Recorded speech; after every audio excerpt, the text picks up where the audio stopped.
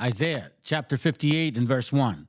Cry aloud, spare not, lift up thy voice like a trumpet, and show my people their transgressions, and the house of Jacob their sins.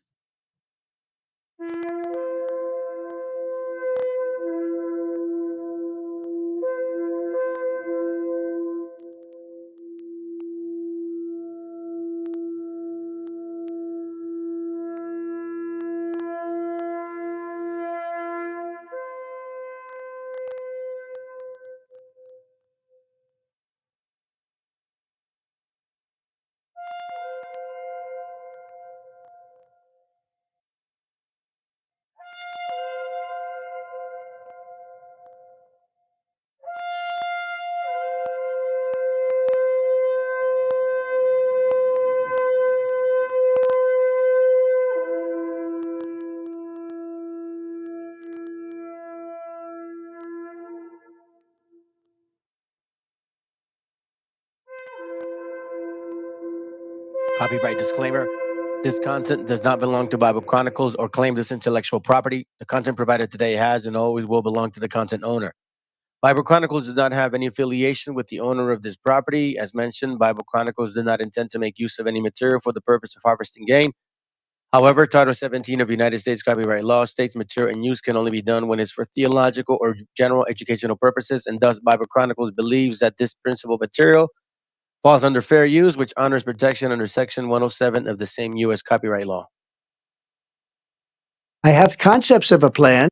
You go all around the world and smash up everything that other civilizations built, loot what they built, pillage, steal, even steal their ideas and their concepts and their philosophies. And then you sit on top of this mountain of stolen goods and declare yourself to be rich because of your own merit. And imagine telling this lie to your children, to your own children, to your grandchildren, generation after generation. How do you think that's going to go? You didn't invest in creating actual merit. You cheated, you lied, you stole, you brutalized. And then you tell your own people that everyone else in the world has nothing and you have everything because of how much better you are than everyone else. How long is that lie sustainable? I mean, these are people who actually have civilizations, who actually created and built and accomplished and didn't just pillage and plunder. And there's still those people today, even though you have oppressed them, there's still those same people. And you're still the way you are. I mean, a good example actually is African Americans. I don't know if you can think of a people.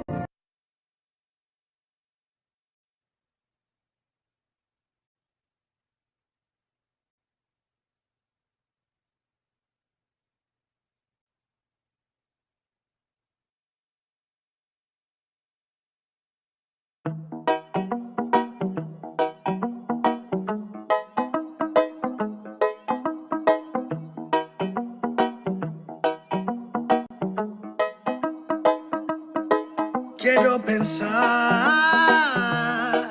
pero no puedo, no. El ruido en la ciudad está consumiendo, wow.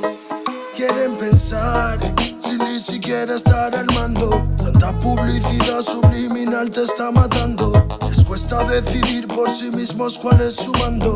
Publican sonrisas con el corazón llorando. Quieren brillar, pero sin tener que valerse de tener sus ideas propias. Los veo a todos igual, solo son la réplica de la imitación de una triste copia. Obedece, la vida es un suspiro y envejeces. Te dejas distraer por estupideces y pierdes el eje. Te duele por dentro, entonces te creces, pero aceptas mucho menos de lo que mereces. ¿Y quién te ha dicho a ti que no puedes pensar sobre lo que decís, sobre cómo actuar? Lucha por ser feliz sin a nadie dañar y solo así podrás brillar. ¿Y quién te ha dicho a ti que no puedes pensar sobre lo que decís, sobre cómo actuar? Lucha por ser feliz sin a nadie dañar y solo así podrás brillar. Conserva tu juicio y tu intuición, más activos que el que lucha por lo suyo y no se rinde. Yo ya sé bien cuál es mi misión, y es contarte que el mal por su propio pie pronto se extingue. No caigas bajo su control, pues por la televisión es normal que mal lo pinten. Tú mantente firme en conexión con la fuente de creación, vivirás siempre de fin de. Dios abre los ojos, dime lo que ves. A tus propios hijos matándose por billetes. Niños por cada 2 por 3. Pa' unos es bendición, con otros por su causa pequen. Y yo que intento ser un ser crístico, voy bendiciendo hasta los diablos. Piensan que es cierto el mensaje típico. Dicen que invento lo del engaño. Y mientras lucho contra mis errores, demonios escucho, me ofrecen soluciones. Pero sé que hay un ángel que quiere que mejore. Me dice haz un trabajo interno antes de que lo ignores. Antes que otra vez llores y se llenen los mares de pena y de dolores, ya que en mi mente no caben. La paz no va en un sobre, somos algo importante. Nunca te revelaste y por eso no lo sabes. ¿Y quién te ha dicho a ti que no puedes pensar sobre lo que decís, sobre cómo actuar? Lucha por ser feliz sin a nadie dañar, y solo así podrás brillar. ¿Y quién te ha dicho a ti que no puedes pensar sobre lo que decís, sobre cómo actuar? Lucha por ser feliz sin a nadie dañar, y solo así podrás brillar. Me desperté tan cansado, me sentía mal herido de todo lo que he pasado. No me quita lo aprendido, por dentro me he perdonado, pero casi no me olvido. Me desperté tan cansado, me sentía mal herido de todo lo que he pasado. No me quita lo aprendido, por dentro me he perdonado, pero casi no me olvido, no. Todos repiten lo que dice el referente. Discursos vacíos lejos de ser coherentes. De lo que no sabes será mejor que no inventes. Que investigues y no te dejes lavar la mente. ¿Y quién te ha dicho a ti que no puedes pensar sobre lo que decís, sobre cómo actuar? Lucha por ser feliz sin a nadie dañar, y solo así podrás brillar. ¿Y quién te ha dicho a ti que no puedes pensar sobre lo que decís, sobre cómo actuar?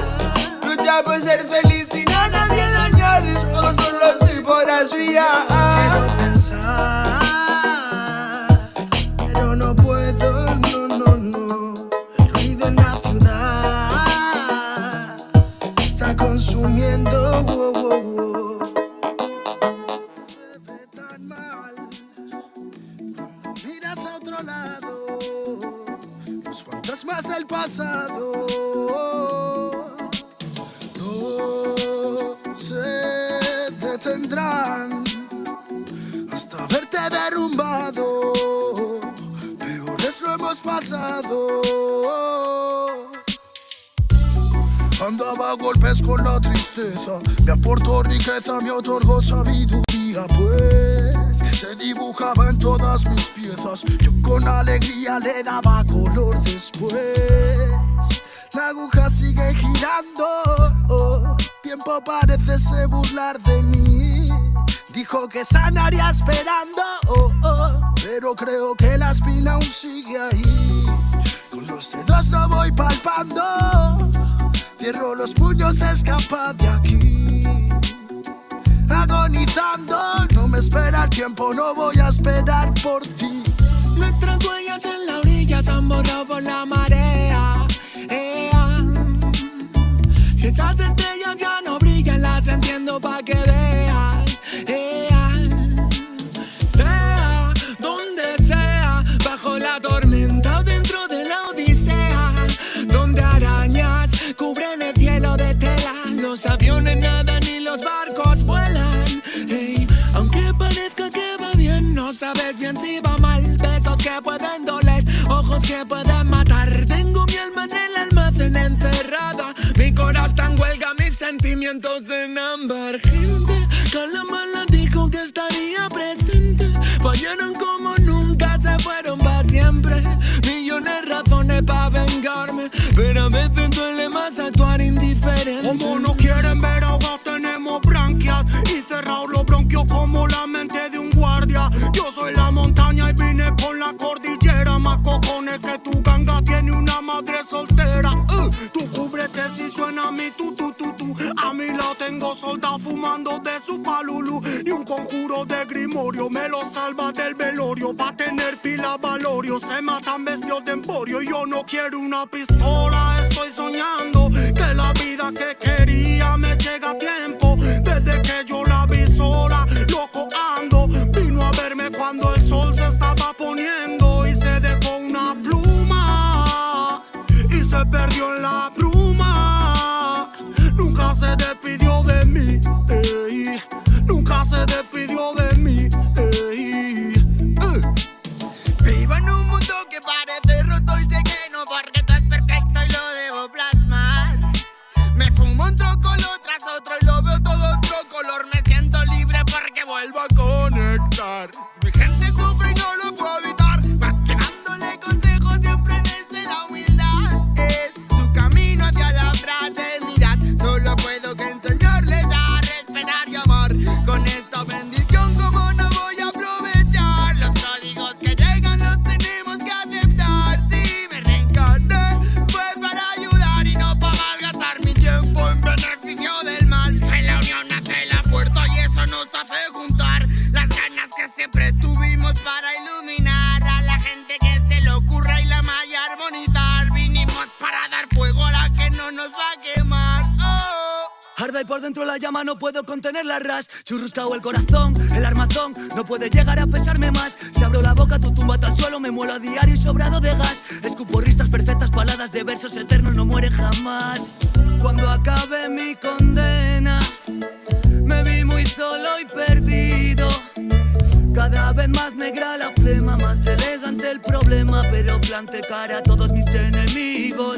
Recuperé las ganas, las fuerzas y el garbo. Dedico requiems a mis diablos, que aquí estoy vivo de milagro. Delicadas flores crecieron entre los cardos. Me dicen vienes más delgado que de costumbre. Será de tanto que he bailado en el alambre, que a tanta pena es mejor no ponerle nombre. Llevamos la música en vena, nuestra sangre.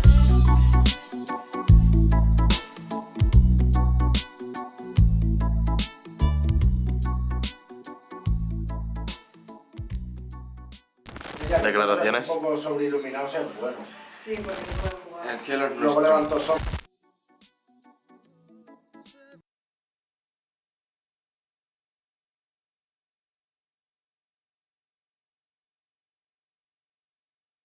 El autor viene a decirnos con mucha firmeza y gran convencimiento lo mismo que nos decía en el siglo XVIII el barón de Holbach, ¿no? Un filósofo francés de origen alemán.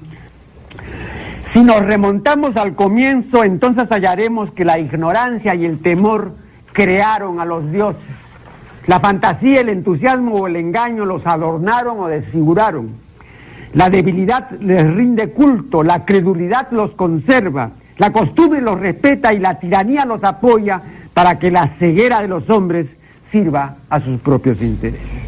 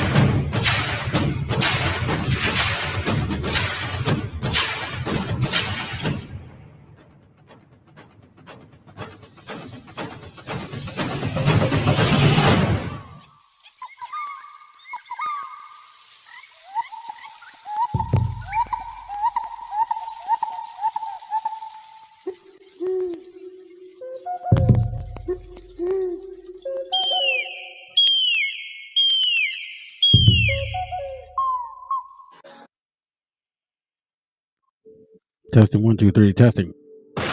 Testing. I think it works. Hold on. I have concepts of a plan. ¡Viva México, cabrones! I have concepts of a plan, he says. This shit is funny. Good to have y'all, family. Oh, damn. Why does my screen look like that? That's weird, bro. Nothing new under the sun. There's always something. I guess something always weird with this. I'm not sure why it does that. That is not supposed to be that way. Anyways, all right. I'm not going to trip over it. Hey, listen, family. I wanted to interject real quick before tomorrow.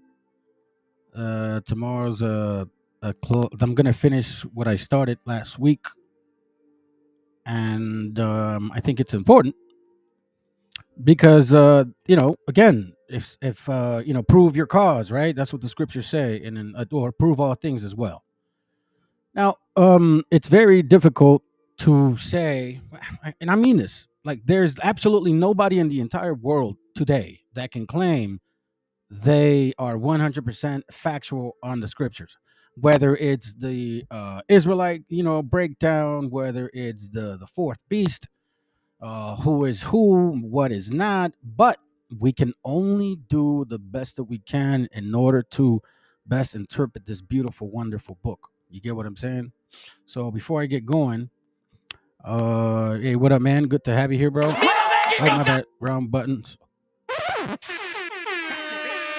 And next week when we talk, don't do this. I have concepts of a plan. You know what I'm saying? Like, don't break down Bible with I have concepts of a plan. I have concepts of a verse. You know what I mean? The Spirit told me to stay up for a reason. Good, man. Good to have you here, bro. Oh my God. Sorry, man. That's not what I wanted to do. Here. Good to have you here. What up, Joe? Hey, that biz that I told you about, man, I think it's pretty legit, dude. I actually did my first assignment, and well, it looked like pretty basic stuff. So we'll be talking more. If you can find a time, we can dialogue about a verse real quick. I mean, I thought about it, man, but you know what, dude? With the Christmas Christians, bro, it's never real quick. Matter of fact, post a verse. I'll answer it. If you ain't happy with it, we could chop it up on Friday. You know what I'm saying? Like, I'm not in a rush, man, because what I do here in this channel, I destroy people with all due respect. Now I'm going to have that more of approach. Not such a, like, angry shit, because, I am aggressive, but I'm going to tone my aggressiveness down and make sure that the scriptures break themselves up a bit. Not break themselves up, break themselves into small pieces so then we could better understand exactly what it means, because we got too many Romans breaking down these Bibles. Which brings me to this point, because I'm going to bring this up later on tomorrow, Daniel 11, right? We're going to talk about the kingdoms of fourth beast. We're going to talk about the 12 wings, the 8 little wings, the 6 feathers, the 3 heads. We're going to talk about, and then the 7 heads with 10 horns and 10 crowns. So I'm going to show you a video today that whether you Christmas Christians believe it or not, or any of you so-called believers of the book, whether you believe it or not, this part of what I'm going to show you, if you don't understand that, you will never understand. I believe, at least I believe, from what I'm discerning the breakdown of the fourth beast and how it connects and who is who and who is what. Because in this channel, we bring Bible stuff and books, history. You know what I'm saying? Like, I don't go around and say stuff out of feelings. Like, that's not what I do. Like, nor do I break down Bible based because I feel like, oh my God, we should be this way to people. The reality is that we should all be kind to each other. Yes, very true. But the Bible is written a certain way where he still chooses people. No matter what you do, no matter what religion you're from, you cannot just stick with Isaac and Jacob. You can't just go and Jacob and Isaac and all of a sudden forget about Abraham. You cannot do that. Christians cannot go and say they know scripture if they always ignore who Abraham is, what was the story behind him, exactly where he came from. Why did him, Isaac, and Jacob marry the women of Padam Aram? Why was that so important? And then why did he give Noah one covenant and he gave Abraham another covenant and he gave Adam, obviously, the covenant, right? But he made sure that when he gave Noah a covenant, it wasn't the same covenant as Abraham. So if he wanted to open the doors for everybody, why didn't he just start with Noah, a righteous man, and forget about Isaac or Jacob, or for that matter, Abraham? Matter of fact, forget about Jacob. In Romans 7:9, it still says through the seed of Isaac. And if he wanted to open the doors to all Christians, especially you guys, because you're the most fake in the world, especially today, you Christmas Christian nationalists, you're telling us who you are. There's no need to really put too much out there. Like literally, we're very aware of what you guys are doing. So anyways, just to give you guys a point, and this is why I always believe, never stick to one translation.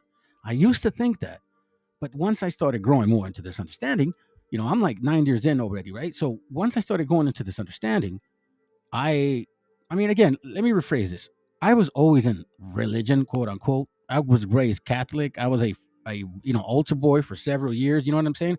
I was involved in all of that stuff. There's a lot of stuff that happened to me, and I could sit here and tell y'all, but I'm not dealing to do that. My awakening happened in 2016 through 2018, and that's when it took off. After that, it was done, right? Now, what I learned throughout the time is that you can't stick with one translation because that's where you fail. And you cannot be falling or have a narrative behind you in order to believe it. You got to take the good and the bad that comes with this. You know what I'm saying? So in Daniel 11, in this translation, by the way, thank you, brother, for showing it to me, by the way. The good translation, it's, and I'm not going to read it all, but if you guys go to this translation and you go to verse 29, it says, later on, he will invade Egypt again, but this time things will turn out differently. Then he says, the Romans will come in ships and oppose him, and he will be frightened. Now, in this Daniel 11:29, just to show you before we get started with the class, Daniel 11:29 doesn't say that here. And in the time appointed, he shall return and come towards the south, but it shall not be as the former as the later. Daniel 11:29 says that. Daniel 11:29 here doesn't say that. Later, he will invade Egypt again, but this time things will turn out differently. The Romans will come in ships and oppose him, and he will be frightened. So again, you know what I'm saying? That right there. We have to really not ignore these things. We can't do that. You know what I'm saying? So tomorrow we're going to go into this book heavy. I took a lot of notes, put a lot of notes in here. I'm going to do my best to give you the interpretation of the 12, the 8, the 6, the 3, the 7, the 10, the 10, and the blasphemy of this tree of knowledge of good and evil. The tree of good and evil. At the end of the day, that's what it concludes to be. You get what I'm saying? Now, again, there is a lot of ways that you can interpret these particular things like other nations have. I'm going to do my best based on my discernment to show you what I see. Okay. So again, I'm going to use this translation. I showed you guys this before. Again, I found it not too long ago. The only reason I brought it was for other things, but I continued to read it and I figured, you know what, let me go through this real quick. And these are my notes, obviously from just years of studying. And I applied them to this PDF. We're going to start it at I believe 2nd Ezra's chapter 10. And we'll go from there, okay? So, again, confirming who is Esau. This is why I called the class like that, because it's a continuation of what I actually did my last live. The weeping Edomite. He's still weeping. He's still weeping. You don't know. You don't see what he's doing? You don't see the laws that he's passing? Unrighteous laws, even though they think they're Christians. Well, no, they believe they are. Unrighteous laws. Listen, man, just be people, bro. Like, I understand that people might have not came here, quote unquote, legally, but do you still have to aggressively deport them to a jail cell that they'll never be out of? It's because supposedly you think they're all criminals. That's really just people. Just like them as people. Let's just say that, let's say we're not the same people. No, these people enjoy the pain of others. You saw it in the class I showed you last time. Donald Trump had his white nationalist Christians all there hanging out, and they were bragging and celebrating this video with like techno and like a lot of aggressive pictures coming in and out. Obviously cameras were doing a lot of editing with that shit and making it seem so like fucking movie type, and they were like, yeah, while people are getting treated like shit. Nah, we're not going to ignore that. We're going to get into this book again. We'll use a little bit of this translation too. We'll get into this actual map that I showed you guys before, right? There's going to be a lot more things that I'll be bringing out. And this right here will be something I want to read to y'all, right? The solving the mystery, who is Edom and Esau. So we'll be tackling that tomorrow. Let's see. Before I get going, let me see what y'all got. No problem. We can wait till Friday. I don't want to throw you off your folk. No, I appreciate that, bro. And you know what, man? I appreciate the fact that maybe it's just maybe this time we can kind of talk a little bit without really trying to impress upon some BS on each other. I have no problem. Again, I'm all about letting the word speak without assumptions. And make sure that we back up everything, because just like you have a question for me, I have a question for you.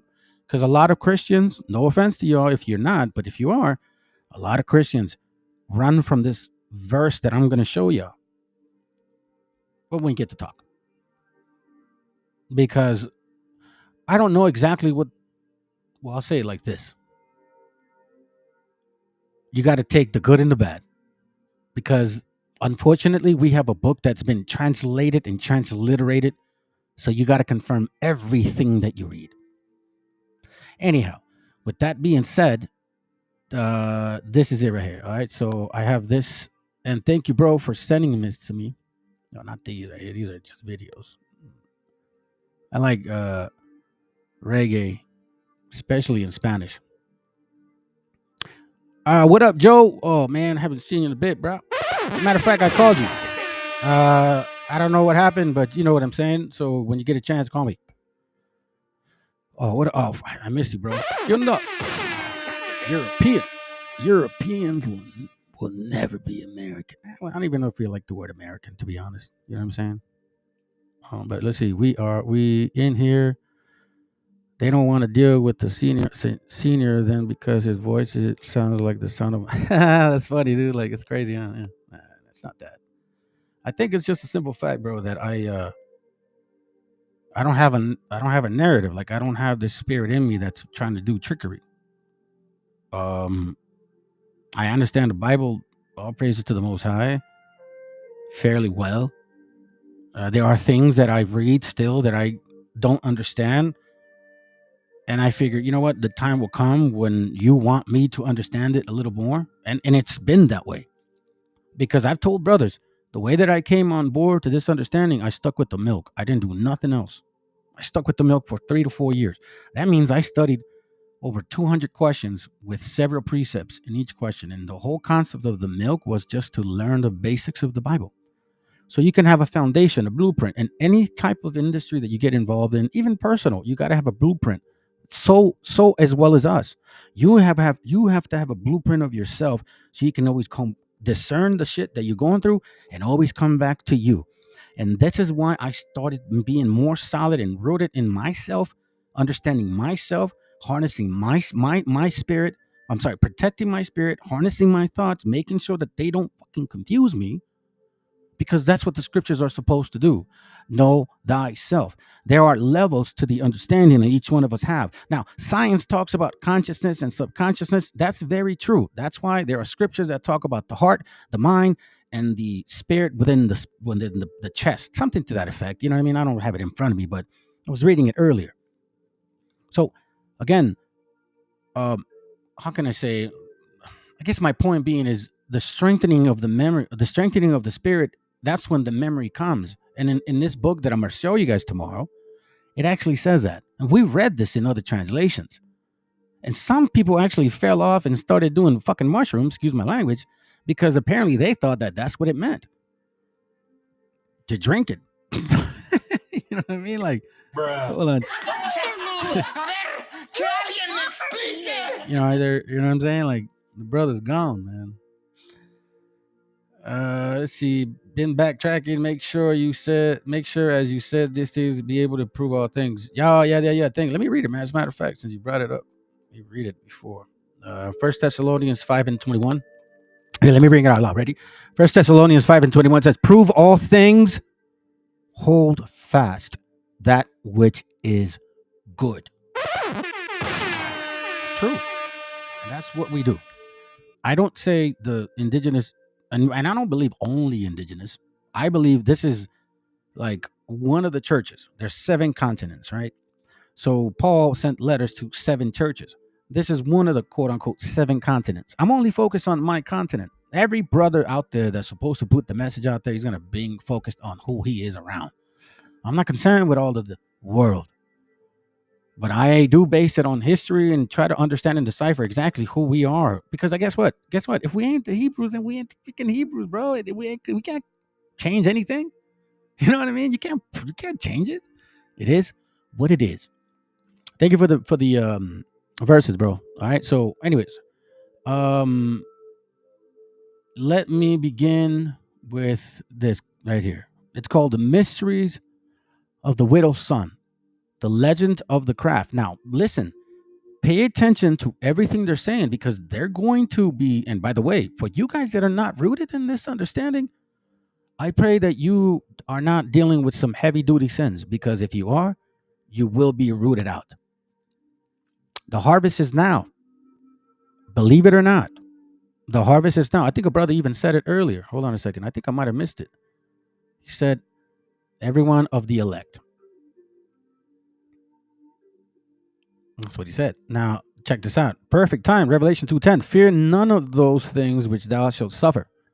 Behold, the evil shall cast some of you into prison, that ye may be tried, and ye shall have tribulation 10 days. But thou, now, check this out. Be faithful unto death, and I will give thee a crown of life. Be faithful unto death. Like, what does it mean by be faithful unto death? It doesn't even mean be faithful until you die. It says be faithful unto what? No matter what you do, don't give in to it. Because that's talking about the 4 seeds. You know, the ones that real quick catch it, then die. The second ones that kind of see it, something happens, and all of a sudden, tribulation, whatever, and then they just float. And then the third one, which hangs out for a while, and then, get some money eventually, get some knowledge. He's like, man, I'm doing good. I'm not suffering no more. They forget that the Most High was taking care of them. They thought that it was something else. And then they go. Be the 4th one. At least that's what I'm striving for. So now, again, keep in mind that what I'm going to be showing you today, I might, jump in every now and then. It's 54 minutes. I could speed it up, but it sounds kind of weird, so I don't want to do that. If you brothers and sisters follow this channel and you are interested in the, this initial video, because I noticed people did inquire into this, man, and I appreciate that. At least it lets me know that the work doesn't go in vain. But Esau have I hated. We're going to be finishing that tomorrow. And connecting the dots of the 4th beast. And also using their material that they even believe it themselves. So, stick around. It should be good. It's about an hour long, as you can see, all right? Enjoy. Again, I'll be coming in and out.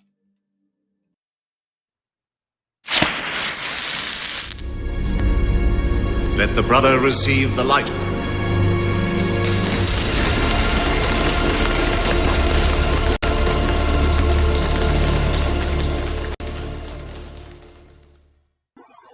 Masonic history is notoriously difficult to trace. Its origins are shrouded in the mists of time. As multiple streams converge to form a river, so Masonry itself has numerous tributaries. Just like a river, when one follows it back to the source, it virtually disappears, and one arrives at a trickle somewhere, a spring, or runoff from a glacier.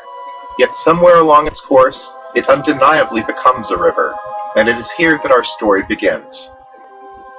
Masonry and its symbols are an enigma, to which no simple answers may suffice. To quote... So, pay attention to these pillars here. Albert, symbols are an enigma. Pay attention to the pillars. Pay attention to their symbolisms. If you want to understand the beast in the Bible, you're going to have to pay attention to this. I kid you not. If you are a Christian, if you've experienced Christianity and that's what you're coming out of, you got to let some of that sensitive hanging on to dear life go. You are either in or you're out. You cannot be, half-ass. You are either in or you're out. So everything that you're learning, you have to hold on to it. Hold on to it. Do not lose faith. That's the way you study this book. a matter of fact, it says the adversary knows the scriptures himself. Like, oh, here, I'll show you guys. Let's not forget. Let's not be ignorant. Let's not be ignorant. You know what I'm saying? 2 Corinthians 13. I think maybe which one is it? Satan himself. Hold on. I think it's give me a second. I'll get it real quick. If somebody knows it, man, get ahead of me. That's good. Oh, 2 Corinthians 11 and 14. It says, for 13, for such are false prophets, deceitful workers, transforming themselves into the apostles of Meshiach. Okay, now let's analyze this for a second. False prophets, deceitful workers. How do you get to a prophet part? Now, in order for you to teach the Bible, you must have to study it. You can't just go in there and blabber stuff. Nobody's going to believe you. So there's got to be an understanding somewhat. But that understanding doesn't always come from the Most High.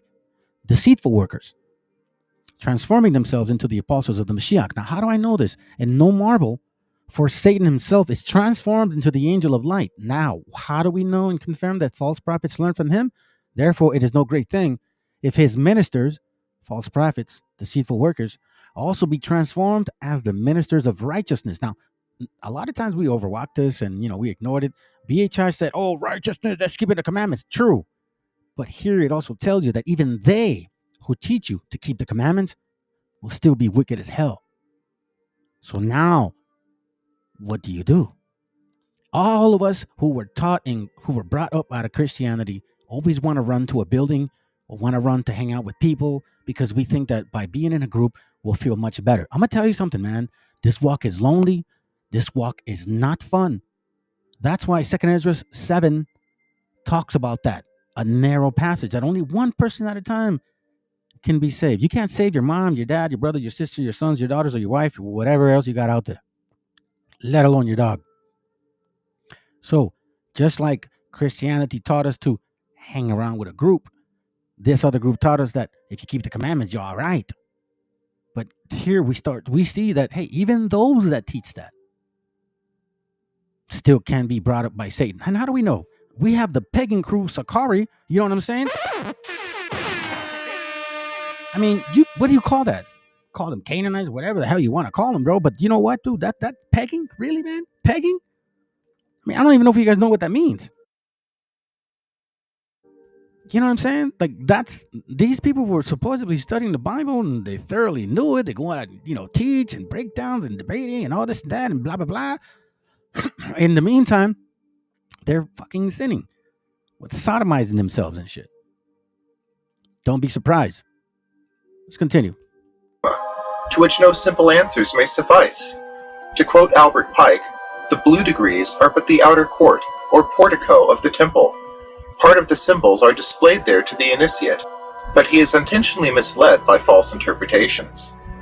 It is not intended that he shall understand them, but it is intended that he shall imagine he understands them.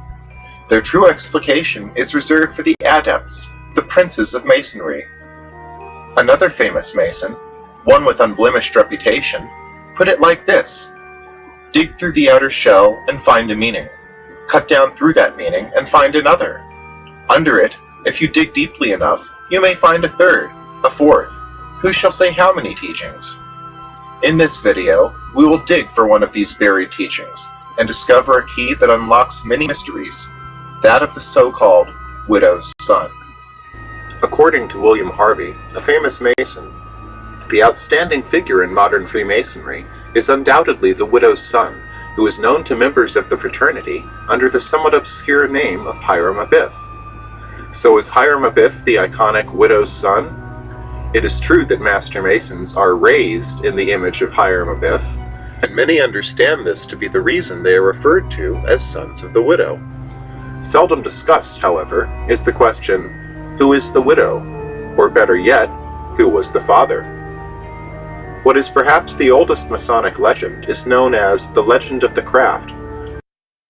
And I will show you a little more information on that tomorrow, because that's heavy duty shit right there. All right, let's go. From which we will now hear a few excerpts, bearing in mind that while nowadays few Masons actually believe this quasi-biblical legend, the early Masons took it quite literally. As Albert Mackey said, this narrative, up to the end of the 17th century, claimed and received the implicit faith of the craft, and, even in the 19th century, has had its advocates among the learned, and its credence among the unlearned of the craft. The legend of the craft. Now you're going to find out exactly what these people believe. Now, keep in mind, the scriptures do talk about a tree of good and evil. All right? And they're going to bring up a point which I want you guys to also study it. And then kind of, kind of think about it for a moment. Don't come to conclusions yet. When he brings up Cain and then Seth, because Abel didn't have children, right? Of course, we know that. But Seth did, and so did Cain. Okay? So let's continue. How this worthy science was first begun, I shall tell. Before Noah's flood, there was a man named Lamech, as it is written in the 4th chapter of Genesis, whose 4 children founded the beginning of all crafts in the world. Jubal was the elder son, and he found the craft of geometry. His brother, Jubal, found the craft of music. The 3rd brother, Tubal-Cain, found out smith's craft to work iron and steel, and their sister, Naamah, found out the art of weaving. These children knew well that God would take vengeance for sin, or destroy humanity, either by fire or by water, wherefore they writ the science they had found in 2 pillars of stone, that they might be found after Noah's flood. And that one stone was marble, for that would not burn with fire, and that other stone was cleft lattern. Keep this in mind. What did the Most High say that the curses would happen?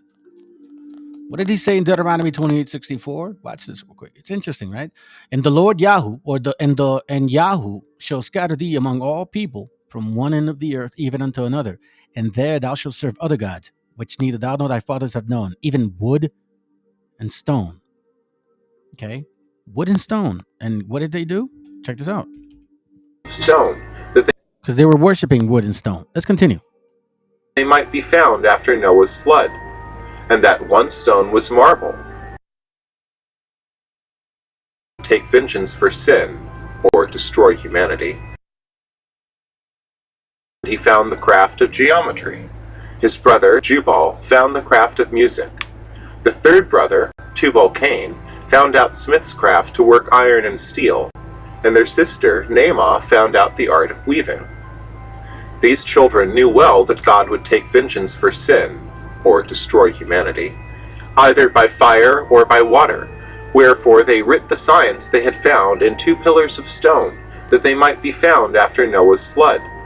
And that one stone was marble, for that would not burn with fire, and that other stone was cleft laterns, a stone that was said to float, and would not drown in no water.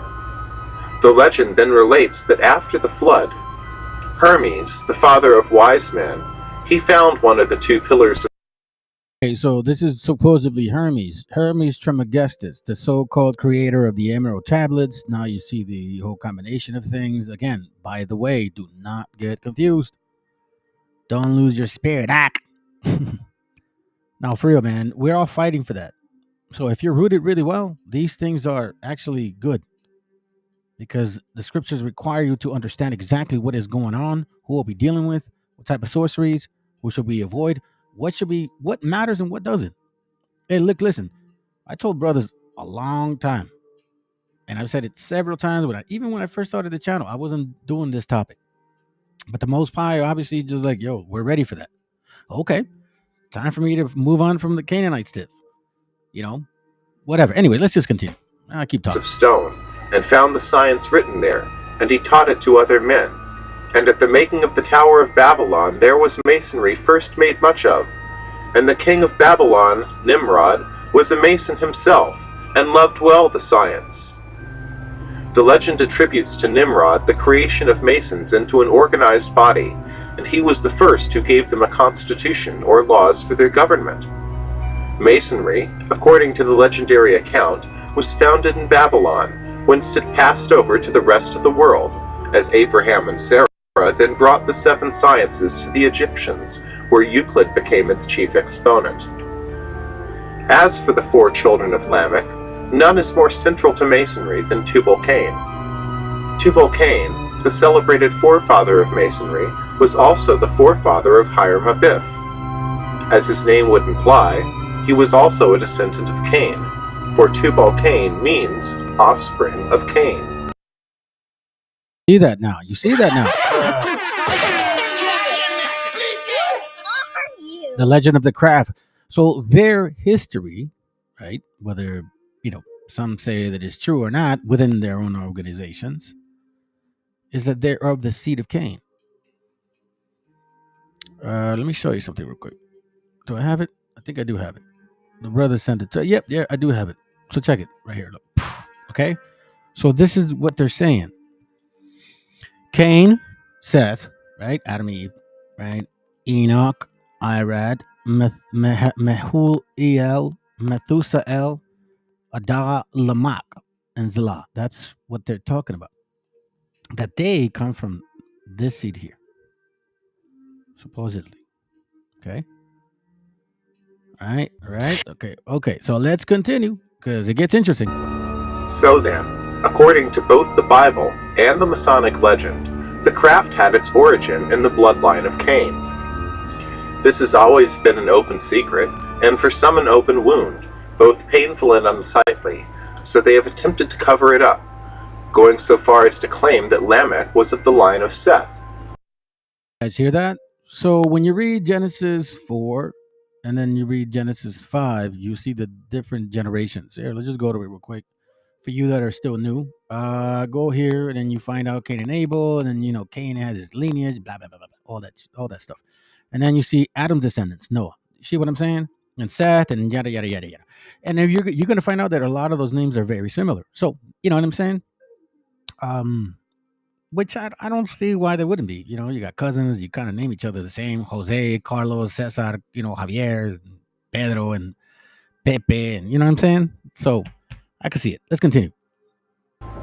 Of course, it should be obvious that if Lamech was descended from Seth, he would never have named his child offspring of Cain. Others have claimed the science originated with Adam, who taught it to his sons, and that it was passed on through Seth, not Cain. However, this is contradicted by the original Masonic legend and by the Bible upon which this legend is based. Returning now to Hiram-Abiff, we find that there is much dispute as to the origin of the 3rd degree, and the Hiramic legend taught therein. As we shall see, the evidence suggests that these were introduced to the craft by the influence of the Rosicrucians, through the instrumentality of Francis Bacon and King James. Right there is what I wanted to show you right there. I told you guys, and I did a class on it, man, and I did it about a year ago, that Francis Bacon was friends with King James because he authorized the translation, and Francis Bacon basically edited the actual King James Bible.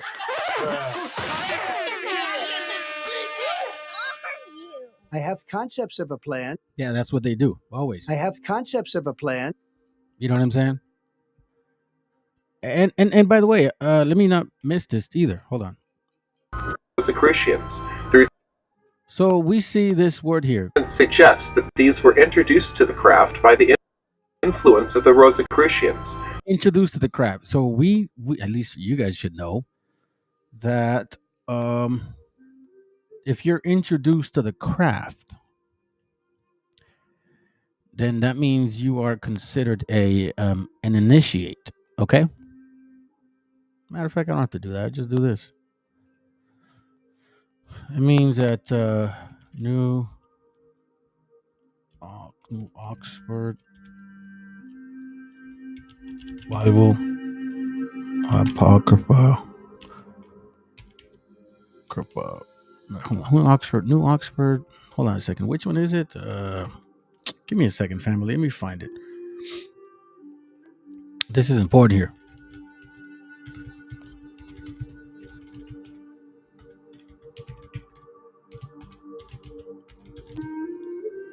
As it goes right here. So this is what I was looking for. So that's why it's important to understand translations. Check this out. This is why when you go into, let's say, Hermetic history. What? This is why when you go into any type of history, you have to understand the past, present, and future, or the purposes behind things of why they occur. So in this, hold on, I think it's back here. Come on, man. Oh yeah, my bad. Wisdom of Solomon. The word is initiates, right? Now, the Most High kicked out certain people out of his land. He kicked them out for a reason. Let's go to Wisdom of Solomon, chapter, let's see, I believe 12. Yep, let's go to 12. All right, so check this out. This is important. It says, Wisdom of Solomon 12:1, for your immortal spirit is in all things. Therefore, you correct little by little those who trespass, and you remind and warn them of the things through which they sin, so that they may be free from wickedness and put their trust in you, O Lord. Those who lived long ago in your holy land, Canaan, you hated for their detestable practices, their works of sorcery and unholy riots, their merciless slaughter of children, and their sacrificial feasting on human flesh and blood. Now, a lot of people in current history want to peg this type of spirit on us Mexicas or us indigenous of this land, and that shit was never true. But let me continue. Watch this. These initiates from the midst of a heathen cult, these parents who murder helpless lives. You will to destroy by the hand of our ancestors, so that the land most precious of all to you might receive a worthy colony of the servants of God. Now, I will tell you this right now, that you have a lot of Anglo-Saxon, Christmas, Christian, Protestants that use this scripture too and claimed it to be us. You damn right. That's what they did. So, but the point being is, initiates. Let's not forget the point. Let's continue. Through the instrumentality of Francis Bacon and King James. The Rosicrucian temple legend is quite similar to the Masonic version, but with greater detail, and with many important keys not contained in the Hiramic legend, but which are, nonetheless, of the greatest significance to Masonry. Once again, we quote from William Harvey. If the inventors of the third degree got the suggestion from the Rosicrucians to make Hiram the central figure in their new scheme, it is very obvious that they found their details as to his murder in The Legend of the Temple, and turned that story to suit the purpose they had in view. The legend is given. You see how many points are there? 2, 4, 6, fam. 2, 4, 6. Exodus 22:18, thou shalt not suffer a witch to live. Yeah, but they live by that. At length in Charles William Heckethorn's singularly attractive work, The Secret Society. Wait, that concept of the snake, as above, so below, karma, black, white and black, like that whole concept, all of that is in the Bible, family. All of that's in the book, but they interpret it a whole different way. Let's continue. Length in Charles William Heckethorn's singularly attractive work, The Secret Societies of All Ages and Countries. In 2004, when Brother Paul Kinney gave a presentation on this legend, he began with the following words. This evening, I would like to present to you a version of the temple legend that few brethren will have heard before. While similar in many respects, it presents challenging differences that, whether correct or not, are nonetheless insightful. He concludes his lecture with the words, the basis of the whole of Freemasonry is to be found in the temple legend concerning Hiram Abiff, or Adoniram. Everything to do with the secret of Freemasonry and its tendency is expressed in this temple legend. With this introduction in mind, let us now turn our attention thence At one point in the legend, as Hiram is attempting to cast his masterwork, the so-called Molten Sea, he finds he has been sabotaged by 3 jealous apprentices. A disaster occurs, and the unchecked metal flows like lava over the temple floor. As Hiram tries in vain to check the flow with water, a mysterious figure appears above him, saying, "Come, my son, be without fear. I have rendered thee incombustible. Cast thyself into the flames." The credulous Hiram jumps in, then asks the voice, "Whither do you take me?" The voice answers, "Into the center of the earth, into the soul of the world, into the kingdom of the great Cain." Damn.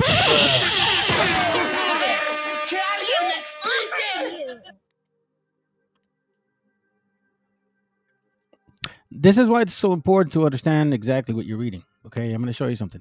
It says here, 2 Ezra 3:5, and gaveth a body unto Adam without a soul, which was the workmanship of thy hands, and dideth breathe into him the breath of life, and he was made living before thee. And thou didst lead him into paradise, which thy right hand had planted before ever the earth came before. Listen, and unto him thou gavest commandments to love thy way. We all know the way of the Most High is through the commandments, right? Okay. But what happened here?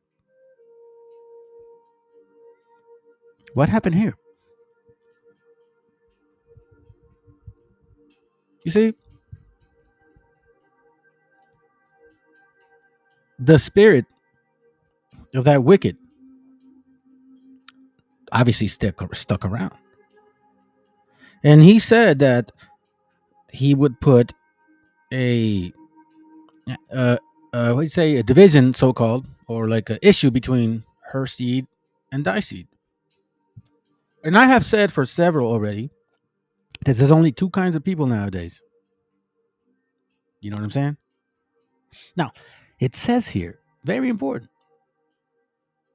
Let me read it. And Adam knew his wife, and she conceived and bare Cain, and said, I have gotten a man from the Lord. Remember, Esau was born first. Follow the pattern. And she again bare her brother Abel, and Abel was a keeper of the sheep, but Cain was a tiller of the ground. Right? And in the process of time, it came to pass that Cain brought of the fruit of the ground an offering unto the Lord. Now, didn't he give Adam the laws, statutes, and commandments? Of course he did, right? So then why the hell does he go and bring vegetables to the Most High? However, Abel, he also brought of the firstlings of this flock and of the fat thereof, and the Lord had respect unto Abel in his offering. Now, did Abel do anything wrong? No, he just did what he was told. But unto Cain and to his offering he had not respect, and Cain was very wroth. Now, why? He told you what to do. You knew what to do, but all of a sudden you're upset because he didn't like what you did. Meaning what? Are you a DEI? Are we talking about DEI? You want equality and diversity now because you didn't measure up. Now you want equality no matter how much of a failure you are. And his countenance fell. Now think about that for a moment, family. I think all of us have children, for the most part, whoever listens to this channel. So if you have a kid and you tell him, yo, do this real quick, and all of a sudden he doesn't do it, and you get mad at him and he starts crying, and he's mad because he didn't do what you asked him to do, what's wrong with the kid? Analyze the spirit. And the Lord said unto Cain, why art thou wroth, and why is thy countenance fallen? If thou doest well, thou shalt not be accepted. Why do you think? Did the Most High say, oh, I'm sorry, or if this spirit, right? Did he say, oh, I'm sorry, man, I didn't teach you the commandments, I should have told you, my bad? No, he said, yo, listen, if you do well, you're accepted, because he knew. And if thou doest not well, sin lieth at the door. So we understand now that there is that thing that Paul talked about, the flesh battling the spirit. And it takes the mind to sway either way. And here it says sin lieth at the door. How does sin get into Cain? By the mind, so to speak, right? Because I don't know what Cain looked like, or man, I'm assuming he's like me. And unto thee thou shalt be his desire, meaning like, look, listen, that's his job. He wants you, and thou shalt rule over him. But it is for you to overcome that. But what does he do? What does the spirit of Cain do? He gets advice. He says, man, I'm not mad at you, bro. Just do right. You know what I'm saying? But just be mindful, bro. If you don't listen, you're going to get caught up with that sinful shit. What does he do? And Cain talked with Abel, his brother. Right off the bat. And Cain talked with Abel, his brother. So he leaves from the conversation of the great spirit. And, you would assume that, like, yeah, man, I'm going to do right. Not even then, he's like, nah, whatever, dude. F off. That's what I think. It's like, F off. I don't give a shit. He was still mad at Abel, even after the explanation. Now, did Abel have any difference than Cain? No. The fact was that Cain was mad at Abel because Cain cannot be like Abel. He hates the fact that his spirit is so hateful. He hates the fact that the only way his spirit gets fed is by hating other people, hating what you have. Just hate, kind of like that. You know what I'm saying? And Cain talked with Abel, his brother. So like, hey, bro, come here, man. You know what I'm saying? How you doing, bro? Blah, blah, blah, blah, blah, blah. And it came to pass when they were in the field, like no biggie, that Cain rose up against Abel, his brother, and slew him. And then he denies it after. Oh, and then he wants forgiveness. You know what I'm saying? Twice again, he's like asking. Matter of fact, the first time, I don't even think he asked for forgiveness. The second time, in the same chapter, he's like, oh, forgive me. I'm sorry. I didn't know any better. Yeah, you knew better, man. But who talks like that today, to this very day? That's why you need to be mindful who Cain is. Let's continue. Where liberty reigns with him, there the tyrannous envy of Adonai ceases. There can we, despising his anger, taste the fruit of the tree of knowledge. There is the home of my fathers. Who then am I, and who art thou? I am the father of thy fathers. I am the son of Lamech. I am Tubal-Cain. Tubal-Cain introduced Hiram into the sanctuary of fire, where he expounded to him the weakness of Adonai and the base passions of that god, the enemy of his own creature. Hiram was then led into the presence of the author of his race, Cain. Cain related to Hiram his experiences, sufferings, and misfortunes brought upon him by the implacable Adonai. Tubal-Cain then bestowed his hammer to Hiram, saying, thanks to this hammer, and the help of the genie of fire, thou shalt speedily accomplish the work left unfinished through man's stupidity and malignity. With the help of his newfound ability, Hiram successfully completes his masterpiece, only to be promptly murdered by the same unworthy apprentices. So then, is Cain to be understood as the progenitor of Masonry? Not quite. Supposedly, that's what occurred, right? That's what, I'm just saying, that's what we're seeing. But I think we're seeing it consistently. You know what I mean? Like, I think we're seeing it consistently. Let's continue. That prize can be awarded to his father, who, according to the legend, is not Adam. We shall now quote from the beginning of the temple legend as given by Steiner. The ancestry of the builders of the mystical temple was as follows. One of the Elohim, or primitive genii, married Eve and had a son called Cain, whilst Jehovah, or Adonai, another of the Elohim, created Adam and united him with Eve to bring forth the family of Abel, to whom were subjected the sons of Cain as punishment for the transgression of Eve. Thus we see that Cain is a direct descendant of the gods, but Abel is a descendant of Adam and Eve, who are human. Hey, what up, Bigos? Yep, good to have you here, bro. Salutes, Elder. Well, I'm not from my Elder, but anyways, why only 7 likes? I don't know, bro. You gotta ask the people. What's up, Lamishi? Okay, well, let me read that real quick since I'm over here now. I'm just kind of showing the video in case you guys that came in late, because it's going to basically translate to tomorrow's class. And I pray to the Most High that it's a heavy duty class. It says Romans 9:22. What if God, willing to show His wrath, to make His power known, endured with much long suffering the vessels of wrath fitted to destruction? Wow, bro.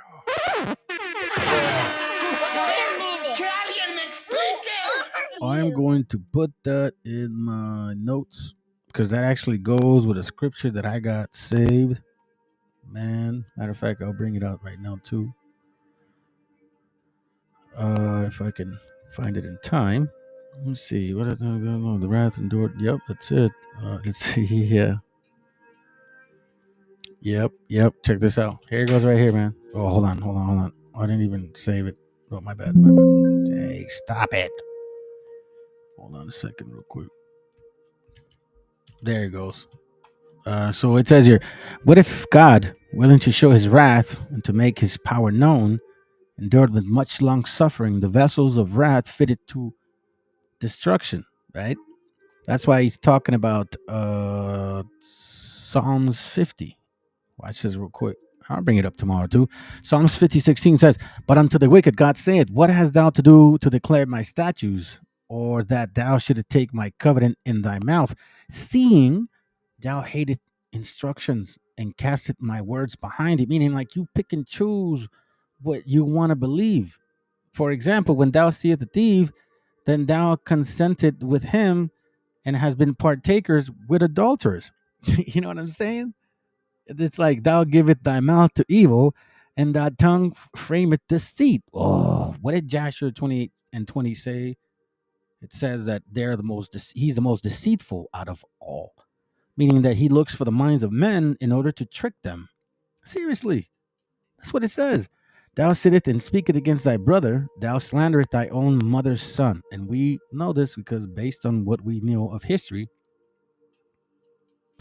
that, they tend to, you know what I'm saying, tell the kids to move on. And then when their kids move on, when they turn 18, then they tell their moms at 60, 65, go to a nursing home. I don't want to deal with your ass, right? Isn't it true?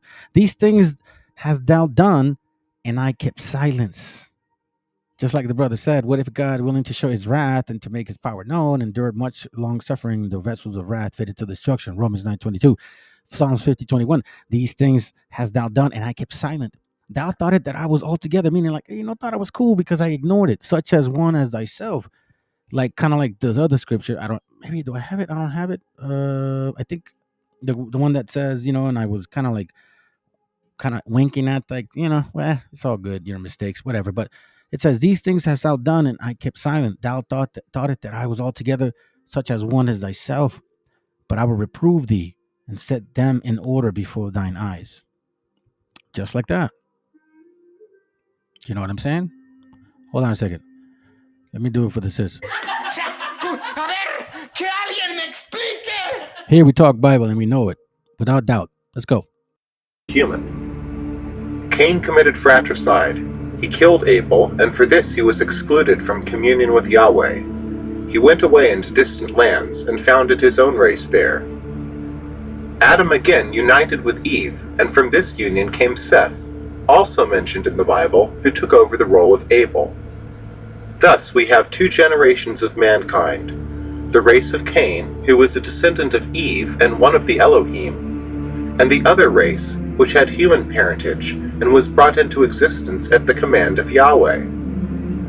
Among the descendants of Cain are all those who have been creators of art and science, as, for instance, Methuselah, the inventor of the Tau script, and Tubal-Cain, who taught the use and working of metal ores and iron.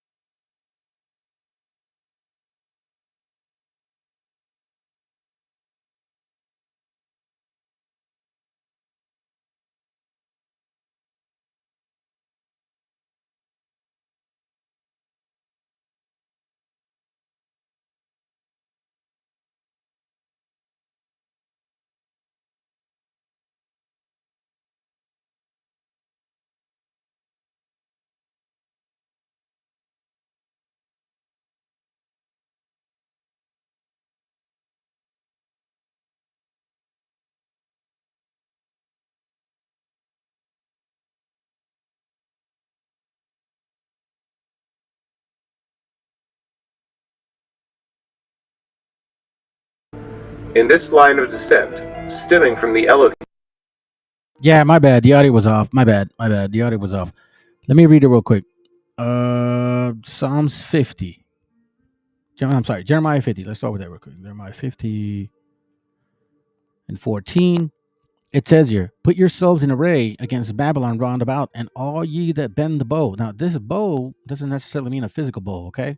Shoot at her, spare no arrows, for she has sinned against the Lord, Yahoo. So now here we're talking about also words, understanding and knowledge, the separation, the need be of teaching our people, hey, listen, man, do not bear arms with these mofos. And I don't mean bear arms like I'm talking about, like, don't believe in their system, because it's going to bring you down. For lo, the wicked bend their bows, they make ready their arrow upon the string, they may privily shoot at the upright in the heart. I'm gonna tell you something, fam. You know, it's funny. Okay, remember yesterday that the Pope, well, you know, the Pope died, right?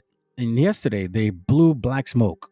Okay, so now as I saw that in the news, I was looking through Netflix. No, not Netflix. I think Cinemax or Max, whatever. And I saw this movie or this series called Holy Pope. And I'm like, okay, so the Pope just died. Black Smoke says that they haven't chosen a Pope. And I'm here running into this series. And I go, well, let me check. Let me see the trailer. So the trailer, kid you not, the trailer is talking about that this new Pope, right? He's an American Pope. Like, he's from America. Now, and mind you, they've never had an American Pope, right? So I was like, told my wife, I said, hey, listen, babe, they're going to choose an American Pope tomorrow. She's like, no. I said, I guarantee you. How you know? I just watched a series right now that everything they're going to do, they put it in your face. So guess what, family? Guess what? Leo the Pope, bro. Leo the Pope. You know what I'm saying? He's from here. And at that moment, that's when I knew, okay, Most High is really, really, I guess he's really talking to me, man. I mean, it's just amazing, man. As I'm seeing these things occur and they happen. And Lynn, by the way, I'm nobody special. I'll tell you that right now. I'm no one special. I don't deserve to know this stuff, man. I was a bottom barrel alcoholic, almost one sofa away from being homeless. You know what I'm saying? So everything that I guess I understand it, I'm just thankful. But I don't feel any better than y'all, man. My job is to show you and just show you. And hopefully we all make it, you know what I'm saying? Or, the ones that listen. Because at the end of the day, that's what it's about. Man, I don't want to be here dealing with this crap, seeing these people hate each other. I mean, man, it's already bad enough being upset at your kids and your wife or your family because some shit happened, you know what I mean? Stress about work, bills. Nah, man. I didn't sign up for that. You know what I'm saying? But anyways, let's continue because, again, I'll keep talking. Let's go. Were all those who trained themselves in the arts and sciences. Methuselah, another of his descendants, invented the sacred characters, the books of the Tao, and the symbolic T by which the... All right, I didn't want to do that real quick, but I forgot that it was going to show this. Look, workers descend... Watch what it says. Characters, the books of... The new sacred numbers in mathematics. Now, the Kabbalah talks about mathematics. The Kabbalah, the Talmud, the Mishnah, all of those are, if you look into those books and you actually listen to them, it's all about mathematics. Numbers here and there and everywhere. You cannot have the Kabbalah without Freemasonry, as you cannot have Freemasonry without the Kabbalah or the Talmud. Let's continue. Of the Tao, and the symbolic T by which the workers descended from the genie of fire recognized each other. Tubal-Cain dug subterranean... Hey, Joe, you know what the crazy shit is? He is the first pope that was the first Jebusite, right? And he is also the first pope from America. I'm telling you, man. I'm telling you, family. Let the Most High strike me if I'm lying to you. I was watching... Here, I'll show you.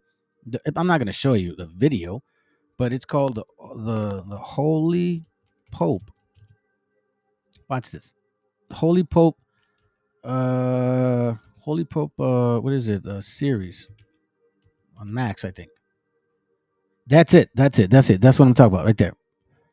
So this guy gets chosen, and he's just a different type of pope.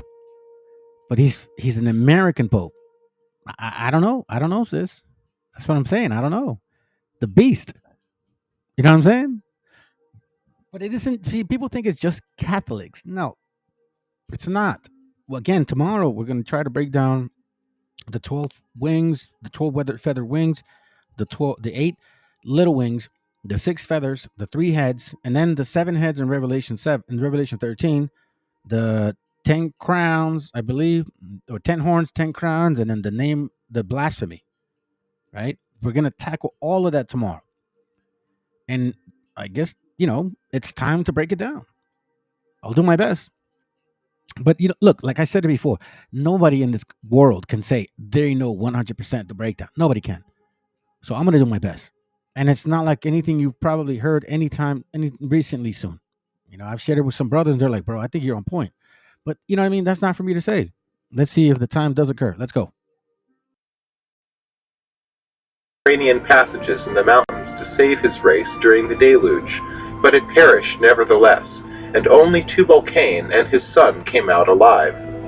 The wife of Ham, second son of Noah, thought the son of Tubal-Cain handsomer than the sons of men, and he became progenitor of Nimrod, who taught his brethren the art of hunting and founded Babylon. Hiram also descended from the race of Cain, and he was the inheritor of all that had been learned by the others of his line in technology and art. He was the most significant architect we can imagine. Well now, this is all quite interesting, but we still don't know who sired Cain. The legend merely says, one of the Elohim, and that it was not Jehovah. One of the fullest accounts. So they call the Most High Jehovah, but hear what he said. Like whoever gave him power, it wasn't the Most High; it was some other spirit. Let's continue. The legend is to be found in the. You understand since the get-go that it was another spirit that gave him the understanding and knowledge. Because guess what? Who else told him not to do the sacrifice? It's like, nah, that's not the way you do it. It's not the way you do it. Remember, he said that all the vegetables of the earth you're supposed to eat. Why would he want you to sacrifice an animal? I think that's what happened. Like, Cain was that stupid. Like, why are you sacrificing an animal? You're only supposed to eat herbs, right? You're not supposed to eat animals, so you need to sacrifice herbs. And, Abel goes and does his firstling. Because remember, at that time, we did not eat any kind of meat. Let's continue. The writings of Max Heindel in a work entitled Freemasonry and Catholicism, which, despite its simple title, is an important occult document of which we shall hear but a small fraction. I recommend that interested persons read the article in full, for the doctrine is disfigured by abbreviation. Heindel was a famous Rosicrucian, whose writings, including this one, are often featured on Masonic websites. In Freemasonry and Catholicism, we find a disclaimer which, to the best of my knowledge, does not appear in any of his other works. The writer is not a Mason, and thus he is free to say what he knows without fear of violating obligations. But he is a Mason at heart, and therefore frankly opposed to Catholicism. Before expounding on the Masonic legend, Heindel first details the Rosicrucian creation story, which I have condensed as follows. In the early stages, all was dark and hot. Jehovah, in order to begin the creation of physical life, cooled the newly formed earth. Now, bro, you misunderstand that breakdown. I mean, with all due respect, brother, because I do know you watch. That's not what it means. Absolutely not. And for the sake of this class, I don't want to give you the deep breakdown because I've done classes on this topic, as a matter of fact. But it has nothing to do with that. It actually means something totally different. But let's continue. Matter of fact, I would suggest to read Hosea 10. Just read Hosea 10, and maybe that'll help you. Okay? If not, we'll touch on it on like another day. Let's continue. With water. Some of the angels adapted well to this change, but other angels, led by Lucifer, could not bear to be quenched with water, so they rebelled against Jehovah. Lucifer led this rebellion, and he, together with his adherents, left the earth. You guys need to pay attention to this, okay? Real clearly. Listen to where this is going, okay? Let's go. to go to Mars. Jehovah's representative angel on earth was Gabriel, while the ambassador of the forces of Lucifer was Samael. According to Heindel, Gabriel's angels are the givers of physical life, while Samael and the hosts of Mars are the angels of death. Despite this, however, Lucifer is cast as the dark hero in the story. For clarity's sake, Heindel explains that the term Catholicism, as here used, does not refer to the Roman Catholic Church alone, Catholic being taken in the sense of universal, so that the term includes all movements inaugurated by the sons of Seth, the priestcraft. Similarly, the term craft is used within this documentary in a broader sense, to be understood as the Cainite movements in general, the brothers of the craft. I now quote directly from Heindel. The Masonic legend has points of variance from, as well as agreement with, the Bible story. It states that Jehovah created Eve, that the Lucifer spirit Samael united with her, but that he was ousted by Jehovah and forced to leave her before the birth of her son Cain. As he left Eve before the birth of the child, Cain was the son of a widow and a serpent of wisdom. Then Jehovah created Adam, a human being like Eve. Adam and Eve united and begat a child, human like themselves, whose name was Abel. Jehovah, being the lunar god, is associated with water. Hence there was enmity between Cain, the son of fire, and Abel, the son of water.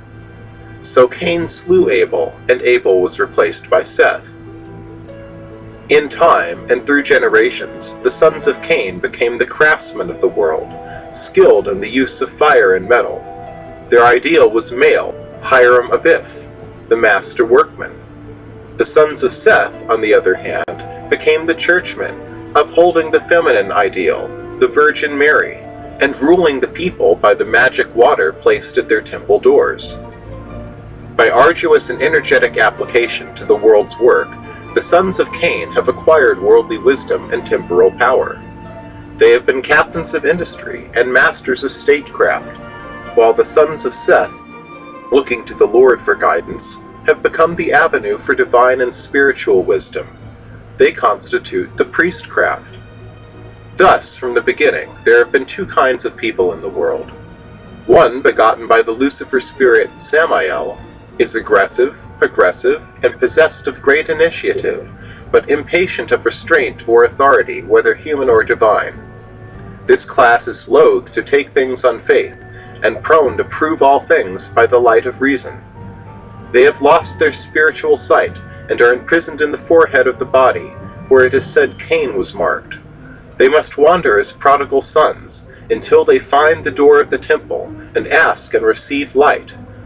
Then, as Freemason, or children of light, they are instructed in methods of building a new temple, an ethereal soul body, or house eternal in the heavens, not made with hands, and without sound of hammer.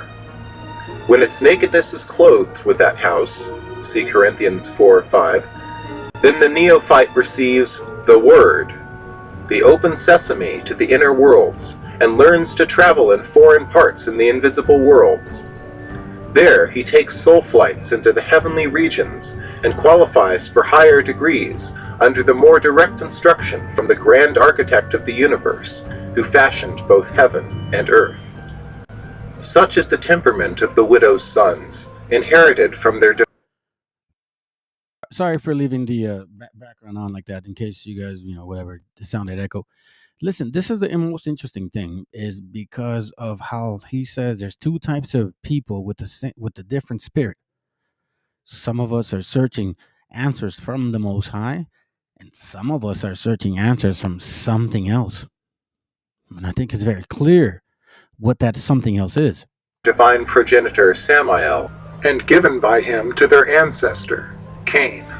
While Cain, governed by divine ambition, toiled and tilled the soil to make two blades of grass grow where there was only one, Abel, the human progeny of human parents, fell... Yeah, that's the point of showing the whole idolatry in this video going on. I'm glad you caught it on. Maybe you should analyze before you make a comment in this channel. This is what we do. We're adults. We analyze before we make comments. Let's continue.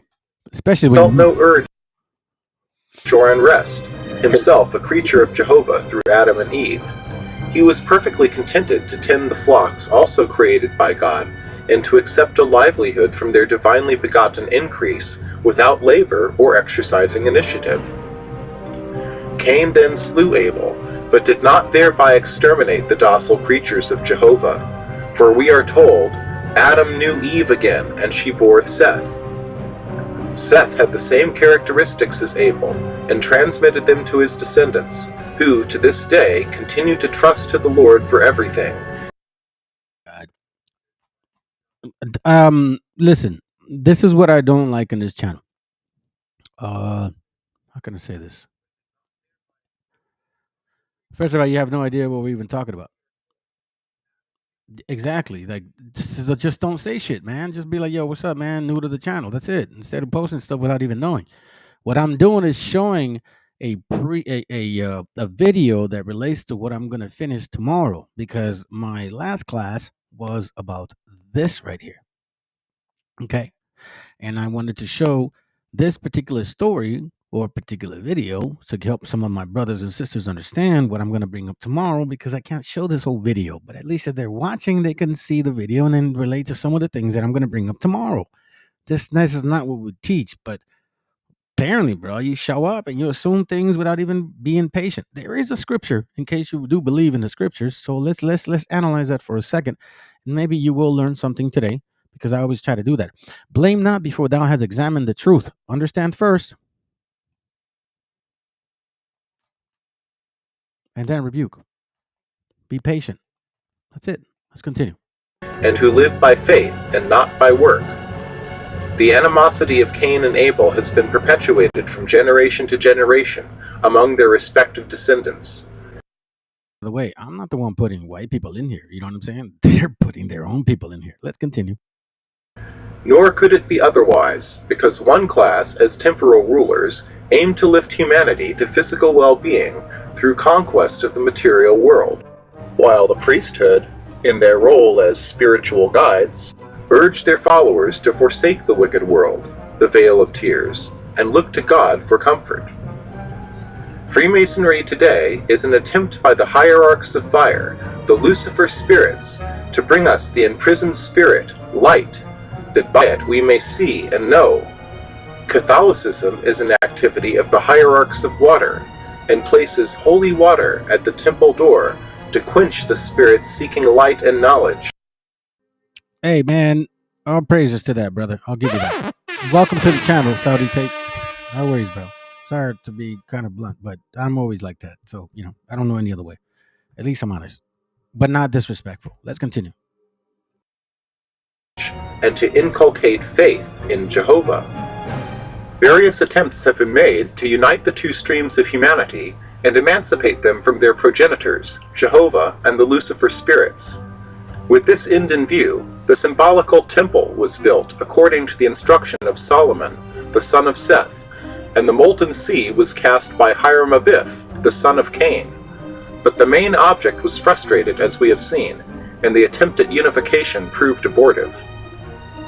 In short, the sons of Cain are the originators of the arts and crafts. Therefore, when Jehovah chose Solomon, the scion of the race of Seth, to build a house for his name, Solomon was unable to execute the divine design in concrete form. Therefore, it became necessary for him to apply to King Hiram of Tyre, the descendant of Cain, who selected Hiram-Abiff, the son of a widow, as all Freemasons are called because of the relation of their divine progenitor with Eve. Hiram-Abiff then became Grand Master of the Army of Construction. In him, the arts and crafts of all the sons of Cain who had gone before had flowered. He was skilled beyond all others in the work of the world, without which the plan of Jehovah must have remained forever a divine dream, and could never have become a concrete reality. The worldly acumen of the sons of Cain was as necessary to the completion of this temple as the spiritual conception of the sons of Seth, and, therefore, During the period of construction, the two classes joined forces, the underlying enmity being hidden under a superficial show of amity. Here is a one of the quickest ways that you can catch up to this channel. Here, let me see something real quick. Excuse me. I did a class on this. It's called Francis. Yes, Francis Bacon, right? Oh, come on, Francis Bacon. Hold on, maybe it's what is it called? Hold on, let me see if I can find it. It's about maybe 9 months ago. Look, I have over 600 videos. I've been here. By the way, let me give you guys a warning. Since I'm on this topic, you know what I mean, I might as well. This is not a BHI channel. This is not a dumbass troll chart camp. This is not a Hispanic only channel for you guys that assume that. And this is not a Christmas Christian channel for sure. On this channel, we teach that Negroes and Gringos together, as well as Arabs and other people, came as conquistadors, along with Arab Moors, black, white, or white, black Moors, fake Jews, black, white, because K's are Sephardics, and other nations all work together to destroy our indigenous heritage. So what I do is here investigate biblical doctrines and destroy strongholds that are against the truth. Now, that is offensive to a lot of people because technically when you say black and brown people should always be together, I'm not saying that we're not together. What I'm saying is that, as a matter of fact, I even told the brother earlier today because he was telling me, like, man, I was noticing this. And I'm like, bro, what makes you think there are people, bro? Like, I'm talking about like people that look like us. Because see, the thing is with so-called quote unquote Hispanics or Mexicans or raza, we've had people that have treated us like shit that look just like us. But we know that there is such a mixture that even within you still can. That doesn't mean we are like not all skin folk is kinfolk. Here it goes right here. So I did this class right here. Okay. This class here, it's called Luciferian Kabbalah Roots of KGB. I actually show how King James was involved. I go deep on this topic here. As a matter of fact, I'll post it on the link so you guys can watch it and save it, or save it, watch it later. But here's what I do. I've been on this for quite some time, and that doesn't make me any better. It just means that I've been trying to warn our people. Let's continue. It was, indeed, the first attempt to unite them, and had that been accomplished, the world history from then on would have been altered in a very material manner. In Max Heindel's vision, these two bloodlines will eventually work together in harmony, both ultimately achieving salvation through their respective paths. Other writers were not so utopian, however, as we now return to the standard temple legend as given by Hecathorn and Steiner. Hiram stands in the presence of Cain, there to receive a prophecy. He heard the voice of him who was the offspring of Tubal-Cain and his sister Naamah. A son shall be born unto thee, whom thou shalt indeed not see, but whose numerous descendants shall perpetuate thy race, which, superior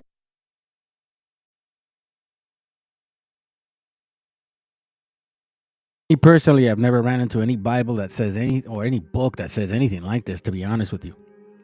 You know what I'm saying? Like I've never have at all. Let's see. You're on point. Yes, sir. Psalms 83:15. They are confederate against the Most High. Wax bold. I hear you. Okay, appreciate that, man.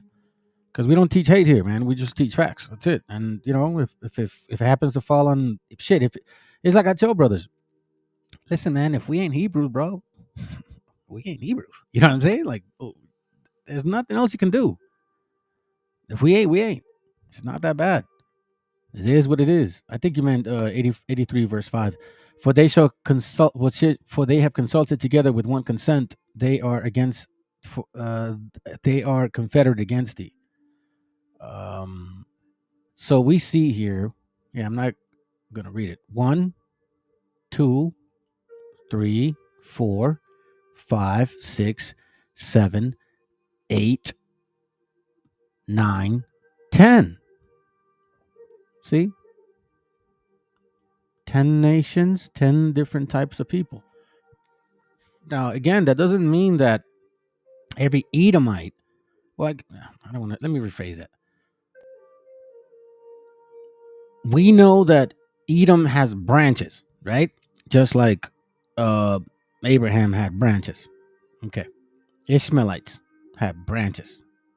Moab, Hagarenes, Cabal. So, I mean, look, I have a book that identifies them and them as Chinese and Japanese. Like, I literally have a book. It's like I've never gotten into it because I haven't really. It's just not my time. It's really the Most High has not asked me to talk about this, so it's like I don't.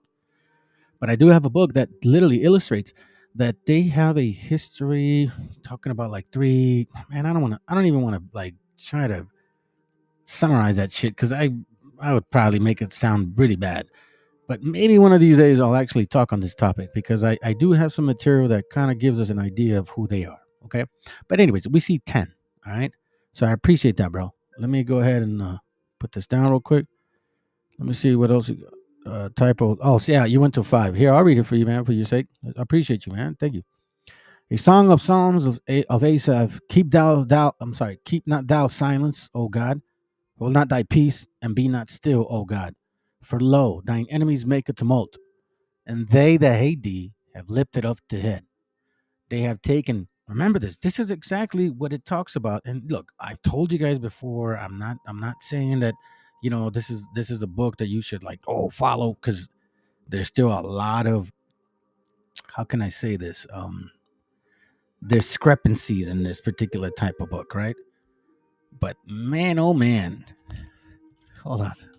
I just find it so interesting that it's freaking on point. Look, it even showed up right on time, right? Let's listen to this. They have taken crafty counsel against thy people. They have consulted against thy hidden ones. They have said, come, let us come. I'm sorry. Let me slow down. They have said, come and let us cut them off from being a nation, that the name of Israel may be no more in remembrance. For they, have consulted together again with one consent. They are confederate against thee, several nations. But it mentions one right off the bat, the tabernacle of Edom. So we know that he's like, you know what I'm saying, the ringleader and shit, right? So this is why I find it so funny.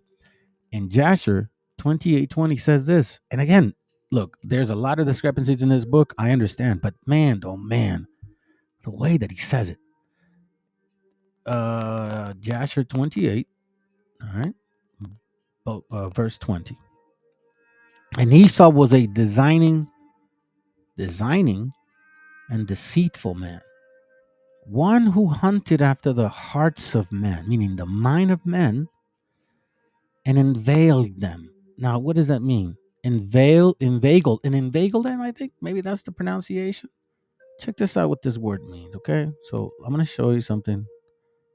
And I probably will run into this tomorrow. It says, to persuade someone to do something through clever talk, trickery, or flattery, meaning manipulation, right?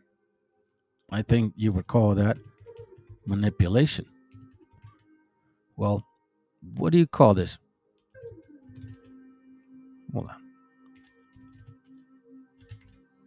Check this out. He says that he is the type of person that goes up to the hearts of men, meaning the mind of men, doesn't he? He says he goes after the minds of men, right? Persuades someone to do something through clever talk. Manipulation, correct?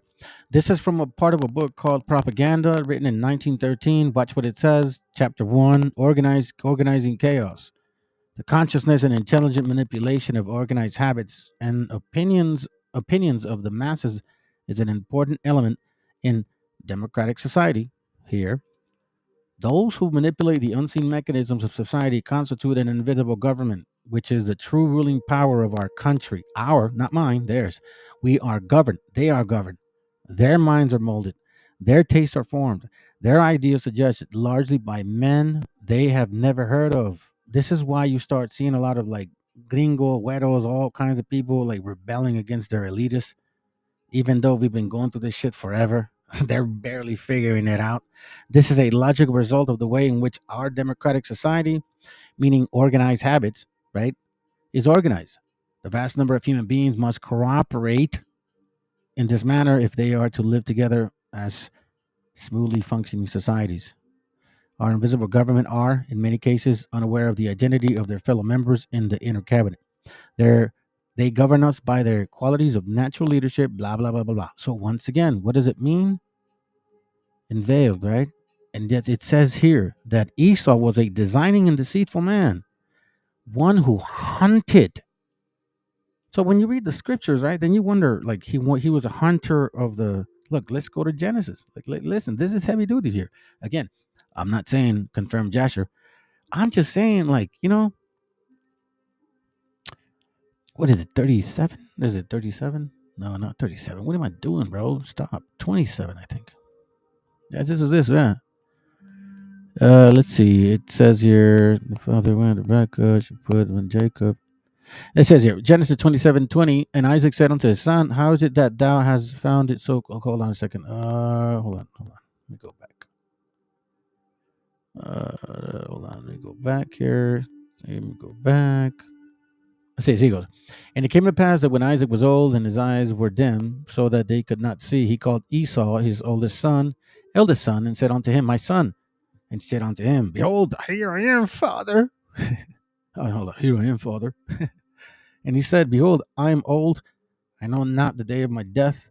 Now therefore take, I pray thee, thy weapon. See, he didn't ask Jacob, because Jacob don't deal with weapons, right? Thy quiver and thy bow, and go out to the field and take some venison. So see, he goes and hunts. He's a hunter, and make me soury meat, such as I love, and bring it to me, and that I may eat, that my soul may be blessed before thee. That my soul may bless thee before I die.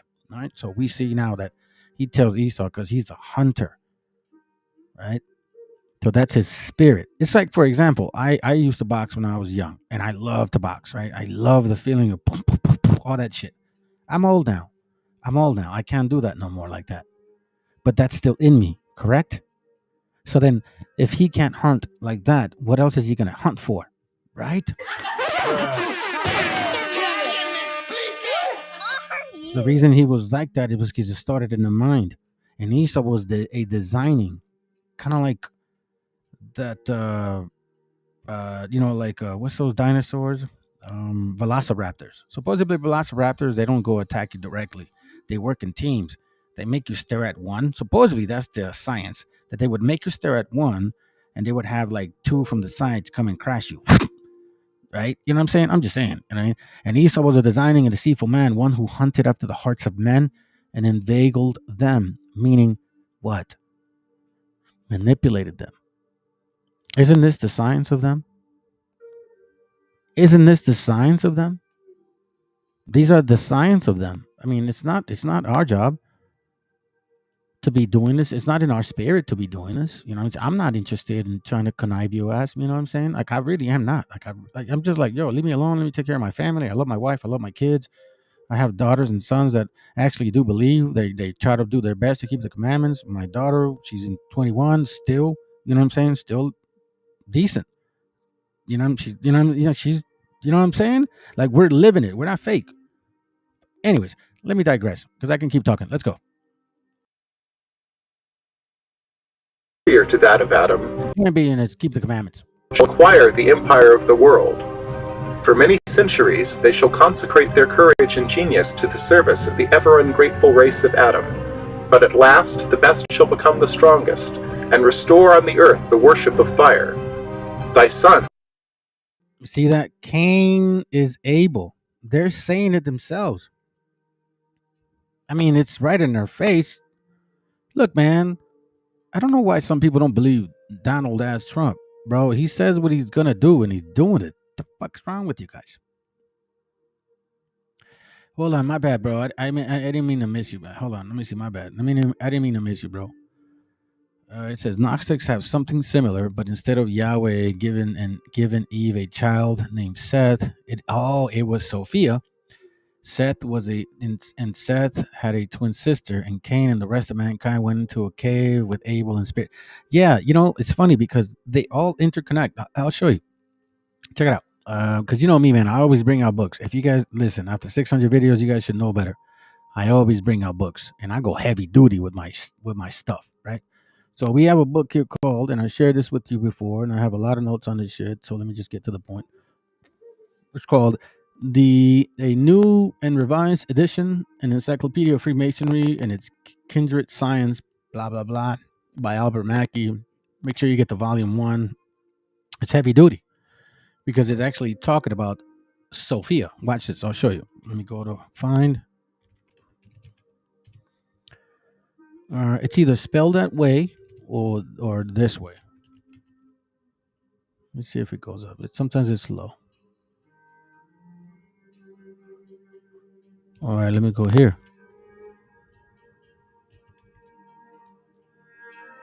Sometimes it picks it up slow. Again, I'm just kind of going on the fly right now, but was he going to do it?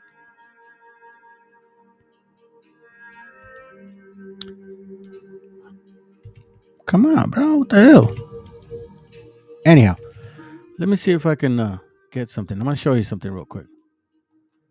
Because this is a heavy duty book right here. And this, I believe, has a lot to do with the breakdown tomorrow that I'm going to show you guys. It's a deep breakdown. Again, we're going to go over the 12 wings, the 12 feather wings, the 8 little wings, the 6 feathers, the 3 heads, then the 7 heads, 10 horns, 10 crowns, and the name of blasphemy. And if you don't understand this type of doctrine that these people are pushing here, like they still are here, then you will never understand, I think, what exactly is that we're dealing with. Principalities and powers. I mean, how is it that Paul understood that? Because he saw them. He saw them in action. He knew they were at work. But it takes it takes them, right, to lure the spirit or those evil, wicked spirits.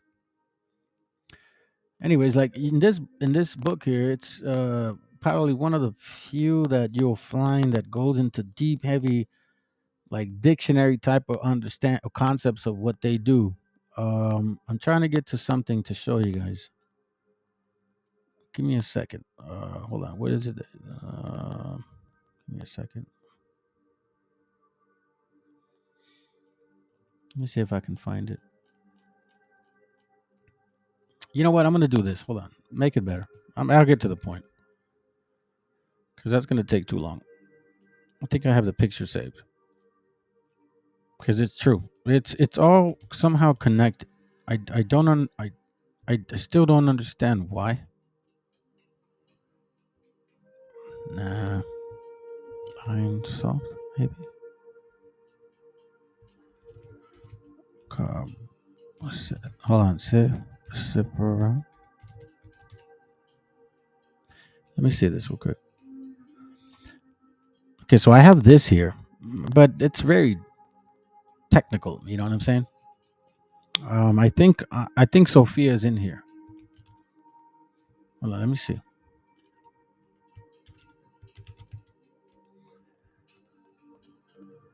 Hey, I'll do it like this. How about I do it like this? Because it's important to know these things, man. Sophia. I have several pictures on this thing, and it's kind of nuts. Here, I have it right here. Okay, cool. Sounds good. Let's do it. Check this out, man. So you are correct, bro. They talk about a story given a child to Seth and Sophia, right? So this right here is their Sophia. Sophia. Now, I don't speak Latin, but it's really no different. You know, talking about horoscopes, mathematics, quivery, worshiping of breast, worshiping of the sun, 2, 4, 6, 7 stars. You see all of these so-called religions right there. That's Christian. That's Muslim, Islam, Christian, Islam, Christian. I don't know what that is, and technically this would be Judaism. You know what I'm saying? So shit is real. Let's continue, man. Before I continue and linger. Invincible in thy name, shall destroy the power of kings, the ministers of the Adonai's tyranny. Go, my son, the genii of fire are with thee. The revolution took hold with Martin Luther, whose crest bore a modified rose and cross. Protestantism began, and with it, a serious blow to the spiritual dominance of the sons of Seth. Hey, that's a good point. And you know what? I think that's that's Galatians. That's Galatians, I think. Galatians 1 or 3. There he goes. Oh, Galatians 3:1. Oh, foolish Galatians, who had bewitched you that ye should not obey the truth before those eyes Meshiach had been evidently set forth, crucified among you. This only would I learn of you. Receive ye the Spirit by the works of the law or by the hearing of faith? Right? So then he's talking about, listen, what other way have I taught you in regards to the understanding? Because all of these, I would say, symptoms were all just beliefs. There was no, I mean, I guess you could say there was action. There's an action in every idolatry that was upon this earth, but most of that was all belief that shit would actually benefit you. You get what I'm saying? Oh, foolish Galatians. And I think he's also talking to the Philippians too. I cannot remember, but Galatians came to mind. Let's continue for the sake of time. As Brother Cosgrove said, Washington was a revolutionary of the brotherhoods that saw the royalties of Holland, France, Germany, Sweden, Italy, and other European countries fall by the sword of the Third Estates. Beginning with the Masonic reformations of the 16th century, the royalty of Europe bore witness to the hammer of the sons of Cain, who truly did destroy the power of kings, the ministers of Adonai's, the priesthoods, tyranny. The Russian Revolution was one of the darker chapters in the ongoing struggle. Russia would not merely feel, but even see the hammer, for alongside other symbols more common to the movement, such as the rising sun, its new coat of arms boldly bore the hammer, with which the land was pounded into shape. Now, family, what was I showing you in the last class? I was showing you the history of these people, right? I went into the 13th tribe. I went into the Jews and Moors of British Columbia, British America. I also went into the Jews and Moors of Spain. We went into Esau and Edom, right? As a matter of fact, I even brought a couple of other definitions, and I think I owe you guys the book link for that. Please remind. Matter of fact, let me write that down. I'm not gonna write it down. If I remember, I remember. Anyways, so I did prove a lot of the connections of the fact that white folks are Edom. I didn't just say and then read the Bible and then went around from it. No, I showed you historical bloodline that they expressed themselves, calling themselves Caucasus from the Constantine era to when Constantine married a Khazar, and then they had Leo the Khazar. You see the mixture of Khazars. And by the way, the Byzantine Empire was just an extension of the Roman Empire, which is what I also showed you guys, right? So let's continue, man, because we ain't forgetting none of this shit. We learning in this channel. Let's continue. And the sickle, as harvest time had arrived for that nation. Now, as we read earlier, King Nimrod the Mason began the Tower of Babel, which was also the first major Masonic endeavor. As with Cain, Jehovah did not look with favor upon the tower, and subsequently destroyed it. In a symbolic display of the prophecy expressed in the temple legend, the European Union released a poster with unmistakable imagery showing Masons, or square men, rebuilding the Tower of Babel. You see this? I mean, what do you want me to tell you? I told y'all, man, that, we can't conclude and say every single white person is an Edomite, every single black person is a Canaanite, every single Hispanic is a Semite, every Israelite, every single so-called, well, again, I'm dealing with my continent, right? I'm not dealing with the other worlds. So we can't just go and assume that shit. We are being led by the Spirit, but for the most part, we can kind of determine kind of how they look, kind of how they act. Because remember, the scriptures judge nations.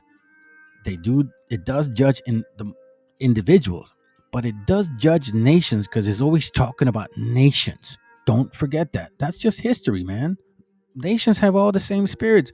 It's like, for example, when you go to Asia, the men of Asia have a certain Asian woman they marry. The men of Arabs have a certain woman they marry. White folks have a certain woman they marry. Black folks have a certain woman they marry. Us raza, we have a certain woman we marry. We understand, like the sister said, the spirit.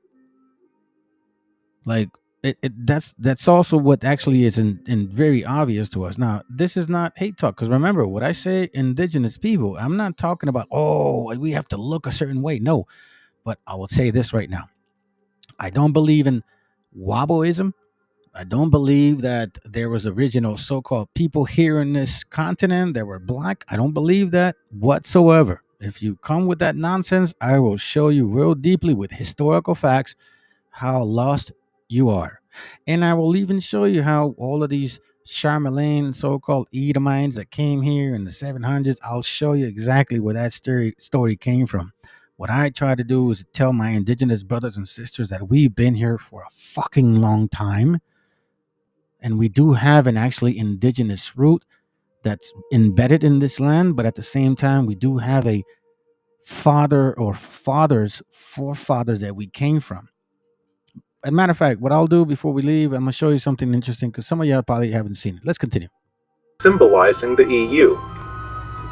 To drive this point home, the Parliament building of the EU has also been constructed in a clear imitation of the Tower of Babel. Aside from the implications of centralized government and the re-establishment of Babylon, this symbolizes united rebellion against the will of Jehovah. Before we examine a few other symbols in light of all this information, it is worthwhile to trace the origins of this belief system, as far back as may safely be done, where we arrive at certain sects of the Gnostics. Returning to Hecathorn, we read the following. From the Valentinians sprang the Ophites, calling themselves so after the serpent that by tempting Eve brought into the world the blessings of knowledge. Pay attention to this section right here, and you're going to see how the Gringolandians are applying this image to themselves.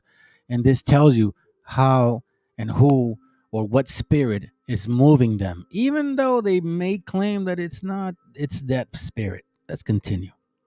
And the Cainites, who maintained that Cain had been the first Gnostic, in opposition to the blind, unreasoning faith of Abel, and therefore persecuted by the demiurgist Jehovah.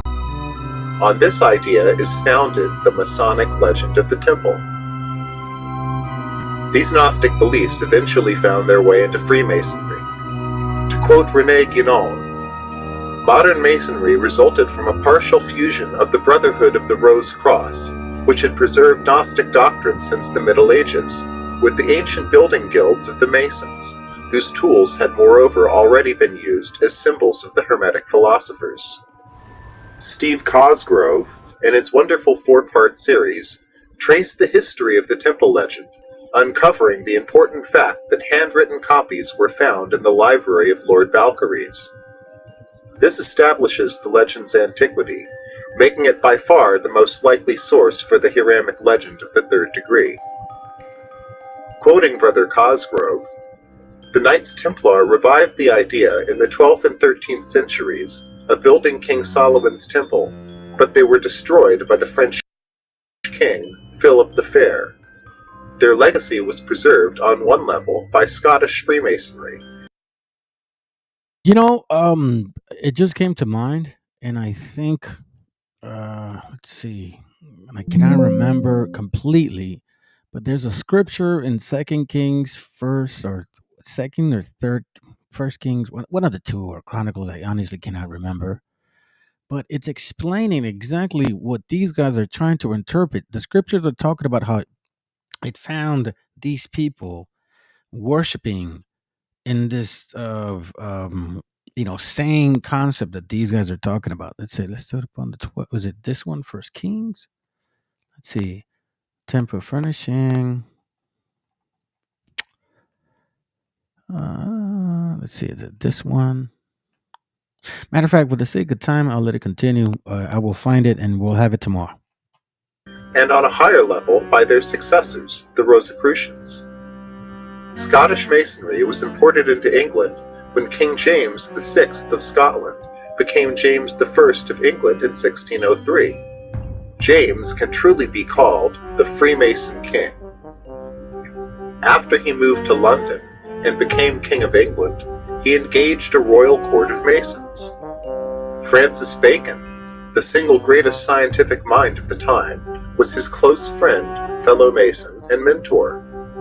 In the old Scottish ritual system, there was a 1-degree ritual, and then after the Second Shaw Statutes, a 2-grade degree system that was carried over to England during the reign of King James I. At some time in the early 17th century in the King's Court, the original Scottish 2-degree system was modified into a 3-degree system.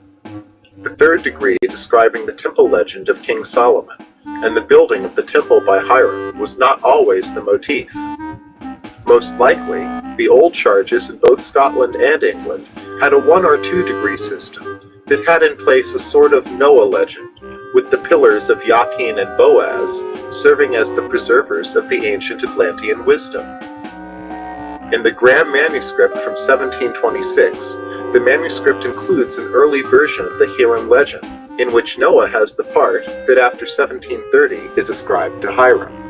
The Rosicrucian contribution to pre-existing initiatic Freemasonry was the supplanting of the temple legend for the old Noah legend based upon the Pillars of Enoch.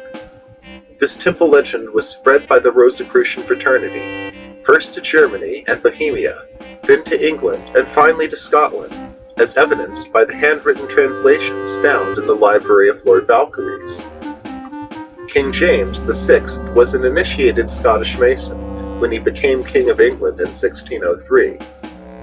He carried over from Scotland to the ancient Masonic rites and made Masonry fashionable in his court, and spread its membership throughout England. How the Rosicrucian 3rd degree became implanted into the king's court is a mystery, but it is likely that the famous magus, John Dee, brought it with him when he returned to England from Germany in 1589. His occultism was not acceptable to the king's court, but the king was adorned to another Mason and Rosicrucian, Sir Francis Bacon. It is likely that the new 3rd degree was folded into the existing ancient rites brought over. This is why I showed you guys the class that I've done before. Again, I'm going to show you again. I have to, in case you guys forgot, because technically,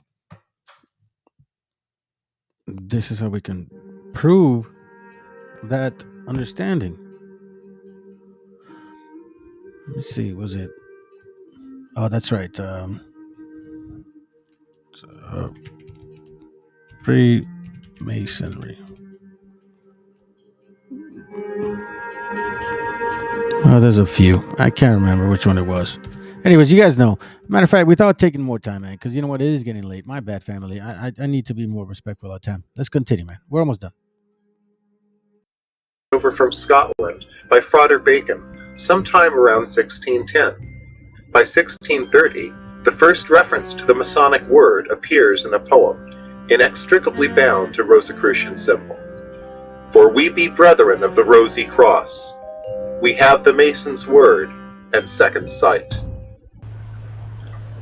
We shall now engage in a bit of speculation, which is not to be considered authoritative, so if you choose to watch this part, please do so indulgently.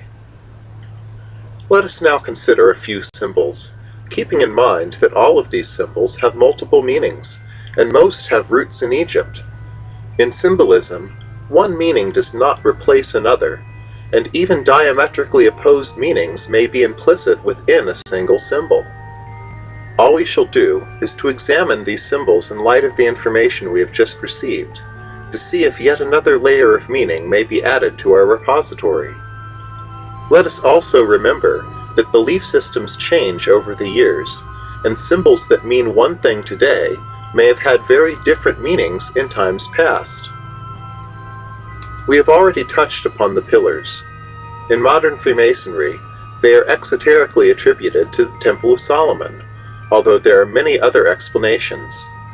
One that is most always ignored, however, was apparently one of the earliest, that they represent the twin pillars of knowledge on which the seven sciences were first inscribed. Quoting from Brother Cosgrove, a version of the old charges of Scotland dated back to 1726 refer to a ritual wherein the sons of Noah raised the dead body of Hiram from the grave, looking for a secret connected with the rebuilding of the world after the flood. Also, in these old charges, the two pillars of Boaz and Jachin are not the same as those in the Temple of Solomon. Rather, they are the pillars on which all the esoteric knowledge of the Atlantean. You see, this is why I wanted to play it, because I kind of want to skip some of the stuff, but as we go forward, you start seeing where this is heading. And then he brings up these things over here for like, and then he finally tells you who they are. It's like, imagine if you're in this thing and it's like every moment you're going through, it's like every degree that you get to, and then finally you realize, oh shit, I'm worshiping that guy. Yeah, well, you better decide. Which is why you see a lot of people just, I guess they do what they do, because this is based available to everybody. I'm sure I'm sure it is. I mean, if you're wicked enough, they'll find you. Age were written in secret script to be preserved for after the deluge of the flood. Incidentally, a biblical scholar named Michael Rood gave a lecture where he demonstrated that the two pillars of Solomon's temple may have actually powered a lever system which operated a trap door behind which the Ark of the Covenant could be concealed in an emergency. This fascinating dissertation is free online, entitled The Great Secret of Solomon's Temple. Tune in at 1 hour and 38 minutes to hear about the pillar system. The apron is declared to be an emblem of innocence. According to Manly Hall, when worn over the area related to the animal passions, the pure lambskin signifies the regeneration of the procreative forces and their consecration to the service of the deity. Though the apron clearly has, You know, I trip out on the music they're using, by the way. But anyways, let's continue. Roots in the Old World, there is still a significant correlation in the Book of Genesis. According to Masonic author Dr. J.A. Weiss, the Masonic apron originated from the covering or apron of fig leaves adopted by Adam and Eve after the fall. For after partaking of the forbidden fruit, the eyes of both of them were opened, and they knew that they were naked, and they sewed fig leaves together and made themselves aprons. Thus, we see that the apron might also be said to symbolize the knowledge of good and evil, and, as Hall pointed out, the regeneration of the procreative force resultant from this knowledge. A lot of times you have a lot of people that have a lot of beliefs, or at least they've been jumping from religion to religion, trying to find out which one's the right answer, and they always want to run from these particular things. And that's why I always suggest that before you, well, here's a hint or key, whatever. I know it's going to sound difficult, but the first thing that a individual should do if he wants to follow the way of the Most High through the teachings of the Meshiach, a very simple hint, and I know a lot of you are not going to want to do it because most of you won't. Just do this. Let's see if you can. Get a piece of paper, put a line in the middle, okay? And then go through all your defects, character defects on the left side. And then on your right side, go through some of the things that you think you're good at. Now, maybe you may need some help. And there are sheets that talk about good qualities, bad qualities, right? So then you start picking which bad quality you have, because we all have them. I mean, you don't be stupid. You know what I'm saying? We are not, nobody's perfect. But I tell you one thing, 99% of the people in this entire world will not just not do that, sit down and actually go through it. They won't even exercise it often and every day, let alone make sure that they sit there and go through the pain of what it takes to understand that all those character defects that you carried for a long time had a lot to do with your destruction. And a lot of people are not willing to accept that. We all want a quick what? Yeah, I'm the generalist. We all want a quick fix, but it doesn't work that way. Not under this word. This is not a fun walk. It's self-examination. It's growth and it's understanding of the spirit.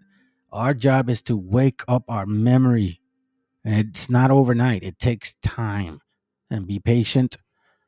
And hopefully, you guys understand my angle, but some of y'all don't. Let's continue. Albert Pike described this force, saying, "It is the instrument of liberty or free will. They, the initiates, represent this force, which presides over the physical generation, under the mythologic..." What is the need of that? What is the need of that shaft like that to be that way? And Hermes, this is like Hermes Trismegistus. This is all their concept. And you know what? If you move this shit, look at that right there. Matter of fact, I'll put that right there. Look at that. 2 horns,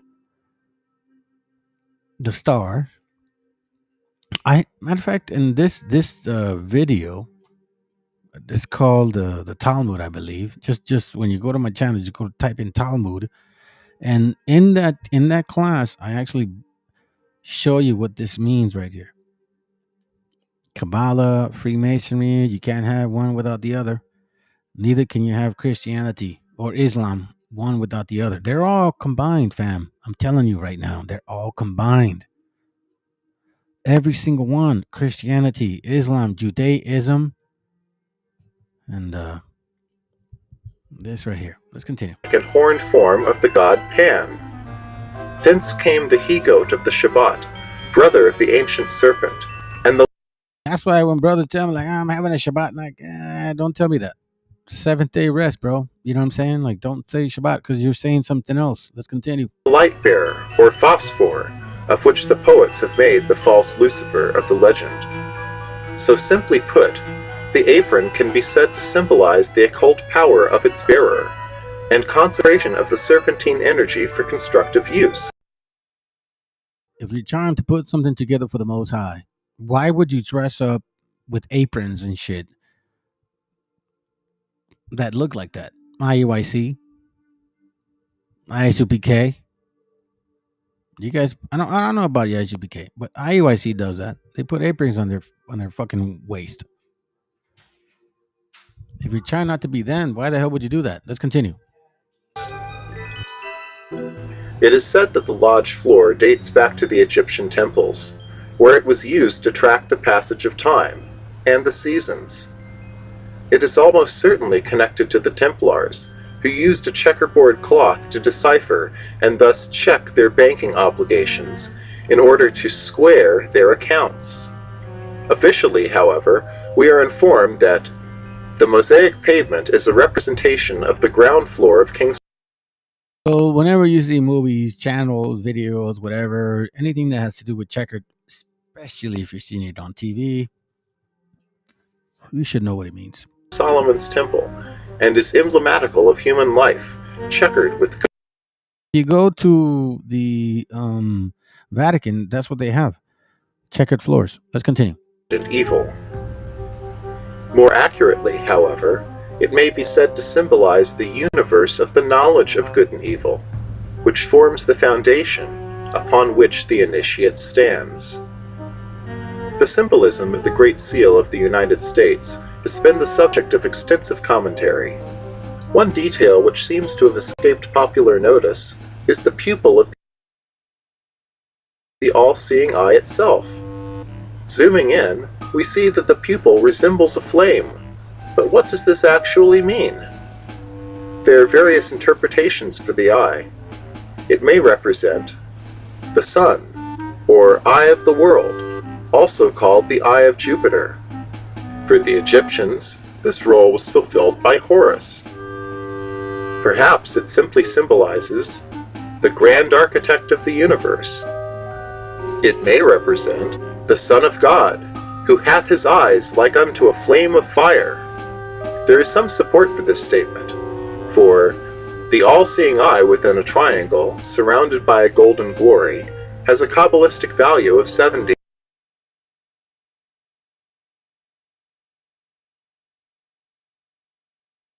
The other day I brought out a book called, sorry for that breathing, Out of Africa PDF.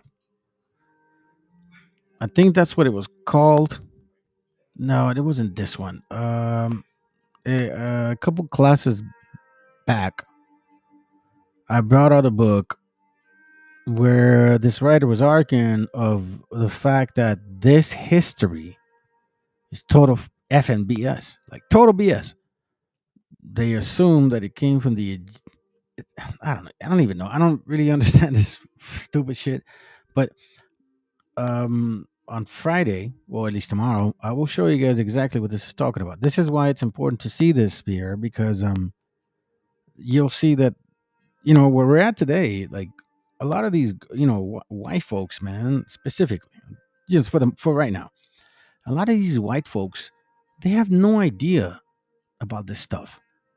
They have no clue that their own people, their elitists, the ones that are supposed to, watch out for them and shit, that they don't give a fuck about them, that they're just collateral damage. And, they use y'all for the moment so you can suppress other people to help. Because, you're, again, if you're like them, you're going to want to use you because you're like them. But then once they start understanding that you're not the majority no more. Matter of fact, you've been the minority for a while, and now you are the minority. Now they're just like, well, you're not going to help, so we're going to enslave everybody, including you. And this is the I guess the confrontation of sadness with these, white folks, with these Edomites. That they're finally realizing that their elitist friends, the white folks that were rich, that they thought cared for them, they don't give a fuck about them. But see, we knew this since 1492. You know what I'm saying? Isaiah.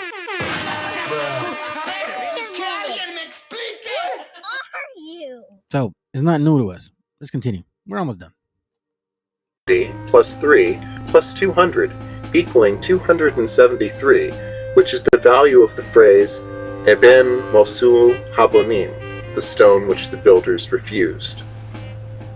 For others, however, it may also represent that genie of fire, Uncle Samael, who sired Cain and thereby begat the craft. Speaking of America, just how did it get that name anyway? Officially, America is named after the explorer Amerigo Vespucci, but this appears doubtful, like so much of American history, which has transformed a one-time pirate of the family name Griego into an iconic hero named Christopher Columbus. As for America, according to Manly Hall, America is named after the plumed serpent, who is the messenger of the sun. He was the god Quetzalcoatl in Mexico.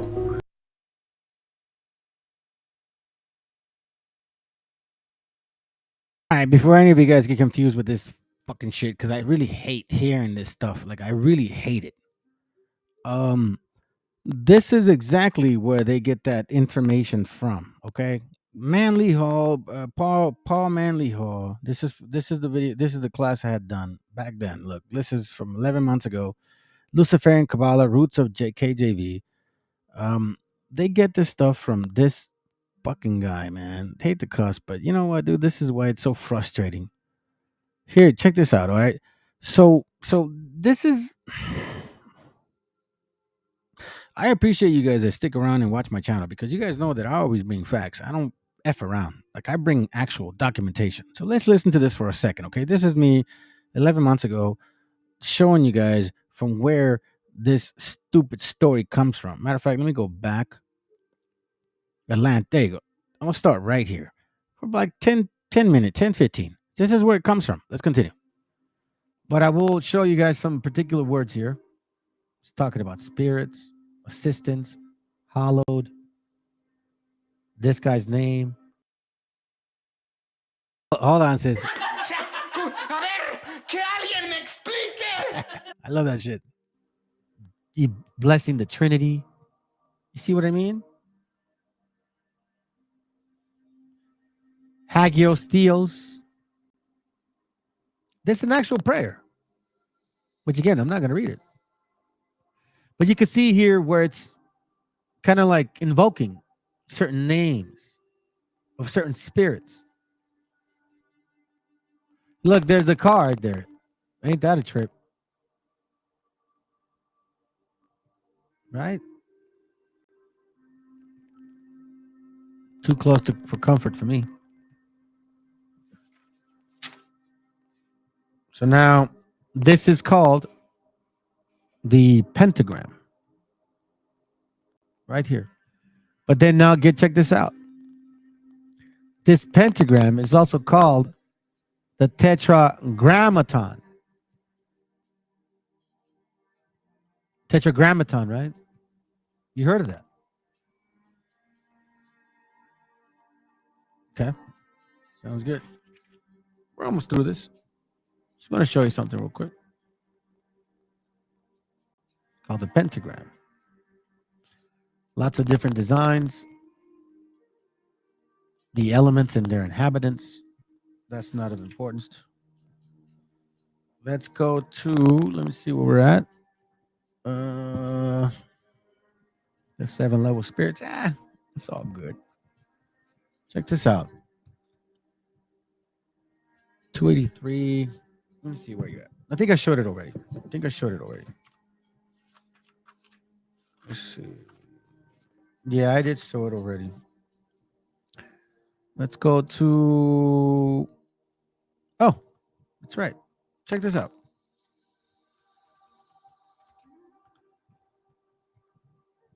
So what is this doing in here? Atlantis and the gods of antiquity. What is this doing in here, right? You would think, like, what the hell is Atlantis? Ancient mysteries and secret societies? What? Okay, I'm going to show you something. I'm telling you, the origin of this is Freemason. Sun worship played an important part in nearly all the early pagan mysteries. This indicates the probability of their Atlantean origin. For the people of Atlantis were sun worshippers. See this? Why do you think they call this a promised land?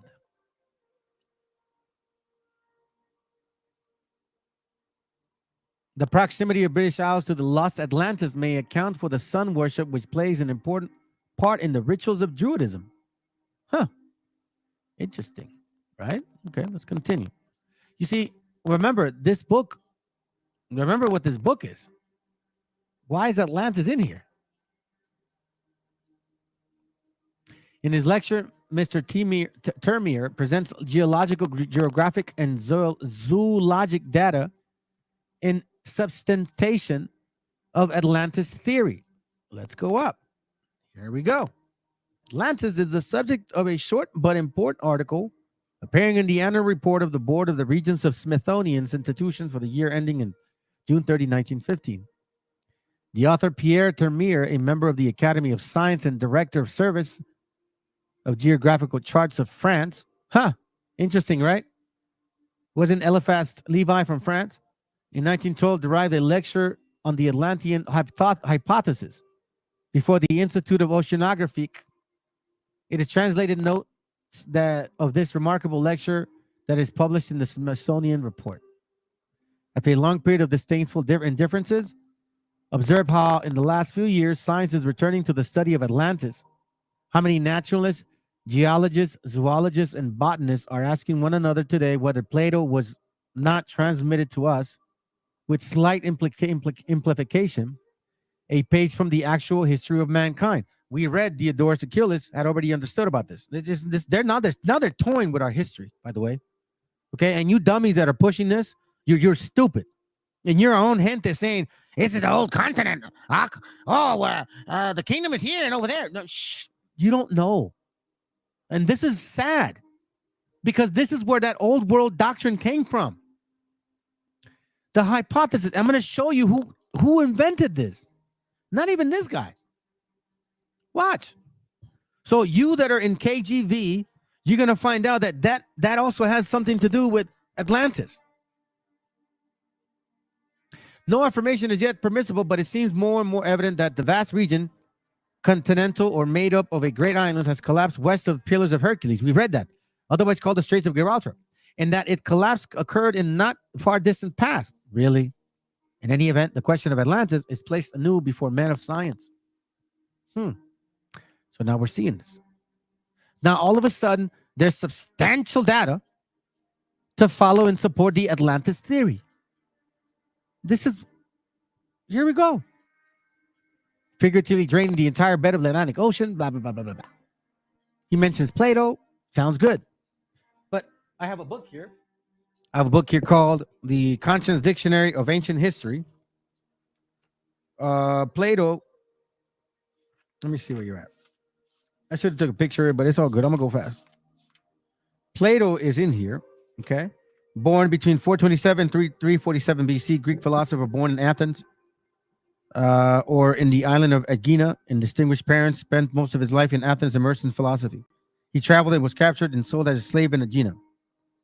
After the trial and death of Socrates in 399. So he's real. Plato himself understands Hellenic society with the object of indicating reform. Okay, so we know this. But guess who's in here too? Diodorus Siculus. He's in here too, of the ancients. So you can't ignore this guy. Just like you can't ignore Josephus when you want to mention Menethos, and Josephus debunked his ass. Diodorus Siculus, Greek historian, just like Plato, born in Agarines in Sicily. He was in Egypt about 60 BC. He was in Egypt. Plato never went to Egypt. He was always in Greece. The history was written after the death of Julius Caesar, endured with the Galactic War, taking 30 years in writing. So he was aware that the Carthaginians had traveled to a far island. A far island.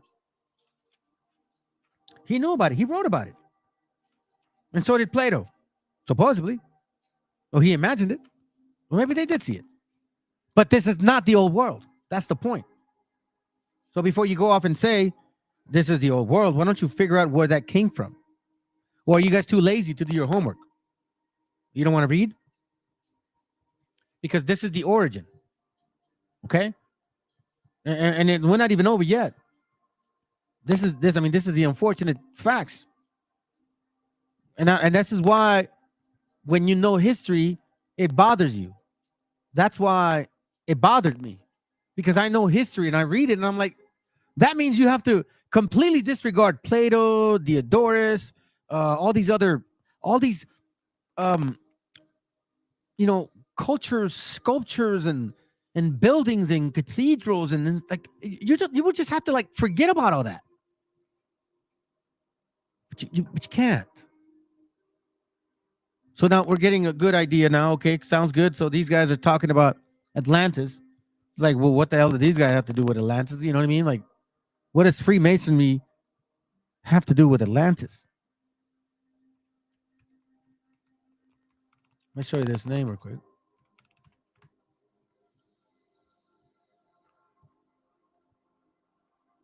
Is it this one?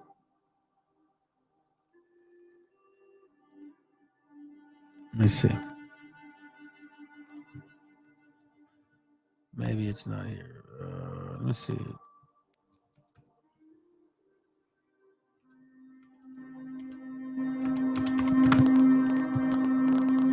Here we go, right here. I want to show you something. This is from Ancient Mysteries and Secret Society, same book. But now I'm going to point out this name. Check this out. Eon, living divine principles, were described by Simon in the Philosophomena in the following manner. The first two were men's minds, thoughts, whatever. Okay, I don't want to read all that.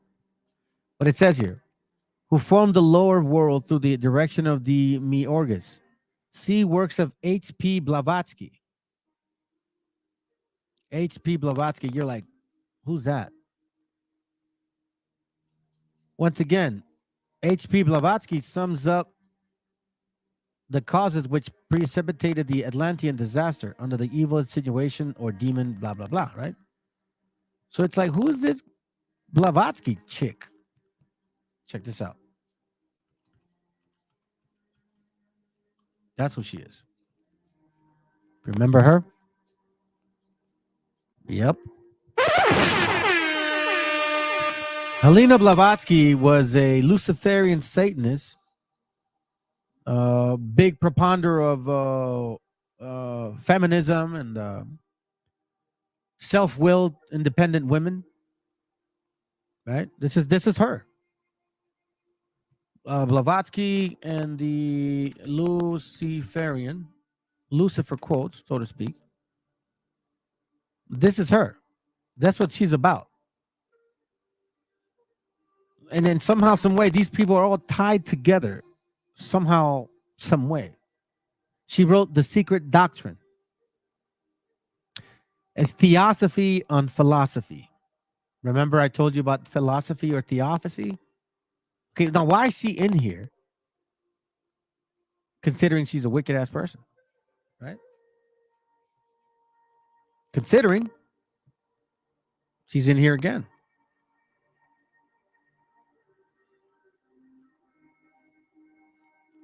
Wonders of Antiquity. This particular Blavatsky, in expounding the Eastern system of esoteric philosophy, H.P. Blavatsky relates the colors to the septenary constitution of man and the 7 states of matter as follows. You see this? 7 levels, the 7 evolutions of man. Man, I will be like the Most High. This is where it's all connecting.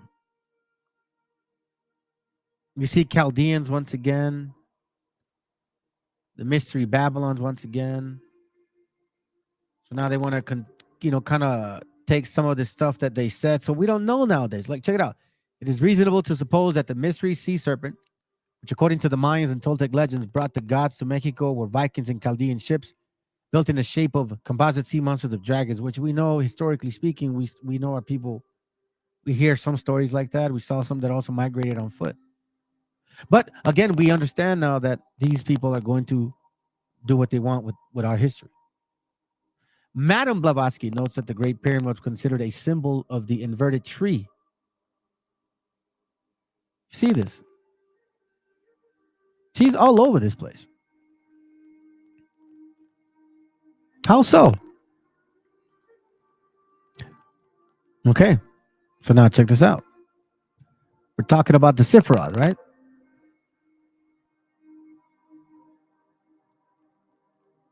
She's in here too. See? Concerning the emanation of Keter, which establishes themselves as the triad of the 3 tribes of creative powers termed the Sefer HaZohar, the Sefer HaZohar, 3 heads each with 3 faces. H.P. Blavatsky writes, this Keter was the first Sephiroth, containing in herself the one other 9 Sephiroths, or the intelligence. So you see how it's somehow this Sephiroth thing, it's like in the middle of all of these things. It's in the middle of all of it. Now check this out. I think that's creature beat. Watch this.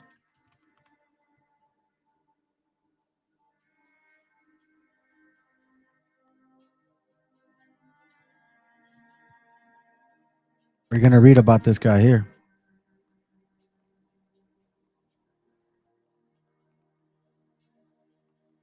He has something to do with this new Atlantis stuff. And he's also the one that translated the King James Bible. He worked for King James I. He was an esoteric, a grand master, one of the key Masonic figureheads. in this whole Freemasonry order. Check this out. I think I did get the book, didn't I? Should have. Let me see. Didn't I download it? I think I did. Hold on a second. Oh, great. Here, I'll get it like this. Watch this. The New Atlantis. Francis Bacon PDF. Watch this real quick.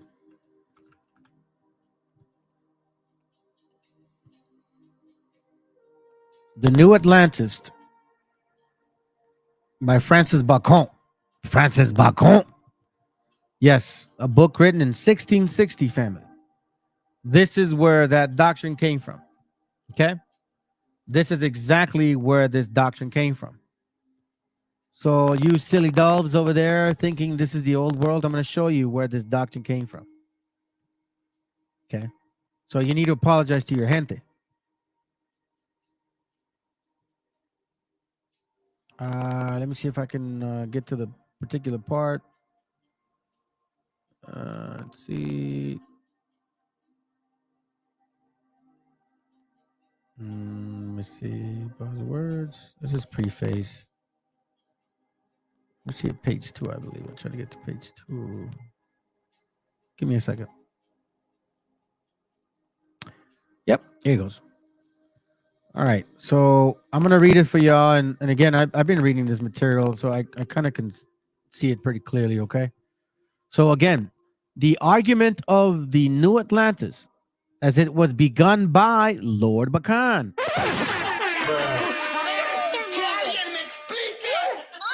Once again, the whole... Here, let me pause for a moment. I'm going to pause for a moment. I'm going to kind of read a little bit here and see what we got. We go from here and then going down. All right. Sorry if I missed you guys earlier. What's up, Joe? If you're still watching, all them Disney movies, Black Diamond Edition, have sexual. Yeah, they do, bro. They have subliminal messaging for sure. Everything's very spiritual, very imagery. There's spirits behind the imagery. There's spirits behind the sound. There's spirits behind what you read, and there's spirits behind your intent to read. Because the spirits know. That's why Matthew 12 talks about those spirits, that the spirit that dwells in you, he'll leave, right? And then you'll come back. And if you don't like what he sees, you'll come back with 7 more wicked spirits. Well, you know, if you're not well rooted and you're kind of not sure what's going on, man, you're going to be going back and forth with this type of imagery. And, you know, you'll be confused, especially our children. Yeah, that's exactly the whole concept behind all that. Yep, that's for sure. The more, yeah, that's true too. Let me see this one. What you got? Matthew 23:26. You're hopeless, you religion scholars and Pharisees, frauds. You buff the surface of your cups and bowls so they sparkle the sun, while inside your maggots with your greed. Yeah, I like that translation. That's good. Right to the point. And gluttony, stupid Pharisees. The score, the insides, and then the gleaming surface will mean nothing. Yeah, everything's on the outside. Everything's on the outside. I mean, I'll glory, bro. Everything's on the outside. So once again, let's tackle this real quick. All right. So where does this whole... Here, I'm going to say it like this. Where does this whole Atlantis argument come from, right? The old world concept? Okay, well, let's tackle it real quick. It says here, the argument of the New Atlantis as was begun by Lord Bacon. This fable, hold on. This fable of the New Atlantis devised by that Atlas in the learning the Lord Bacon, let me read it again, by that Atlas in the learning the Lord Bacon, first tells us of a ship which, sailing from Peru for China by South Sea, became windbound, and consequently their stores of victuals being spent, ready to famish. But the next day's dawning discovered the lights of God's infinite mercy, showing them an island into the whole fair heaven. They I guess a fade or a shade to enter. Okay, well, they stayed to enter, I believe. Approaching near it, they were at first warned off by an officer for fear of the infections, though afterwards received with all humanity. For another person of place and quality, who examined them first if they were Christians, to which they answered affirmatively, offered them this oath, that if they would swear that they were no pirates, nor had shed blood, lawfully or unlawfully, within 40 days, past, there might have license to land. to which they all readily protesting were conducted thereupon to the strangers' houses where they found all according. Give me a second. Here goes. Accommodations. Necessary for their sound as well as their sick, who by their assistance were there soon recovered. 3 days after being passed, the governor of the house, being Christian priest by function, offers his service to them and tells them that whereas before they had but short-lived of stay granted, now the state had given them license to reside on the land 6 weeks. This courteous offer they embraced with all imaginable joy and thanks. It tells us how the next day at a second visit, the governor informed them of the quality, nature, and custom of the islands of Ben Salem. Okay, so this Francis Bacon calls this land the island of Ben Salem. Now you guys understand where those whole Mormon shit comes from. Thank you. Okay, so just don't fall for it. How it was first made Christian and then preserved, as the old world was from the duelage by an ark through the apostolical and miraculous evangelism of the Saint Bartholomew. The next day's conference relates how that though they live remote and unknown to all the nations, yet they had the knowledge of the languages, books, and affairs of those that lie far distance. How the great Atlantis, which we call America, abound once in tall ships. How the people of Peru through the South Sea and those of Mexico through the Atlantic of the Mediterranean Sea did both in 10-year space make 2 great expeditions upon Ben Salem. But by the valor of one Altaben, king thereof, a wife and great warrior, who cut off their lands forces from their ships and entoiled both their naive and camps with greater force by sea, were repulsed and disfied by him when they were at his mercy. I don't know what that last part says, but we're almost finished with this one. How within 100 years after divine revenge overtook the proud enterprise of the inhabitants of the great Atlantis, who were by a particular duelage lost and utterly destroyed. Some few wild inhabitants of the wood only escaped, which are cause of the thin population of America. You see this? Of their rudeness and ignorance, they being a people younger than the rest of the world by 1,000 years, how by this nearest their traffic was lost with the American, with whom formerly in regards of their means they had a most commerce, how that navigation decay everywhere in their respect of wars and revolutions of time, intercourse from other nations also by failing to them as long since seized. We're almost done. Almost done with this page. Notwithstanding this, there reigned in this island about 1900 years.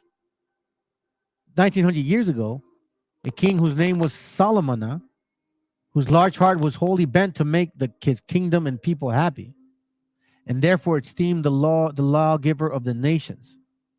How that he, seeing the fertility of the soil and how plentiful it might subsist of itself, among other fundamental laws ordained in the entities, the prohibition touching the entrance of strangers, which at the time, though it was after calamity of the America, was frequent.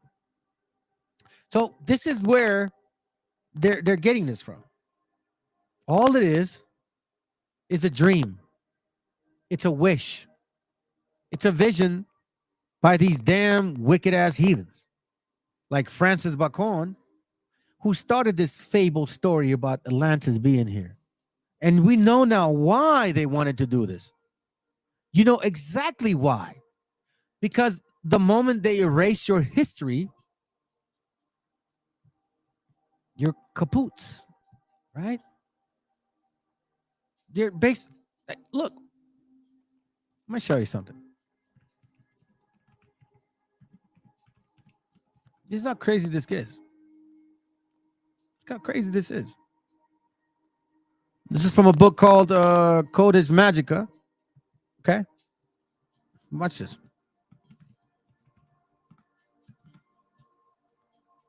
Codes Magica has that in there too. See?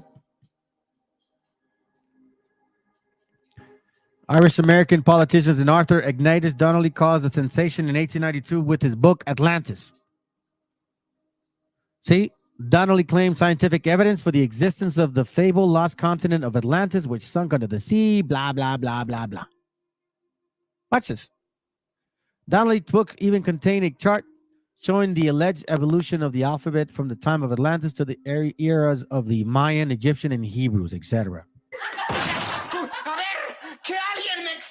The Illuminati elite of today believe they are indeed descendants from the god-men and priests who alone escaped the tragic fall of the fabled Atlantis. More recently, Disney Studios did a movie, Atlantis, based on the theme. Just like you guys said. Disney, all involved. The Towers of Atlantis. Right? Okay, so now check this out.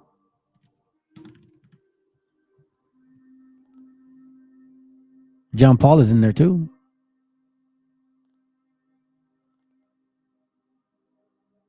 Oh, it's not? That's not that one. Oh, it's the wrong book. Check this out. Let me see. I believe we can. Let me see. Do I have to find something here? Give me a second.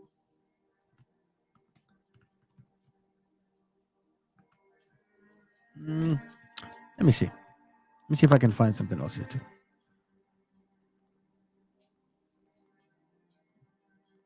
So we see a lot of imagery, a lot of finger holding, a lot of stars, a lot of pyramids. You know what I'm saying? A lot of illustrations. Correct?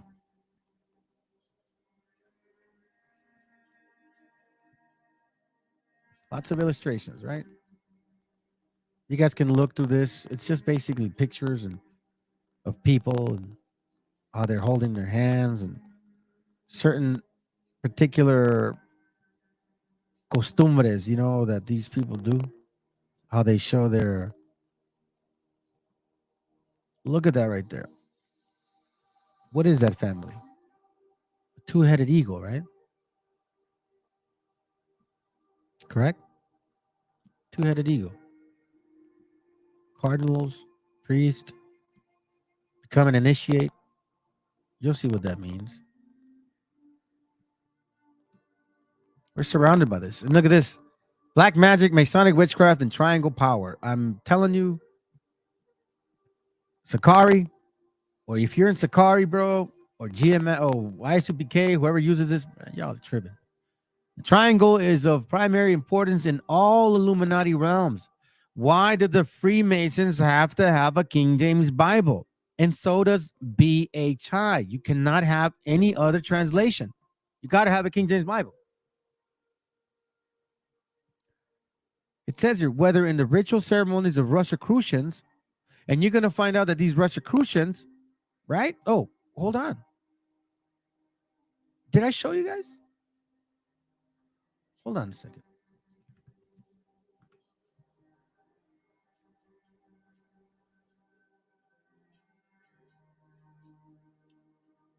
Yep. Helena Blavatsky. We see her once again. Remember the whole thing about theophacy? Okay. In the Encyclopedia of Freemasonry, which I'm going to show you, Dr. Alva Mackey, 33 degree, a former sovereign grand commander, claims that secrecy, silence, and deceit, in other words, hoodwink, like hint, hint, hint, hint, an absolute necessity so that the mysteries of our art should be preserved. Helena Blavatsky, a co-Mason, remember, she's also a Luciferian, a Rosicrucianer, and the co-founder of Theophacy. Remember that word? We saw it earlier. Was unusually candid when she once remarked, what is one to do when, in order to rule men, it is necessary to deceive them? For almost invariably, the more simple, the more silly, and the more gross the phenomenon, the more likely it is to succeed. You see this, family? Oh, y'all are black folks. And when the Messiah returns, you're going to turn into black people with woolly hair, and you're going to fly in the sky, and you're going to have tons of women, and you're going to be able to jump and run and dunk for once in your life, you short ass Hispanics. A phenomenon so grotesquely unbelievable that it will actually succeed. Helena Blavatsky, huh? She's a mystic. Hindu and theosophy teachings to Russia. Why are these people somehow intertwined with each other? Helena Blavatsky, Eliphaz Levi, and then we're going to find out about Francis Bacon, Ben Franklin. Simply put, Freemasons under the direction of Hayes Salomon, Ben Franklin and others designed the Great Seal with its all-seeing eye and a capsule in a misty, radiant sun background. Man, you think that's what it is. Wait till you find out who really is behind this guy. You see, these are people, remember, family, but then there's the spirit, right? The spirit, the Ein Sof, remember that? Okay, we're just kind of showing you some stuff. I mean, I think it's clear. Hey, I'm not forgetting about the actual point, fam. I did not forget. I was gonna stop this earlier, but I figured, you know what? This is actually touching on the exact same thing that I was showing earlier today. So let's continue. We're not done yet. I'll probably give it another maybe half hour to an hour, and then we're done. Let's go. How wicked this thing is, and how involved these people are. Look at this right here. I'm not lying. How these people how do they have the Bible? You know what I mean? How can they be dealing with the book? Well, because they're worshiping another god, so-called. Every Masonic lodge has a gavel or a hammer wielded by the worshipful master or other potentates in charge. In her celebrated dark work, The Secret Doctrine, Theosophy founder Helena Blavatsky reveals that the god of forces, Lucifer, renders the divine hammer and is the mallet or gavel of the Grand Masters of Masonic Lodge. That's why that whole concept of Thor, you know what I'm saying? Sarah Terry, a member of Masonic aligned group, the Eastern Star, traces the gavel or hammer back to the hammer of Nordic god Thor and says it in the emblem of power. Now, you guys saw the class that I showed you guys how that Judite, or so-called Judite, that what you call her, the wannabe Judite girl, she says something about Eastern Star. Well, I don't want to talk about that, she says. Right? Watch this. I'll show you. We're almost done. We're almost done. And for you guys that keep, today as a 7th-day rest, hey, shalom, I understand maybe, you're still growing, but I would highly recommend to find the right 7th day. Okay? If this is the best that you can do right now, it's the best that you can do right now. But I plead you to find the 7th day, to do your homework, to study. Don't be lazy. Don't do it because it's convenient. This is not convenient. This is never going to be convenient. It was never meant to be convenient for us. But either way, happy 7th day rest if you're calculating it as today. So again, we're talking about the Eastern Star, right? Okay, check this out. Hold on a second. We see these Eastern Star people too, and we're like, how do you know about that stuff, right? Yeah. Well, because they're involved. They're fully involved. It's not, shouldn't be, can I say this? Que no te sorprenda, yeah. You know what I mean? Check this out. Watch what she says, okay? They're all involved. Black and white. Let's go. Spiritual babies on milk, beloveds. I've said too much without saying enough, beloveds. But may those who have ears hear. The Freemasons, there's also the female side, which a lot of people don't talk about, the Eastern Star. Talk about the Eastern Star, which I won't even get too deep into now. See? She don't want to get too deep into it now. Let me see. I know someone who has a Mason book. It's thicker than the 1876 Bible I have. Damn. Yeah, it's because it has a lot of imagery in it. I bet you it has a lot of imagery in it, man. A lot of Freemason signs and all of that stuff, bro. Man, I wish I could get a hold of one of them books. For real. But anyhow, as you can see, what we're considering, see Thor, you see all their movies like Marvel, all that stuff. It's all part of it. It's all part of the genre, they call it. So now, let me kind of show you guys something real quick. Let me see if I can see it here. Is it in here? Let me see. It's in this one or not? If not, I'll move on.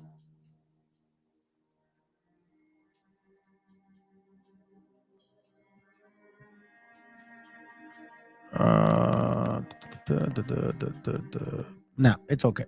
All right, let me go ahead and close this up.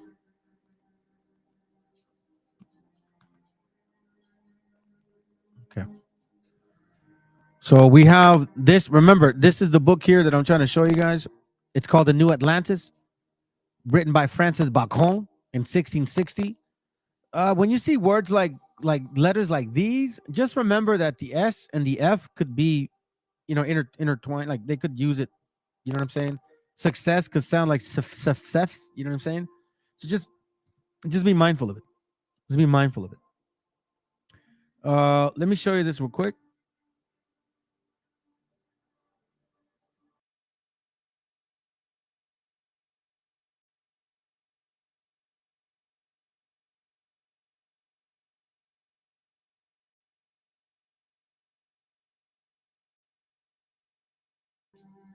In case you guys never heard of this guy.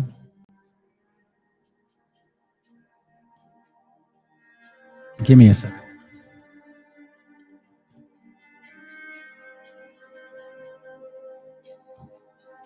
Check this out.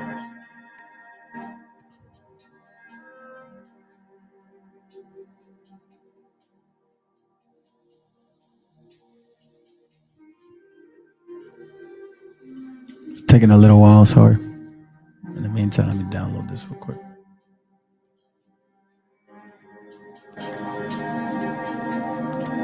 The History of the Marranos by Cecil Ross.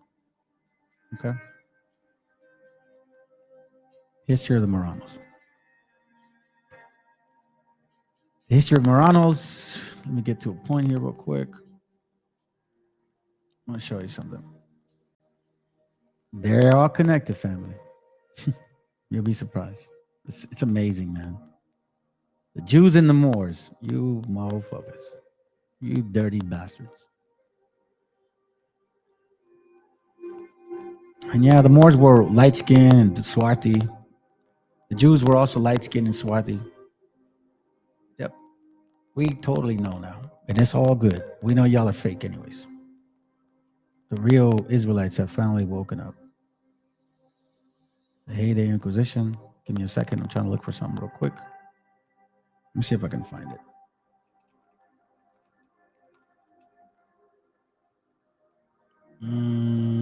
Give me a second.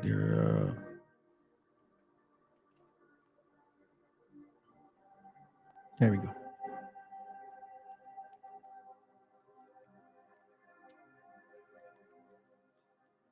We go right here. The History of the Marranos. The antecedent of crypto-Judaism. I think it's important to bring you to the attention, okay, that remember I mentioned that Christians came in the name of Christ. And unlike what they were given the opportunity to convert, like they said, without the sword, they were given the opportunity to convert with love and compassion and caring. That's what they say, okay? That's what they say. Let me just kind of put my face real quick.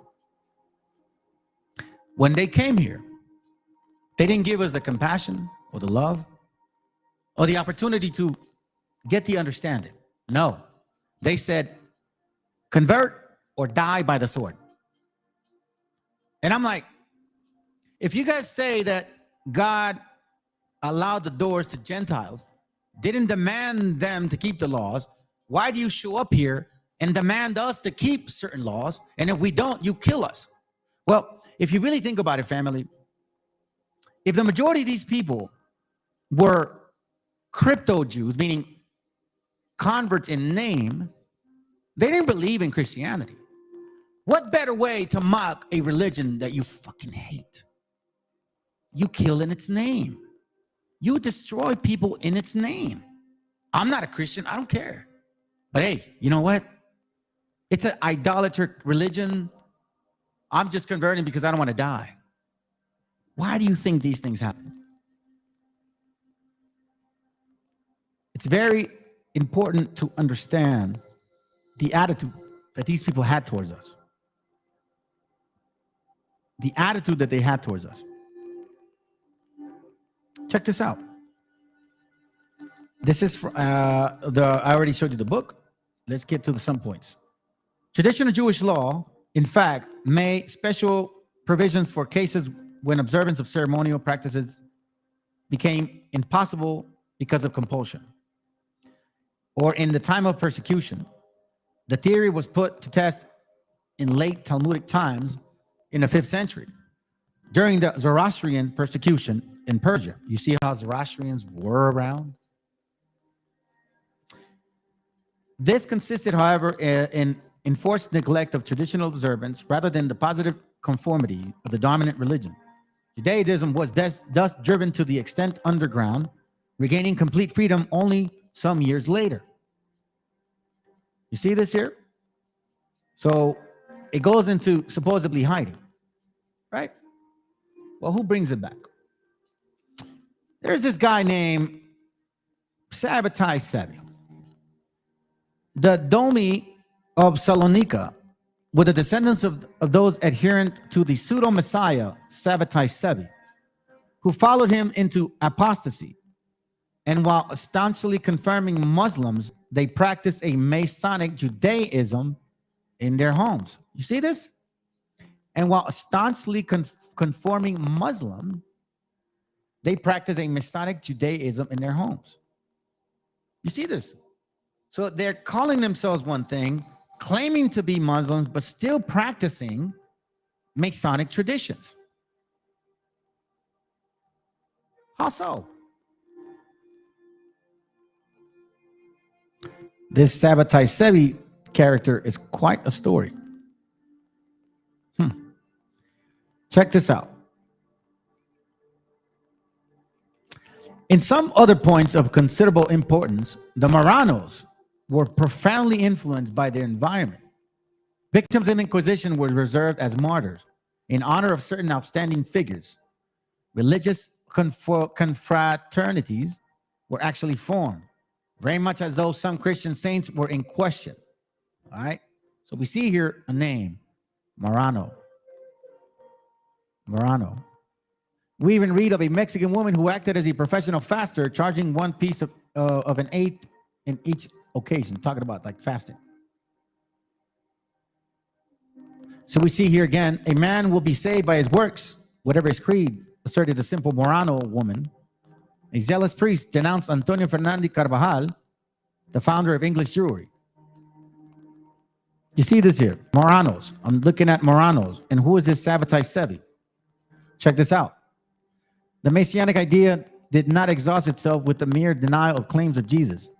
Restoration of the land of promise continued to occupy an important part in Marrano hopes and prayers. In its early generations, as we have seen, the Marranos had their pseudo-messiah, Luis Diaz of Setúbal, and their prophetess, the Maid of Herrera, to mention only two. As late as the middle of the 17th century, the reports which reached peninsula of Sabbatai Sevi, the Turkish pretender who set all the Levant in a blaze, were sufficient to attract a concourse of adherents. So this guy of Turkish bloodline is a Jew, so-called the Messiah.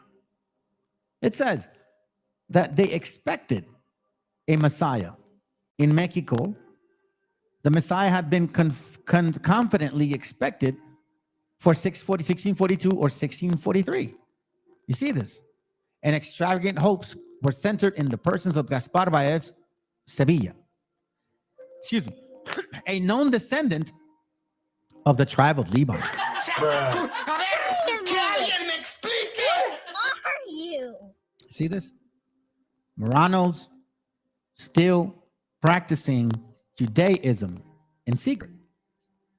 That's what we're seeing. You see, with ancient riots of bar mitzvah, that's not true. You see here now. Now we thought it was just Christians here. No. Sabbatai Sevi, the mystical Messiah. See? Sabbatai Sevi.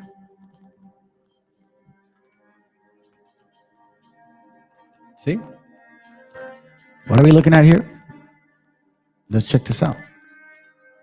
Remember the name Marrano. The cultivated force of this criticism left Sholem portraits of Sabbatai Sevi and the Sabbatean movement considerable open to the amendments. Over the ensuing decade and a half, number of monograph presents both new data and new interpretation. Perhaps the most sufficient was Joseph Yahim Yerushalmi, study of Isaac Cardosa, the elder brother of Sabbatean prophet Abraham Miguel Cardosa. You see these names?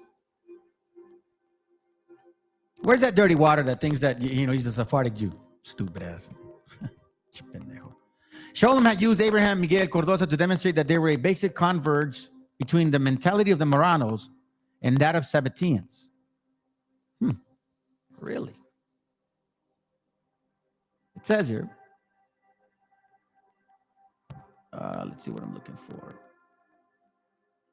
I'll read here. Here in the empire, by far great majority of Spanish Jews, the main bearers of the Sabbatean movement, had settled. The amazing rise of the communities of Amsterdam and Hamburg is well known, yet the members of these communities, descendants of Marranos, reacted no differently from their brethren in Morocco, who smarted under almost continuous oppression and persecution. Those expelled from Spain and the descendants of escaping Marranos in particular. Why would Europeans kick out Europeans? Doesn't make no sense, right? Makes no sense. Check this out. The poor probably formed a small majority only. A large part of Near Eastern and Mediterranean trade, including that with North Africa and Turkey, was in hand of the Jews. Prominent among the latter was the Marrano element. And it is the Marranos who everywhere appear among the leading supporters of the movement. Sasportas and other anti-Sabbatinian assiduously overlooked this fact for obvious reasons. It was, after all, so much easier to denounce the rabble, whereas admonitions of the part played by wealthy and respected group of former Marranos would have been very awkward. You see this? Marranos, right? Marranos, como puercos and shit. Why am I emphasizing this? It's a rhetorical question, by the way. Check this out. We see Marrano. We also see the Talmud. You see this? He taught the Talmud. Make no ifs, ands, or buts about it. He was all up in it. And these people were not teaching the commandments of the Most High. So we see here apocalyptic text, Midrashim, from the end of the Talmudic period to the Middle Ages, has been collected and edited. Somewhere in this page it talks about that. All right. Here. What we may ask, did the Messianic idea imply for the simple Jew whose hopes were nourished in addition to the biblical prophecies by a number of popular well-known legends and apocalyptic myth rashims? So now you know what that means.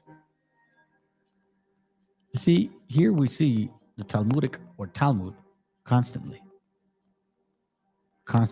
I'm not making this up. The Talmud has said that no converts would be accepted in the Masonic era. There will be no converts because no more holy souls would be left among the Gentiles, since, by definition, the Messiah could come only after the last sparks of holiness had been extracted from them. That's why they say what they say. Okay, so you see that here. The Talmud, right? Remember we saw the Kabbalah? See? So it goes hand in hand. If you have the Kabbalah, you're dealing with the Talmud. If you're dealing with the Talmud, you have the Kabbalah. Okay? Tradition and creation, new creation in ritual of Kabbalist. Show them. I'm not making this up, family. Look, 200 of those came up. Let me go back. We'll go from the beginning. The Messianic idea in the Kabbalah, Lurianic Kabbalah, again, the significance of it, the spread of it. You see?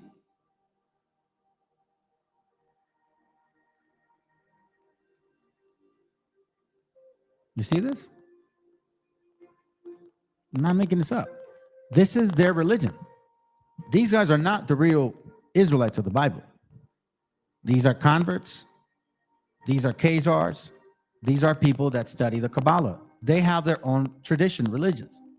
They shouldn't call themselves Israelis. You should just call yourselves Europeans with a Kabbalah religion. You are not of the seed of Abraham. You are not of the seed of David. You are exactly what you are. You're Europeans trying to be somebody you're not.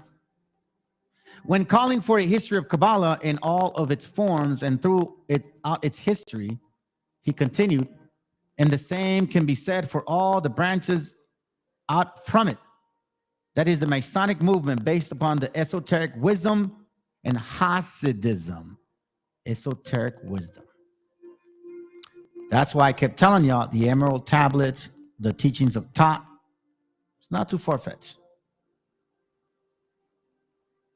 It's all in here.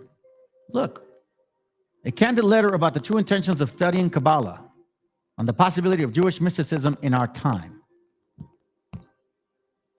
You guys can read this. The Magician. These are mysticisms. Demonic. That's why you have, what's his name? That Matthew dude. He was doing that whole, like, you know, writing that Sephiroth stuff. Matter of fact, that reminded me. See? The Sephiroth. Kabbalist doctrine developed apart from the eschatology because of, in its original setting, is concentrated less on the end of the world than it's on its primordial beginning of creation.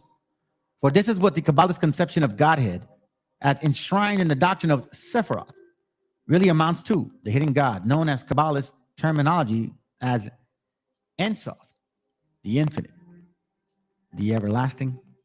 That's why you have those books that say, you know, like, you are what you think about, you manifest your own destiny, you manifest your own creation because you are a God within yourself. If you exercise those heavenly mysticisms, it's really what it is. Very true. Very true. So check it out. Check it out. This is what I got for you guys right here. This is one of the books that I would like for you guys to download for tomorrow. I don't expect y'all to read it all quick, but I think it's important. It's called The Perils of the Republic. I mean, obviously, I got notes. If you guys can read this shit in like one day, then all power to you. But here we're gonna see how they explain it themselves of who they are in regards to Rome and you know what I'm saying, like who they are. Now, this is an interesting book, and I have used this before, but I think you guys kind of walked over it And quite frankly, you can get a lot from it. The History of the Jewish Khazars by D.M. Dunlop. All right. So he goes into a lot of history. But again, you know what I mean? It's like, what are you looking for? You know, you when you're reading, you have to be mindful of what you're looking for. There has to be a mission in what you're trying to read. You know, what is your purpose? You know what I'm saying? Like, you have to be mindful. You can't just go and just read shit. You have to let the spirit move you. And if you don't know what that means, then maybe that ain't the spirit that you're supposed to be moving with. I don't know, man. You know, like I said it before, ain't nobody here with 100% truth. Nobody. IUIC, ISUPK, GMS, Sakari, especially Sakari, because they love to get pegged. You know what I'm saying? That shit is weird. Anyways, nobody has the truth, bro. All of us are trying to do our best to understand the book. But I think some of us are very sincere about it, and we take it and embrace it with the way it comes.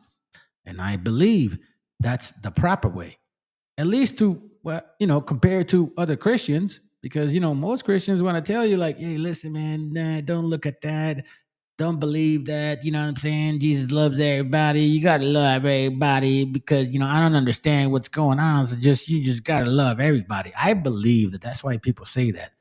They don't understand what's going on. So then they say you have to love everybody because that's the only remedy, right? How else are you going to get an answer? Christians don't tell you the answer. BHI says it's always about the black man. I mean, the white man. It ain't always about that. There's a lot of people in this continent right here that fucking had everything to do with the destruction of the Hebrews. I'm just saying, bro. Y'all need to start waking the fuck up. It says here, hidden God, known Kabbalist terminology as Ensof, is far removed from everything created. He is unrevealed, non-manifest, and unknown. Only the emanation of his power, operating in the creation, both the higher and the nether worlds, transforms Ensof into the creator God. The different stage of emanation manifests the hidden potencies and attributes, which God acts in, which are all essentially one in the unity of God. Even as the flames is bound to the coal, 10 such stages known as the Sifra constitute the inner life of Godhead. This is the tree, I believe, that we weren't supposed to take. The Sifra, the Talmud, the Kabbalah, it's all hand in hand. This is what the Messiah was talking about. He knew this was going on. They weren't keeping the commandments like you thought they were. He didn't come, it ain't like, oh, he just wanted us to stop, you know, from keeping the law. No, it wasn't any of that. It wasn't any of that. He literally was trying to save people's lives, man. I want to show you something. Let's get to the nitty-gritty now. I keep saying that shit. The secret relationship between the blacks and the Jews. Oh, yeah. Oh, yeah. Check this out.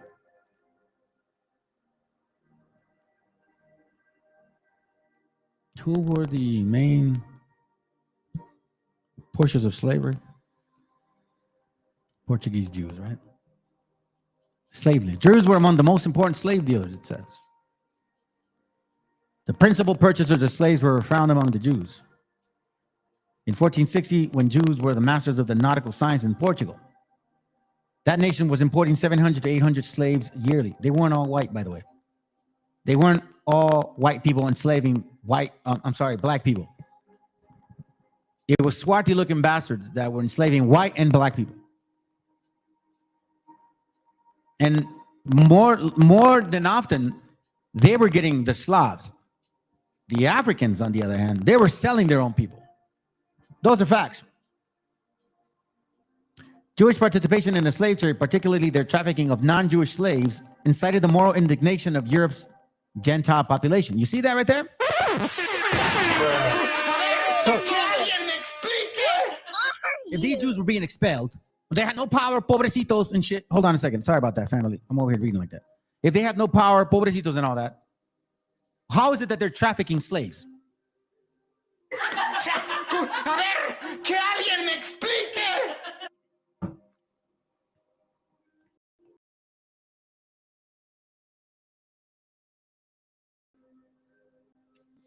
This, not Jews, but Jews were the real financial basis of the first expedition of Columbus. 1492, more than 300 Jews were expelled from Spain. Why would you expel Europeans if you're European? In fact, the Spanish Jews amassed large fortunes dealing with Christian slaves and became quite prominent within the Spanish hierarchy or Spain hierarchy. They had obtained. You know what, bro? Hold on a second. No, like I don't want to talk bad about anyone, but Guerrilla Hebrew did let a lot of people down. IOCK. Aren't you're called Israelite only can't kill it? Like that's what you wanted. You wanted the people that followed him to fucking fall. I mean, who else were you trying to chase? You know what I'm saying? Like, no offense, brother. You know, that's something for you to think about. But listen, we've been fucking lied to. We've been lied to for a long time. That's why in my channel, I've been teaching my shit. And a lot of y'all hate me. And it's like, I never lied. I called it for what it was. White and black folks came and conquered this land. Now, does that mean every black folk and every white folk did that? No. You know what I'm saying? And does that mean that every black folk and every white folk fits into the paradigm that we're trying to teach? No, because you know what I'm saying? We all mix with each other. It's a spiritual thing. Now, here's where I take a step back. When people say that the original people in this land were black, no, I don't fucking believe that. And or white people say that they've been here before us. No, I don't believe that. Here's where we start breaking shit apart. Now, when it comes to the Bible, and I tell you, yes, I believe and I love you, brother, but you know what, bro? The Most High, he's not a God of love, bro. He's a God of fucking righteousness, meaning he'll fucking check your ass. This is where we start separating. Because some of us are very emotional. And maybe it's because maybe we had a father that was really an asshole and we want him not to be that bad. You know what I'm saying? Maybe that's I don't know, bro. But for me, like I like structure. I like my mind to be right. I love my wife. I love my kids. I don't want to do stupid shit to like get away from whatever it is that the spirit is trying to keep me close to. Because I sense a spirit that wants me to be close to a goodness of things. Right? So, you know, I don't know, man. I don't know. This right here, this video I'm showing you guys, man, because I've been showing you like 2-3 videos differently because the earlier video that I showed you relates to everything I've been teaching for the last, 2 years. And, you know, man, if, you know, like, again, look, listen, like this brother right here, like IOCK. I get people to try to debate me. You know what, man? At this point in my life, bro, like I'm like, well, we can debate, but I don't know, man. I guess we can debate. You know what I'm saying? But like, you're still gonna be wrong. Like, I'm not even worried about it. I'm not angry. I'm not sad. It's just the way things are gonna fall. I know my scriptures. I know my history. And I know exactly what this word is saying. And that doesn't make me better than you or less than you. That just makes me who I am. That's it. And you either get it or you don't get it because the scriptures talk like that. That's why the Meshiach spoke in parables. Let's continue. Obtained the most important offices, positions of trust in the cabinet. And accounting house rulers had maintained great influence over the regional trade, causing many to believe that the Jews exercised an unhealthy domination over the economy of the region. The rulers were convinced enough to order all Jews to either convert to Christ or leave Spain. We see once again cochinos marranos, the secret Jews. The marranos were those compulsory converted Jews and their descendants who all outwardly became Christians, but secretly continued to meet in the synagogue, celebrating. Hey, let me ask you a question. I'm just kind of curious because you said I feel like, and you know I read it already, but I kind of want to ask you, like, you think he let people down? If you believe in the Bible identifies nations, unless you believe that the Bible is a fairy tale. So do you believe that the Bible is a historical book or a book just based on philosophy, theology, psychology, and maybe psychiatry? Because, you know, it mentions herbs and shit because that's what psychiatry works on, you know, medicine and shit. So IOCK, what do you think the Bible is about? Is it real or is it kind of metaphoric? I'd like for you to answer that, man. It'd be interesting because if you're going to be here next Friday, it would be nice if you could answer that question. So at least you can let the people expect something out of you. Let's continue. I'll give you some breaks. Training feast days and observe the Jewish Sabbath and keeping the Kabbalah tradition in the Zohar, in the Mishnah, and believing in the fact that the Messiah was born of a whore. Those are facts. The name Marrano, pinche cochino, may be derived from the old Castilian Marrano swine. That's what you are. And I'm going to prove it as to why I'm saying this. Spain began a series of conversion drives to convert all Jews in Spain to Christianity. Why? Because they believed that Christians were dung. If you're telling me my gente is dung, what do you think I'm going to feel? It says the Spanish Inquisition. Hold on a second. Oh, I miss you, sis. How you doing? Shalom, shalom, sis. Good to have you here. By the way, she's up in Europe. Okay, so for all you guys, man, you know, click on her, follow, you know, say what's up to her, whatever, man. You know, I don't know how that YouTube shit works, but thank you for being here, sis. Let's continue. In an unprecedented number and with little resistance, the Jews converted. This rush to mass conversion, an event unparalleled in Jewish history, is perhaps the best summed up by Cecil Roth. It was not difficult for insincere temporizing Jews to become insincere temporizing Christians. Ooh. It was not difficult for insincere temporizing Jews to become insincere temporizing Christians. The Marranos, also called conversos, right? New Christians were simply charged with not being Catholic. The same applied to Muslims, who were expelled in like manner and in great numbers than Jews. More than them. Some 50,000 Jews chose to convert rather than leave their land and their riches. Oh, you son of a bitch. See this? The Jews in Spain, New Spain, many persons, the resolution adopted by Ferdinand in expelling so profitable and opulent a people acquainted with every mode of collecting wealth. So they converted so they don't lose their money. That's why they did it.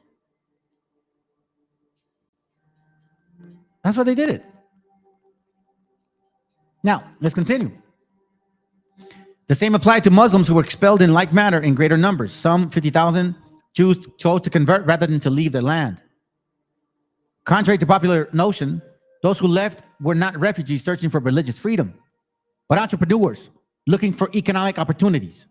When they fled, they brought few Torah scrolls. Why? Come on, we know now. And even fewer copies of the Jewish holy book Talmud with them.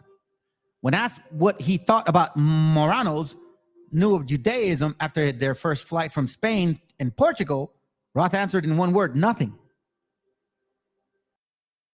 Check it, fam. What YouTube told me, because I don't follow this stuff, but apparently YouTube told me that when I did this class, a lot of people didn't watch this segment right here. From here, right there, like here. Let me take the little whatever that thing is right there.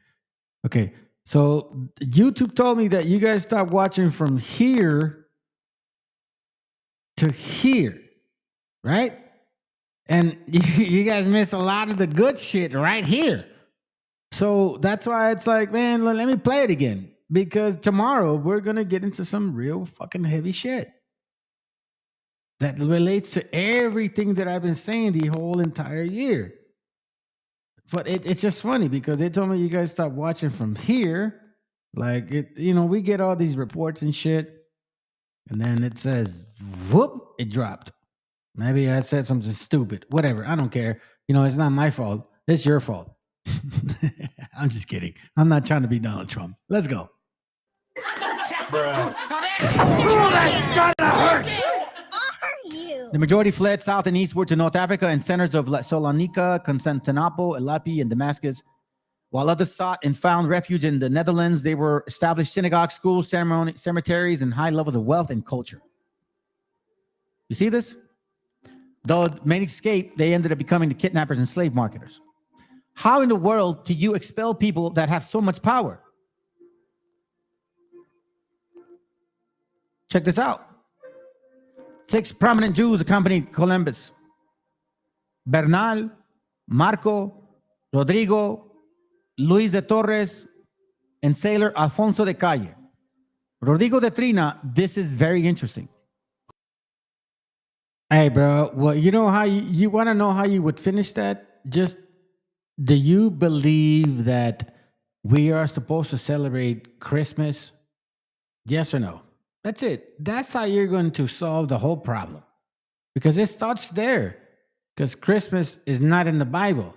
So if you not agree with us, but disagree with us, can you at least agree that Christmas is not in the Bible? I mean, come on, man. That's pretty obvious. But let's continue. Who is claimed to be the first white man to ever see the world. That's right. Oh, that's gonna hurt! So all these other bastards are dark-skinned Swati. Yeah. See this family? Don't let Colomiados fool you, bro. They weren't West Africans. The connection between the Jews and the discovery of America was not, however, merely a question of fortuitous coincidence. The epoch-making expedition of 1492 was a matter of fact very largely a Jewish, or rather a Marrano enterprise. A few scholars, including Roth, presents strong evidence that Columbus was himself a Jew. He hid his Jewishness, they say, because no Spanish Jew could ever have expected aid from the king or queen of Spain. So the explorer claimed to be an Italian Catholic. Tina Levitan, author of Jews in American Life, found the first reference of Columbus' Jewishness in print in the diplomatic document dated 58 years after the discovery of death. The French ambassador to Spain, she revealed, refers to Columbus the Jew. Furthermore, she states, from him we learn that Cristobal Colon, who never called himself Christopher Columbus and never spoke a word of Italian, was the son of Susana Fontarosa, right? Or also spelled Fontana Rosal, Domingo Colón de Pontevedra, Spain, where those bearing such surnames were Jews, some of them whom had been brought before the Spanish Inquisition. Letters written by him to strangers have customary X at the top indicate so and so. So you see that. Okay? You see this right here? So what was he? Christopher Columbus was an experienced sailor long before his infamous voyage. Sir Arthur Helps writes that in the course of his letters, Columbus speaks after the fashion of practiced slave dealers. In fact, in 1498, his 5-ship expedition brought 600 Indians to Spain as slaves. 200 were given to the masters of the ships, 400 sold in Spain. So if they were expelled, how in the world did he come back?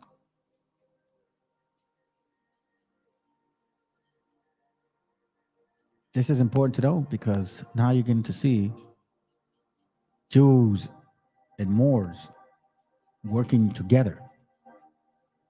Jews and Moors, practicing and believing almost the same doctrine. So now we know that it wasn't just Christians coming. It was more than Christians. By the way, that's a boy right there. Like, I don't know if you guys understand that shit, but that's literally a boy. Watch this. Christians coming. Look at that. It's not a girl. That's a boy. You understand that? Bartolomé de las Casas. Bartolomé de las Casas. Pinche jotillo, güey. Más puto.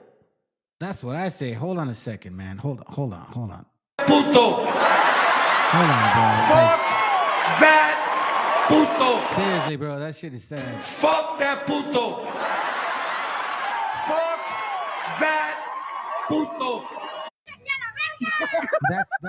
That's not a girl. That's not a listen, look at the boy. He's holding his fucking crotch and shit. You know what I'm saying? Like, he got him used to that shit. That's you know what I'm, this is, bro, if you wait till tomorrow, because I'm gonna show you hey, listen, this is one of like Donald Trump's best friends.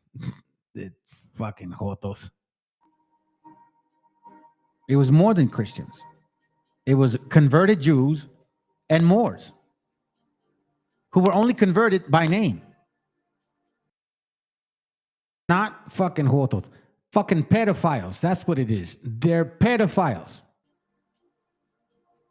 Right? Like Diego Velázquez, Pánfilo Narváez. Right? Okay. Now let's get to this point. This is a very interesting understanding here, so I want to bring this up.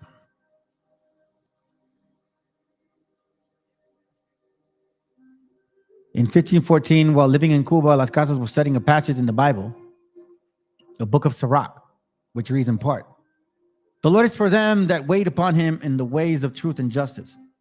Las Casas was finally convinced that all the actions of the Spanish in the New World had been illegal and that they constituted a great injustice.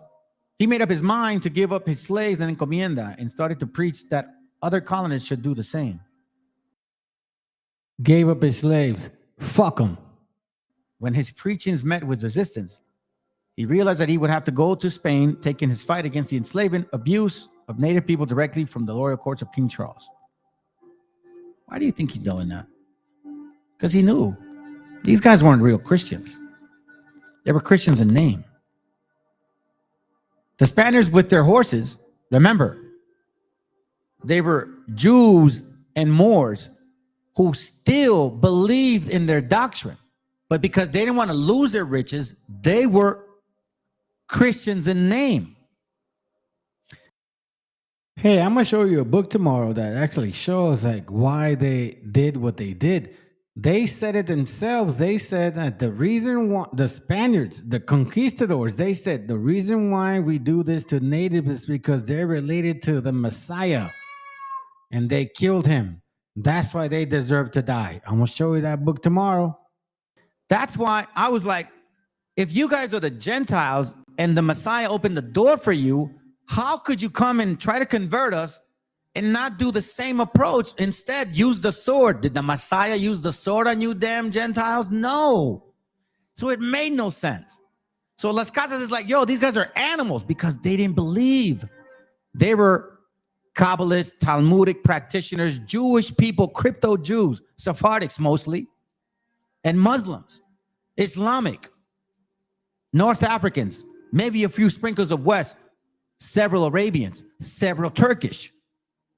Now we know why Psalms 83 makes a lot of sense. The Spaniards with their horses, their spears and lances began to commit murder and other strange cruelties. These were people that were not Christians. They were all kinds of other nations, helping the Spaniards conquer us, helping these Jews conquer this land to make it a promised land. Why would you expel Europeans if you're European? You get what I'm saying? The British came later. Remember that. What did these bastards do? They entered into towns and villages, sparing neither children nor older men and women. They ripped their bellies, they ripped their bellies. They ripped their bellies and cut them to pieces as if they had been slaughtering lambs in the field. They made. And by the way, the stuff that you're gonna see real quick next, that did not happen to no other nation, only to the Israelites. Pay attention. Bets with each other over who could thrust a sword into the middle of a man, or who could cut off his head with one stroke. They took little ones by the heels and crushed their heads against a cliff. Others they threw into the rivers, laughing and mocking them as they tumbled into the water. So you West Africans that are claiming to be natives, and then you say, oh yeah, we ruled Europe and blah, blah, blah, and yeah, we enslaved our people. You don't know what you're saying. And that's why it's so casual for you, because that shit didn't happen to you. Spiritually speaking, it didn't happen to you. That's why you're so casual. And this is how I know that you ain't Israelites, because you didn't even see this shit. You guys have been teaching this doctrine for so many years, and you telling me I'm bringing out stuff that you guys never even heard of? Neftali, please do not ever come click on this link. I may leave you on for like 10 minutes and then I'll embarrass your chunky ass. I got no respect for heathens, man, especially when they try to call us other names that they are themselves. They made bets with each other over who could thrust a sword in the middle of a man or woman, or who could cut off his head with one stroke. They took little ones by their heels and crushed their heads against a cliff. Others they threw into the river, laughing and mocking them as they had tumbled into the water. They put everyone there they met to the edge of the sword. Did the Messiah do that to you Christians?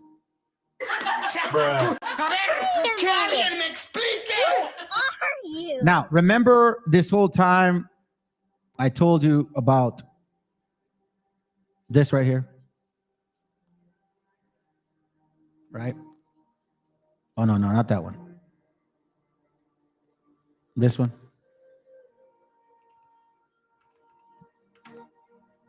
The one who was hanged? The one who was hanged? Remember that?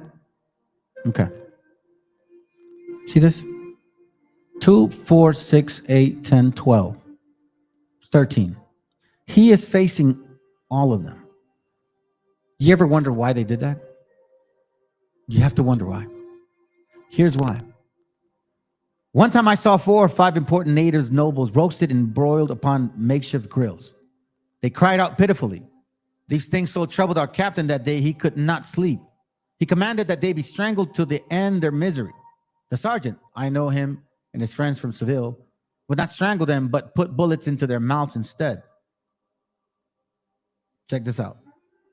I have seen all these things and others infinite. Most tried to flee. They tried to hide in mountains. They tried to flee from these men who were empty of all pity, behaving like savage beasts.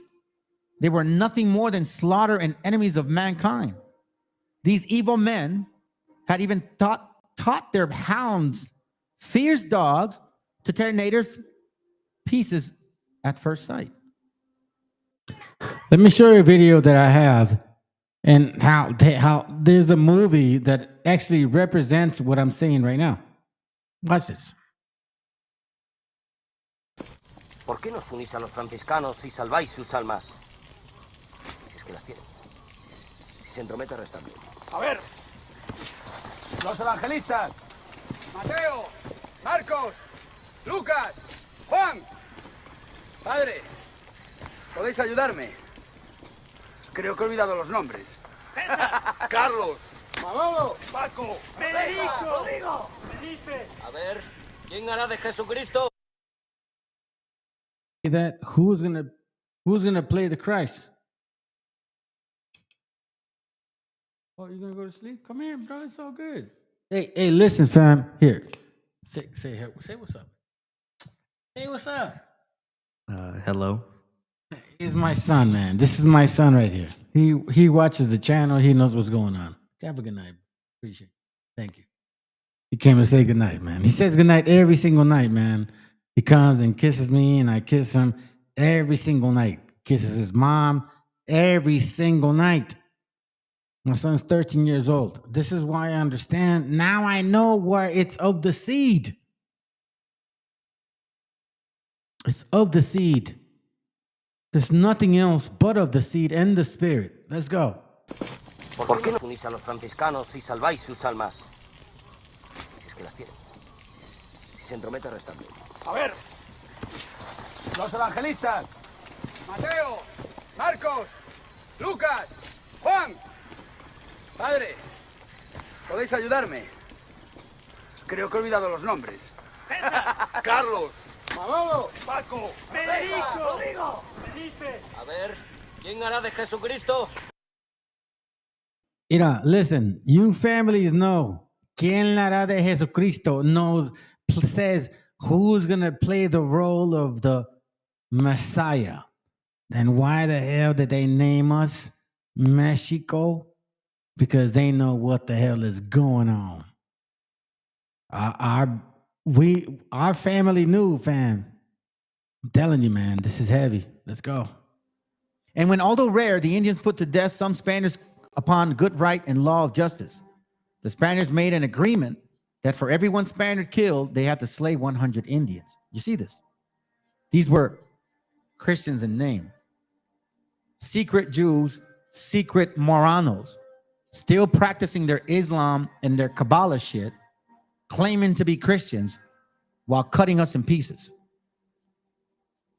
That's what they did. And I'm going to prove it right now. Let me keep going. You'll see. Check this out.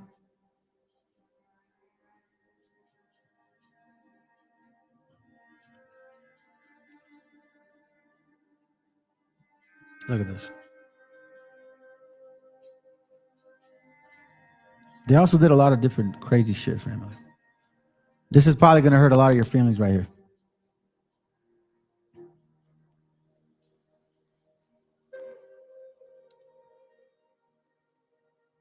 They made us starve so that we were eating our people because of starvation. Okay. I'll read it. With 50 men, they can all be subjugated and made to do whatever is required of them. Upon the arrival, the native population worked for hours to rescue the crew and their cargo. Despite the natives' kindness, Columbus's mind immediately went to how profitable enslaving the native population would be.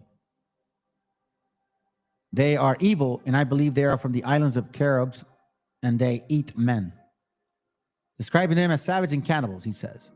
Dog-like noses that drink the blood of their victims. Columbus sailors were rapists and murderers, and I can prove it. I got books to show it. While I was in a boat, I captured a beautiful Carib woman, he says, whom the said Lord Admiral gave to me, and with whom, having taken her into my cabin, she being naked according to their custom, I conceived desire to take pleasure. I wanted to put my desire into execution, but she did not want it and treated me with her fingernails in such manner that I wish I had never begun. But seeing that, I took a rope and thrashed her well, for which she raised such an unheard of screams that you would not believe your ears. Finally, we came to an agreement in such manner I could tell you that she seemed to have been brought up in a school of harlots.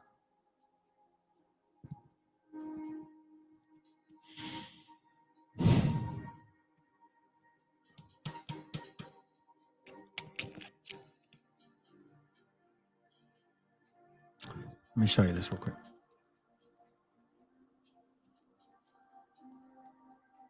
Check this out.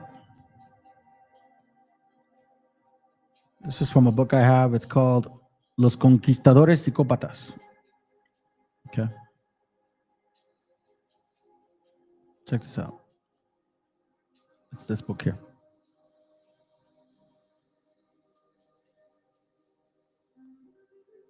Now I'm going to open some pages. Give me a second. Stop it.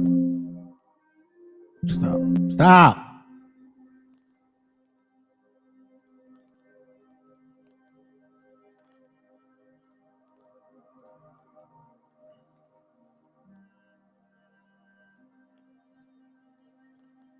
There it goes right here. Los conquistadores psicópatas. Okay.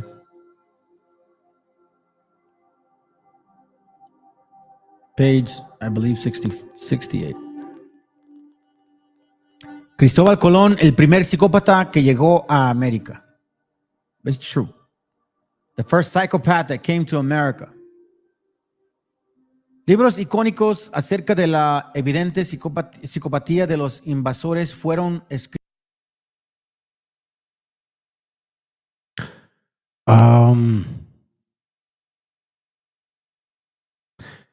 Those weren't Christians. Christians don't murder people and do any evil. Okay. Let me show you something.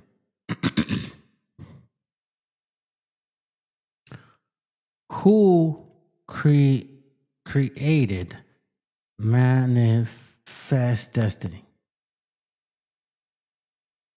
Manifest Destiny was created by Joe O'Sullivan, an editor who coined the term in 1845. Do you know what he is? You know who he is, and you know what he is? This is a Christian doctrine.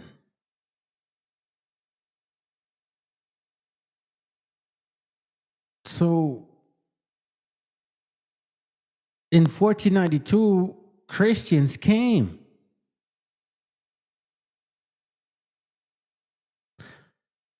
What did they teach the people? Let's say I'm not even an indigenous, bro. Let's just say I'm a fucking foreigner.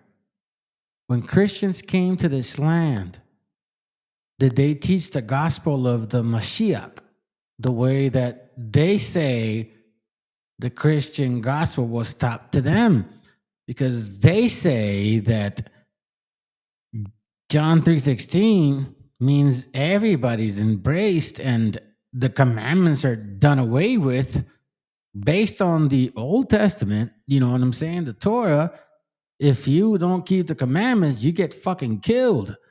So if Christians are saying that they're not going to get killed, fine. How come they showed up here and then did they give us the same choice? I mean, seriously, IOCK. I understand, you want to go battle with what do you call it? Israelite camps. This is not an Israelite camp. I don't believe in no trope type chart. And you know me, bro. I think you've been sticking around and knowing. I've dealt with you 3 months ago. You already know the history. I don't bullshit in my shit, bro. And I already told you, like, I'll handle you next Friday. You know what I'm saying? But you're still here for some reason, even though, like, maybe it's a Christian thing. You just can't handle yourself. You know what I'm saying? I told you, wait till next week. But, apparently you're here. Okay. So what does this mean? Can you tell me where, in fact, does this fit in your Bible? Where does this fit in your Bible? Because guess what? I can show you a current video that says that. Matter of fact, I'm gonna do it right now. Because you know what, man? Tomorrow's Friday, and I got some work to do, but for you, let me see if I can find it. I just saw it the other day. Hold on a second. Maybe I can do it maybe I can do it a little different. Let me matter of fact, you know what I'm gonna do? I'm gonna do something for you. I am going to do something for you. Let's see, because these guys are Christians. These guys are Christians, bro. Like they that's what they believe in. Let me see if I can find it. I was watching it earlier, and let's see if it's. Hold on.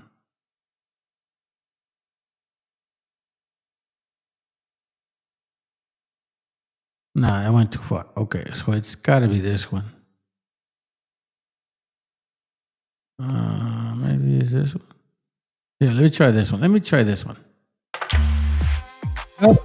So last night, Apparently, I obviously I don't pay for commercials, so you know what I'm saying. I don't get promoted, none of that shit. So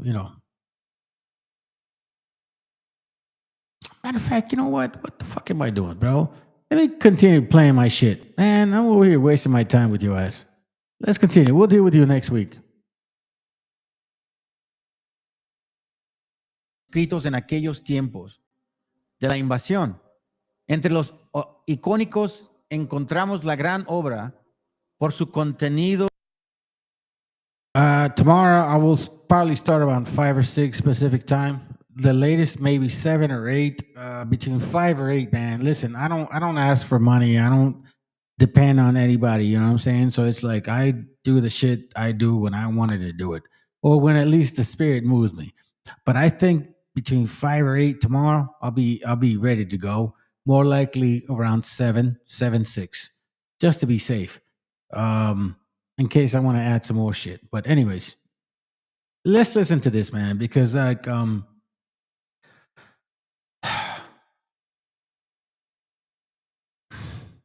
always ask Christians certain questions, and you guys just don't answer them.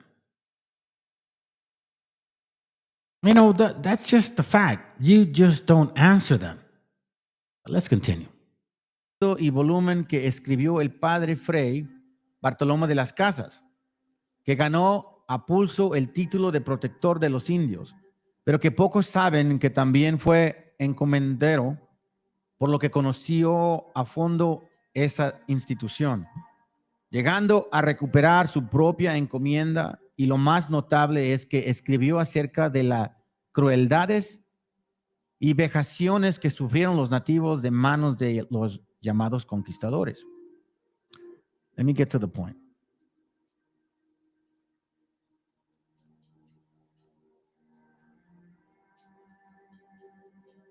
Give me a second.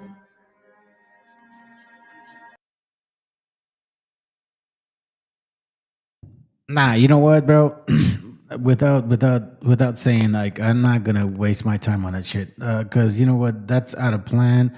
I wanted to show you guys a certain sections of certain topics, so I'm not gonna prolong this shit. Anyhow, this was the video that we initially had started watching. It's called the Mystery of the Widow's Son, the Legend of the Craft. Y'all can go look into it real quick. I think that at this point, because I don't want to hear this shit, they're gonna start fucking blabbergasting about our history, like from this point on. Now, you guys want to watch it? You guys can do it. I don't give a shit, because I already know where it comes from. You know what I'm saying? So it is what it is. Soon to be the end.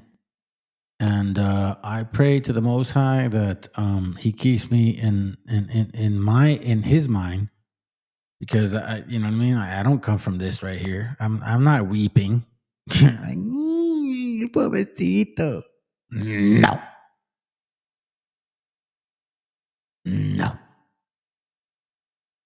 They're about to feel what we went through.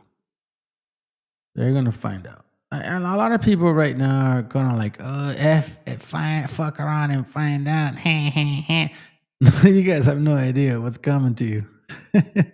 You guys have no idea what's coming to you. You know, that's the sad part and shit. It's like, you guys think it's gonna be cool. Like, you're not used to the shit that we've been used to. We've been used to this. We're used to this shit. Like, we've been through this shit for so fucking long that we know what's coming. And we're like, oh, well, if it gets bad, it gets bad. You know what I'm saying? Like, it is what it is, dog. But it's like, you guys have no idea. Oh, shit. I mean, I've been preparing my children. No, that doesn't mean that they're going to be perfect with the dealing, but, you know, whatever. Have a good night, fam. Enjoy the music. We'll see you tomorrow.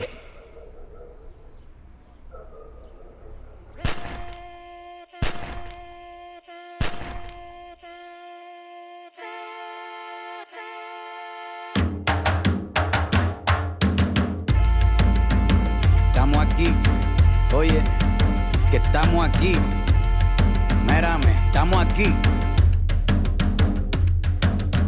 Desde hace rato, cuando ustedes llegaron, ya estaban las huellas de nuestros zapatos. Se robaron hasta la comida de gato y todavía se están lamiendo el plato. Bien encabronado con estos ingratos. Hoy le doy duro a los tambores hasta que me acusen de maltrato. Si no entiendes el dato, pues te lo tiro en cumbia, bossa nova, tango o vallenato. A lo Calaboy y bambú, bien frontú, con sangre caliente como Timbuktu. Estamos dentro del menú.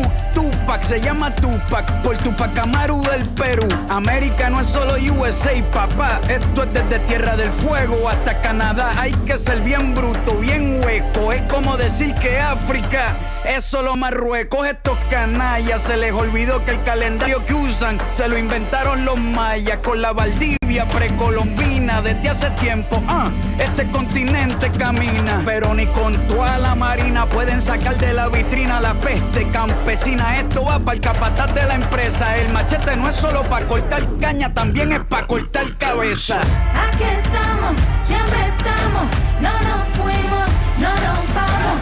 Aquí estamos pa' que te recuerdes. Si quieres mi machete te muerde. Aquí estamos, siempre estamos, no nos fuimos, no nos vamos. Aquí estamos pa' que te recuerdes. Si quieres mi machete te muerde. Si quieres mi machete te muerde. Si quieres mi machete te muerde. Si quieres mi machete te muerde. Te muerde, te muerde.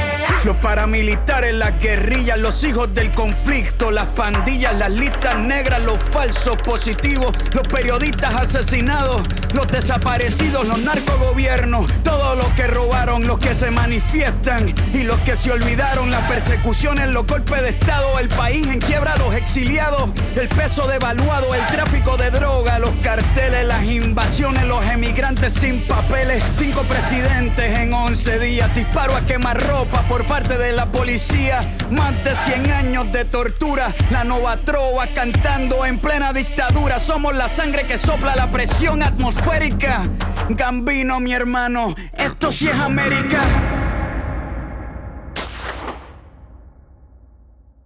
Aquí estamos, siempre estamos, no nos fuimos, no nos vamos. Aquí estamos pa' que te recuerdes. Si quieres mi machete te muerde. Aquí estamos, siempre estamos, no nos fuimos, no nos vamos. Aquí estamos pa' que te recuerdes. Si quieres mi machete te muerde. Si quieres mi machete te muerde. Si quieres mi machete te muerde. Si quieres mi machete te muerde. Te muerde, te muerde.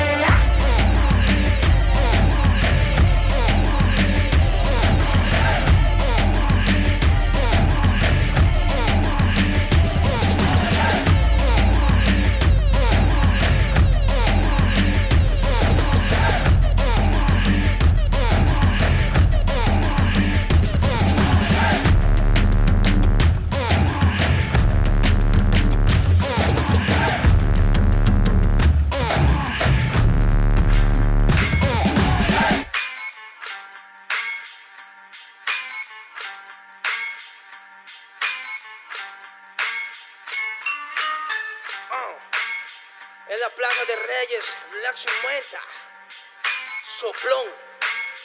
Yeah. ¿Qué vas a saber? ¿Qué vas a saber tú? Oye, chibolito, faltomé. Pulpín de los pulpines, batería de Rapunzel, de rapeos, de raptos, de lagartos en cuartel. Cualquier la pega de cruel con un viejo coronel. Soy flojo, se me antojó dormirme en el laurel. Elevé mi level con un label y un Faber Castell. Ya un papel, lo empape con sangre de todo aquel que se jura Nobel y no ve mis trenes en la riel. What's so man? ¿Por qué no sacan la tabue? Juro por mis aguas que no te hablo por las powers. Soy chinchado neto, búscame por Pico Sour y te voy a meter al centro loco como Beckenbauer. Escúchame atento mi bro, que estamos rompiéndole en pro. El negro de Plaza de Reyes como siempre rompe de este micrófono. Que quiere meterle como yo pero no puede meterle taco pro. Si te pensaba que solo era un gallo, déjame decirle que se equivocó. Real motherfucker feeling on the street. Es el Black Sheep, Black Sea Mental de Plaza de Kings. Motherfucker, Soplón.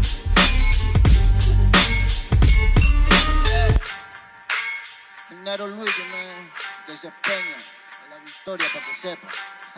Incas Mo, it's Money Gang Gang, yeah, yeah, Yo también he llorado, gente. También me han desplazado por mi rasgo afrodescendiente. Sí, un perro no habla pero siente. Cuento historias callejeras pa' barrios de delincuentes. Y soy un perro que te ladra, que te muerde y que te huele, nene. Soy más que Lene, ustedes para mí son pelele. Con mi jauría todo el día en busca de los cheles. Tengo un perro en fiscalía que nos mueve los papeles y otro en la comisaría para evitar el susto. Muchas veces me han llevado por solo como luzco. Perdón, madre mía, si yo le causé un disgusto, pero en esta vía yo crecí rodeado de perros chuscos.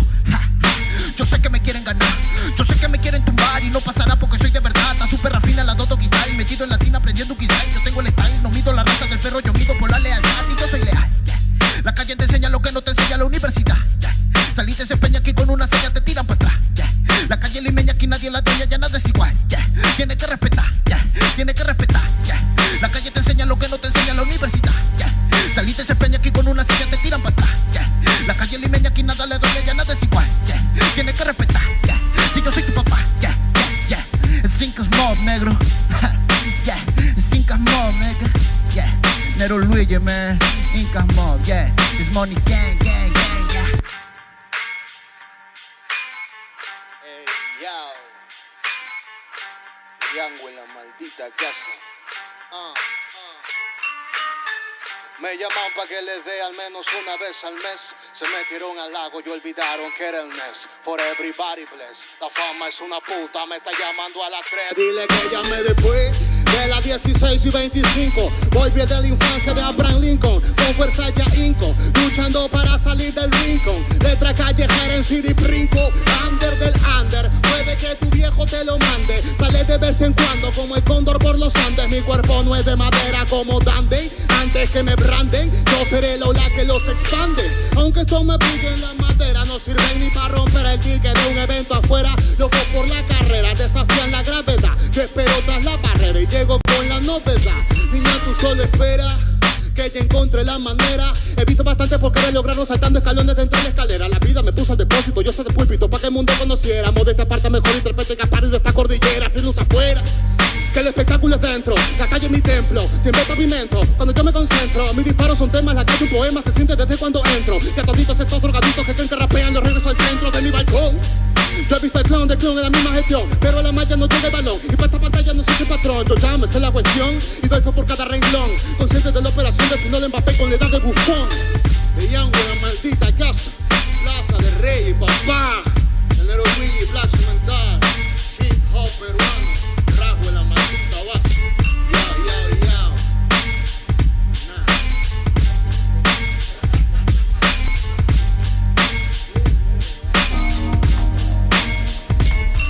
Yeah, man. Respect and love from the world, nigga. Show them. Più nigga on a microphone. Can't vaya sitte number 15. Rock, yo en studio. Bomba, claro. ¿De qué manera sufre el alma cuando alguien se va? No hay medicina que cure esa larga enfermedad. La vitamina de la vida en esta sociedad es tan divina que por nombre tiene libertad. Libérate de la mentira que está por llegar. Mide tu orgullo antes de empezar a hablar. Cierra la puerta a quien no merezca entrar, porque hay mucho que se fue y sueña con regresar. Hablemos en silencio y así no me mentirás. El poder de la palabra muere cuando hablan de más. No me fío de oraciones que se dicen por detrás. Si me miras a los ojos no te mentiré jamás. Que besar por besar es jugar por jugar. Y vivir sin amor es vivir sin amar. Solo queda la fe, solo queda soñar. Ponte de pie, ready para luchar. Some love, I can just smoke and there are some love them. I can just smoke and the light some love. I remember no fire, no girl. Ribby day. Cali with a fama soul, yeah.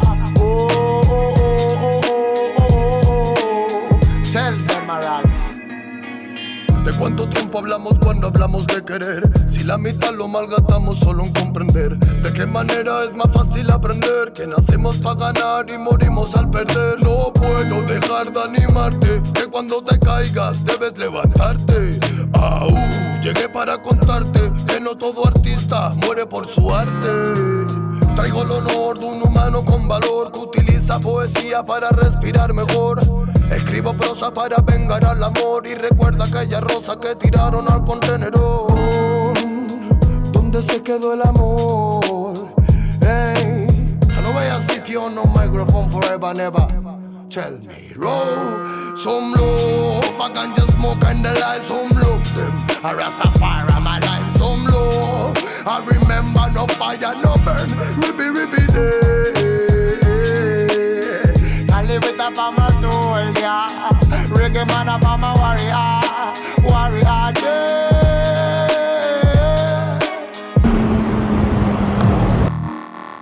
Not a really thing. Oh, yeah, man. Y se piensa que la música es un juego, lo lleva claro, hermano. Desde España, internacional, bombo, clack, you, Lego. Not a really easy. No. Pure nigga on a microphone. Hey, tell us what. Tell us anything. Tell if I'm a Rasta feeling on my sin. Hey, more love.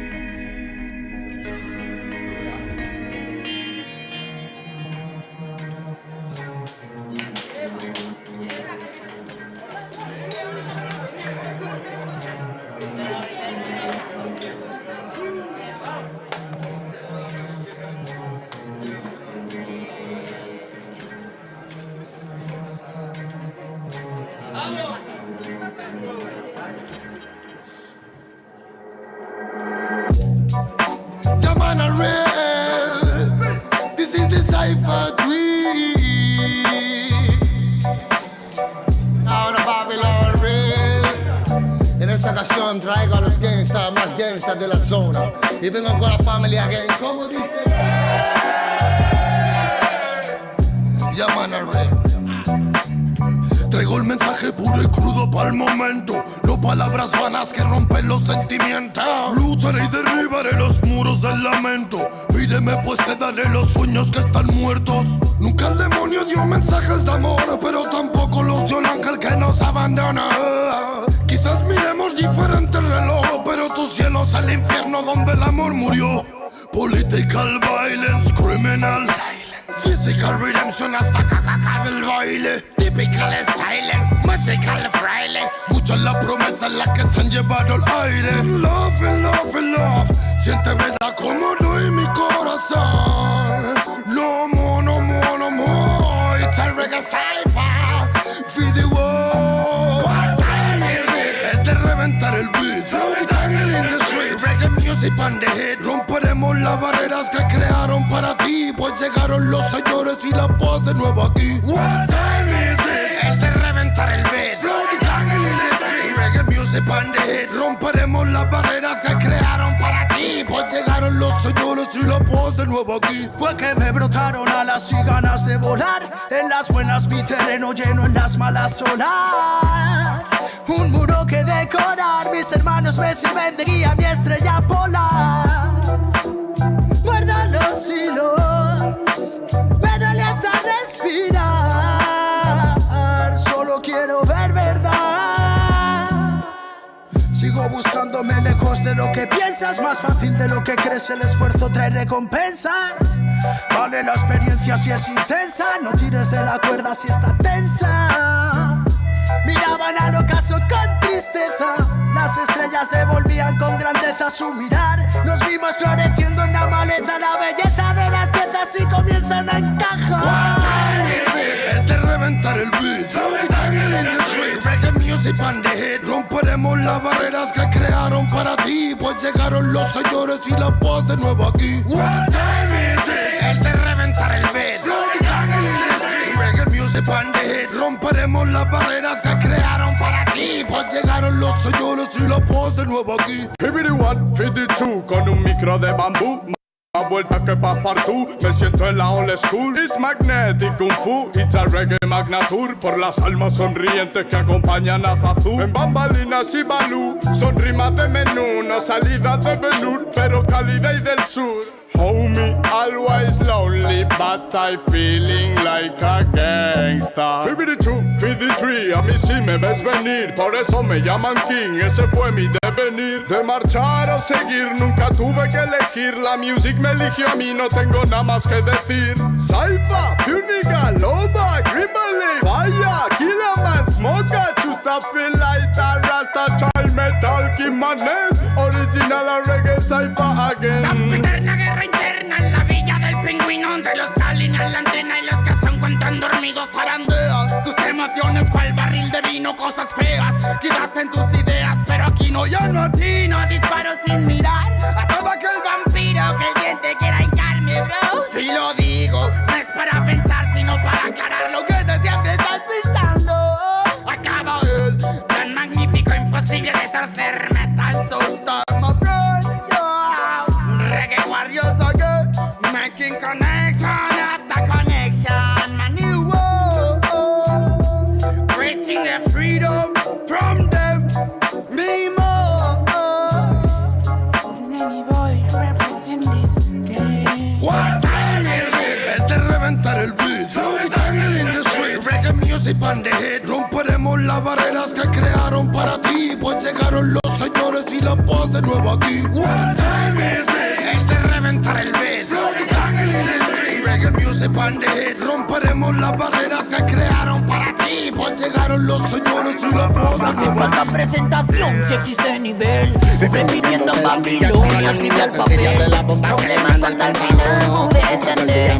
Vaya a ser feliz solo tienes que querer. Solamente hay una vida y es vivir. Una sesión alternativa para seguir. No dejes nunca que te digan que no es así. Y prende un poco de sativa para estar chill. Ey, superando ansiedades con el humo de cancha. Manchas de un pasado trágico en la cancha. Seguimos siendo fuertes, su mierda no me engancha. Mientras otros esperando a que lleguen en lancha. No matter where you come, no matter where you come from. Solo importa que prestes atención a este sound. Desde the original, Killerman al mando. Oh na na na. Mira, soy un warrior, sonido legendario. Disfruto cada segundo cuando me subo al escenario. Tengo fuego en los labios, sigo cual mercenario. Pasos de gigante y cora revolucionario. Siento que es necesario, suena el reggae en los barrios, para que cale el mensaje y para salvar a los más sabios. Entre en mi imaginario, quemo cheques bancarios. Si vienes con la mala vibra, mejor bro, cambia tu itinerario. Ya, ya, ya, ya, ya. Cuando ruge el león suena la música real. Venimos con el ya, ya, ya, ya, ya. Sonido de guión es el sonido original.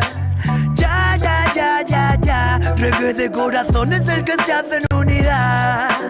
Ya, ya, ya, ya, ya, ya, ya, ya. What time is it? Es de reventar el beat. Throw the jungle in the street. Reggae music on the hit. Romperemos las barreras que crearon para ti, pues llegaron los señores y la paz de nuevo aquí. What time is it? Es de reventar el beat. Throw the jungle in the street. Reggae music on the hit. Romperemos las barreras que crearon para ti, pues llegaron los señores y la paz de nuevo aquí.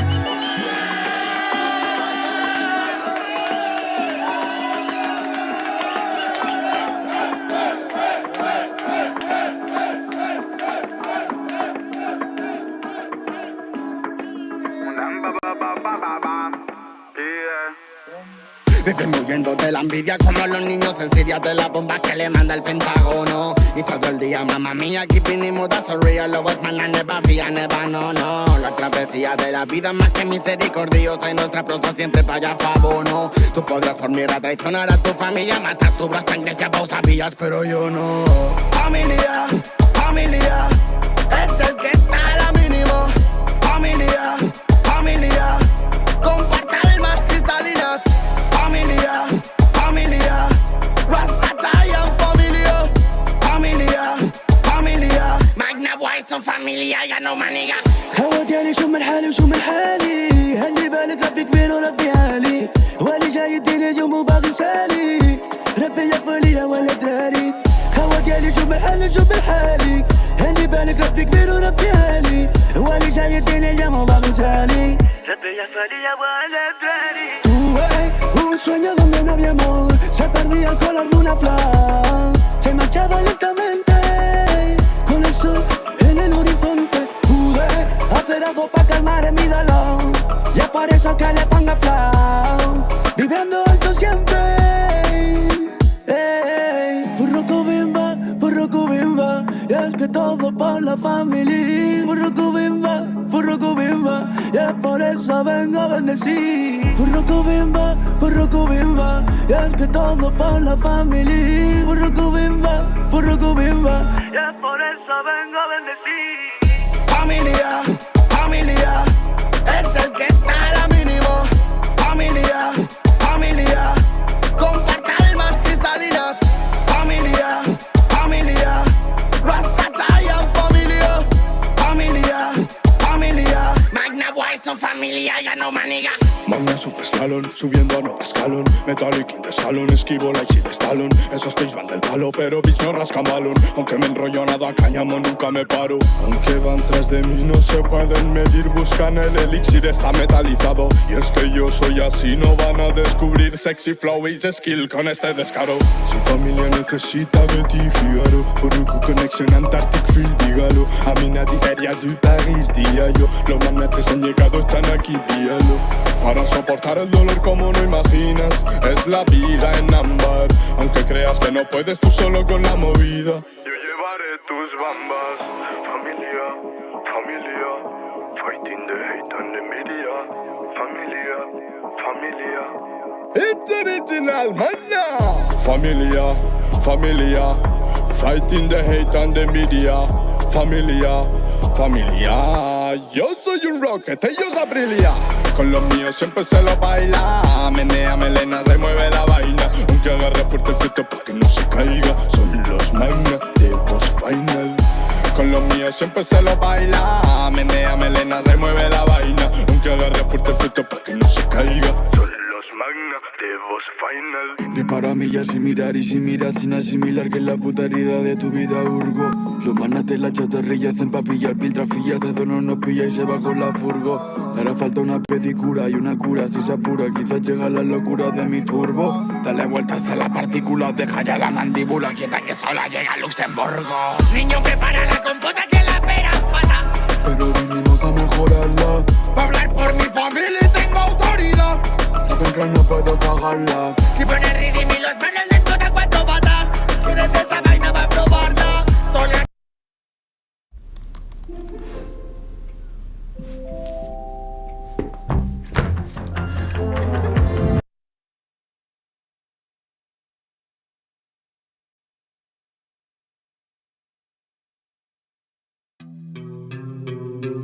Yeah.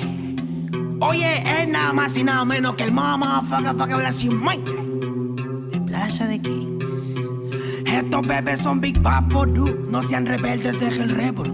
Yo no me quede, yo me hospede junto a Belzebú. No me remete, plebe, no soy leve como tú. Si hay algo que no muere, eso es el hip hop Perú. Y pa' estos pericos te traje una chica perica. Atrás te voy a mostrar como 2 monstruos rap trafican. No trate ni trepe, solo trote, señorita. Treque, donde la sangre salpica. Se aplica, te explica, replica. ¿Pa' qué? Aplica, practica, suplica. Con fe a mi perro grita, yo lo mataré. Tu madre llora y canta la bandeja.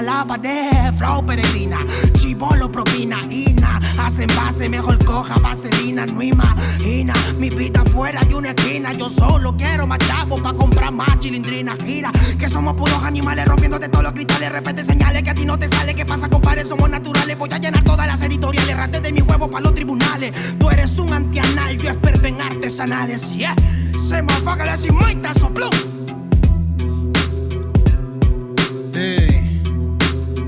Terco 92 B09 está en la casa, barrio.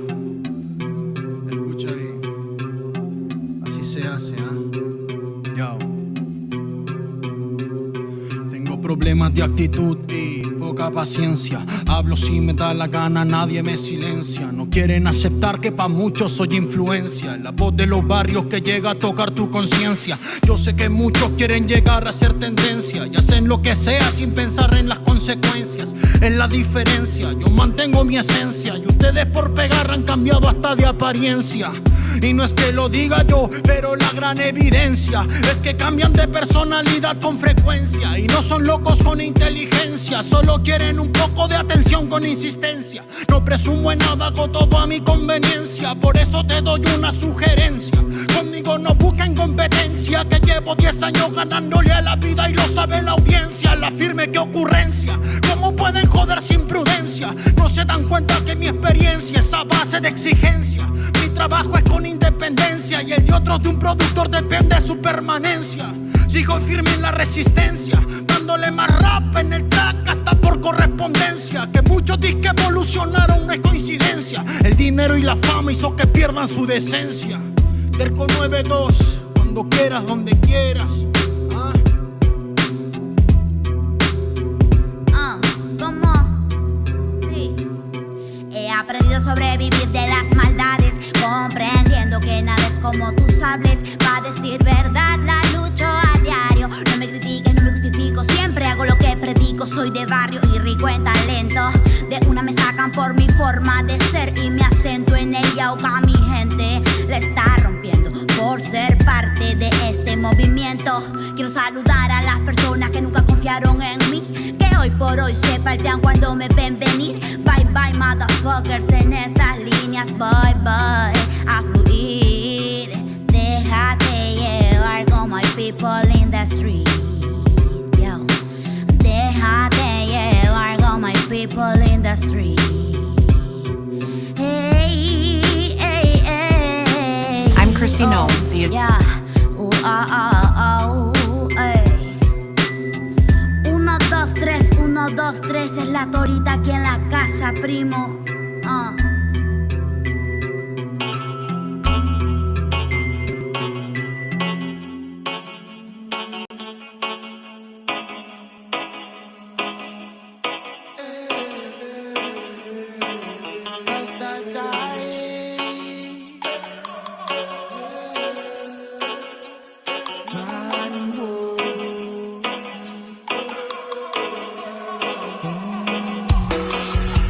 Muero porque toques el cielo, pero no el suelo, así que créetelo. Quítate el velo velozmente, bro. Vívete tu sueño, pero despierta a la hora que toca. Esa hora, motherfucker, wake up. Yo me meo en tu cubata antes. Bebo matar ratas con tan. Vaya al bosque a lo Tarzán mientras enlazan. Fraternidad en casa con su polo colisteras trenas. Se han dejado en el desván de su pensar un mar de ideas. Con grandes ideas ardiendo en chimeneas antiguas. Ríe Dios al ver que te santiguas. Su mente y su luz son ambiguas como mi voz. Lo que para ti es un don, para mí una misión fija. Mis versos son de ninja, tu poesía pa' fijas. Que no te fijan, caen más allá del cristal. La matriz hipnotiza, mi energía os hace trizas. Yo en mi nave nodriza, comiendo pizza con piña, moldea taroides, vórtices. Con mi mente arborescente, junto con Isis y mi luz para crear Pegasos en ese perro. Cánticos lemurianos me hacen sentir como en mi hogar. La noche se avecina y se afilan colmillos de vampiras psíquicas. Frecuencias del malestar las alimentan. Nuestro deber es tenerlas raquíticas. Bazooka espacial enlatada con la función del sol central, causando desinformaciones bíblicas. Todo lo existente es relativo, o al menos la materia que te describo. Soy antipersonas como las minas y mino. La moral del que venga a negar lo que digo con la mira por tan ombligo.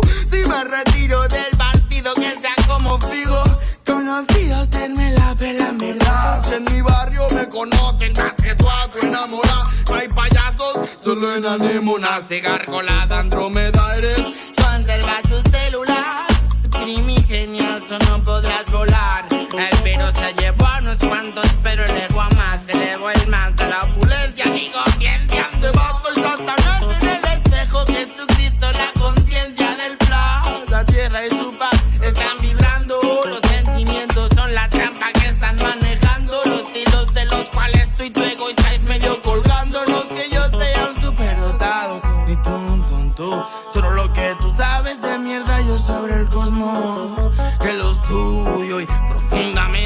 ya no me lo tomo. Si no, ya hubiera ido a visitar al doctor. Porque no soy devoto, mucho menos un santo. Yo jamás voto, pero dale que asalto. Cuando en verdad sé que tendría que sudarme todo la polla, pero pienso que hay que vivir por algo. Que en el letargo cure lo enfermo, sabor amargo, remedio eterno. Me pregunto a toda esa gente que le he hecho y canalizo desde el cielo un verbo al cielo, bro.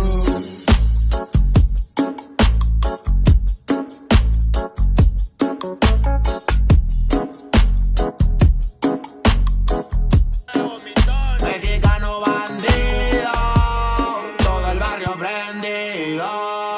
Siempre ando bien cuido, siempre poniendo ruido.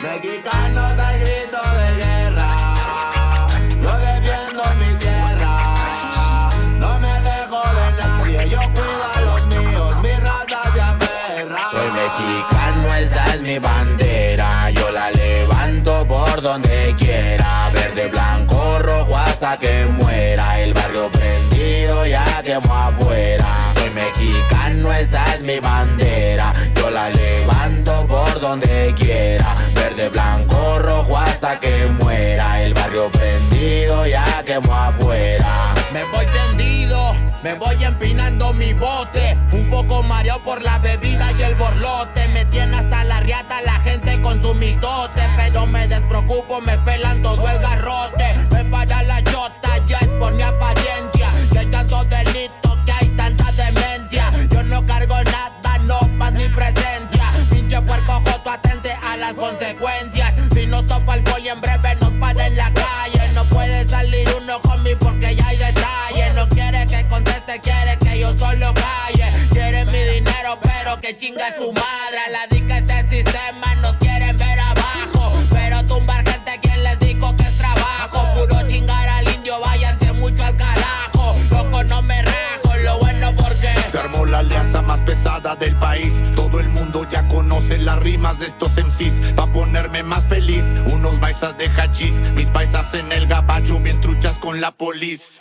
Loco en Guanajuato con los ojos bien tumbados, de coto con el quesada, rifando por todos lados. Atento si prendo un blunt en cabina cuando grabo. Represento Nuevo León junto a mi carnal el Davo. Cuando voy pa' Jalisco el pasado está olvidado. Con el perro de la C bien grifo, pedo y enfiestado. Chécate mi banderón unido como había soñado. Bien bajado ese balón, compa lefty bien bajado. Puro hip hop mexa hasta que amanezca. Pásenme un mezcal y que no se apague la yesca. Ya saben que aquí andamos pilas pa' lo que se ofrezca. Si escribo estas rimas es pa' que se enorgullezca.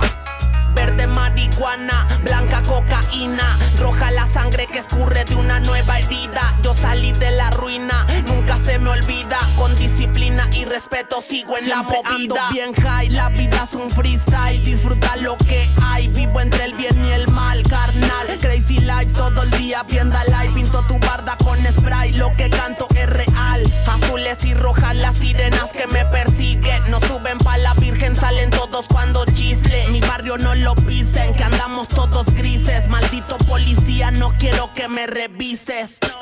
Prende la mota en canala o en hitter. Ando con mi flota y el dealer. Tenemos lo que se te ofrezca, tú nada más pide. Me dijo mi madre que de la envidia me cuide. Soy mexicano, esa es mi bandera, yo la levanto por donde quiera. Verde, blanco, rojo hasta que muera. El barrio prendido ya quemó afuera. Soy mexicano, esa es mi bandera, yo la levanto por donde quiera. Verde, blanco, rojo hasta que muera. El barrio prendido ya quemó afuera. Ya, ábranse cabrones, llegó el mexicano partiendo sin necesidad de palanca. Todos jugamos en la misma liga, yo soy titular, tú ves desde la banca. Disfruto cada cosa que me pasa, colaboro y mi carrera se levanta. El mismo cabrón que antes no tenía nada se la pasa viajando y dice que canta. Por eso me caga enfermarme de la garganta. Pero aguanta, traigo mata natural y humo de planta. 2, 3 cabrones dando lata y yo haciendo más plata. De esto la vida se trata y pa' que sepas no es barata. MC Davo los desbarata con cada escalón que sube. Yo tuve la suerte de hacerme fama en YouTube. Hay 2, 3 raperos de antaño que me bajé de su nube. Los mandé llévenme pa' su casa y de premio hasta les pague el Uber. Si alguien me tira es porque sabe bien que domino el negocio y quiere de mi parte. No quiero darlas de grande, pero si me tiras la neta me toca humillarte. Soy capitán, llevo el estandarte. Somos muy pocos los que hacemos arte. Este flow si es de Marte, tú dale like y comparte. México lindo y bandido, diario a Diosito le pido que me cuide a la familia si un día el cora ya no late.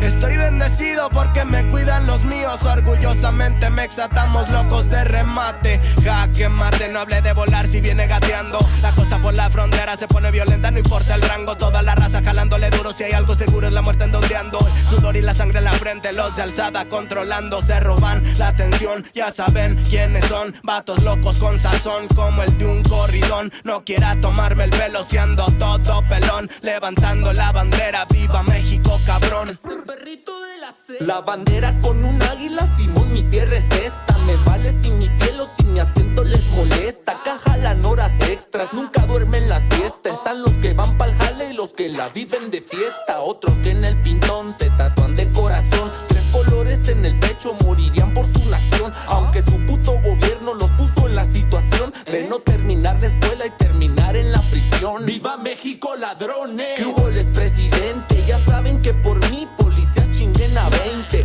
Y ahí están mis 20 pa' la cagua. Aguas, que es tierra caliente de Chiapas hasta Chihuahua. Wow, wow, wow, GPO, GPUcas. Buenas, Montequín, Aguas, Tijuas y San Lucas. San Luis Potoyes, Mataulipas, La Puebluca. Dime si o no, loco, acá tienen lo que buscas. Soy mexicano, esa es mi bandera. Yo la levanto por donde quiera. Verde, blanco, rojo hasta que muera. El barrio prendido ya quemó afuera. Soy mexicano, esa es mi bandera. Yo la levanto por donde quiera. Verde, blanco, rojo hasta que muera. El barrio prendido ya quemó afuera. Puro hip hop mexa, perros, 2023. Ey yo, ey yo. Somos la santa. With Geico, we can easily bundle home and car insurance. Oye, DJ donde que los scratches. Desde alzada, mi perro. No saben quién soy o sí.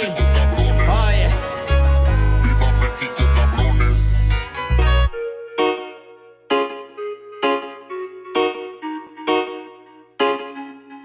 No hay tiempo para pensar si hoy queda más que reír por lo que nos hizo sentir. Si la intuición no te deja seguir, no te vayas a rendir. No te quiero ver sufrir. Búscate, escúchate, lucha, que mucha de tu fuerza nace de ti. Vas a ver que alimañas muerden tus entrañas, con sus artimañas extrañan tu fin. Sigue pues si tus pies tocan el suelo, el anzuelo no tira de ti. Grita fuerte si la vida te duele, que vuele el dolor, lo expulsamos de aquí. Dame ya nago.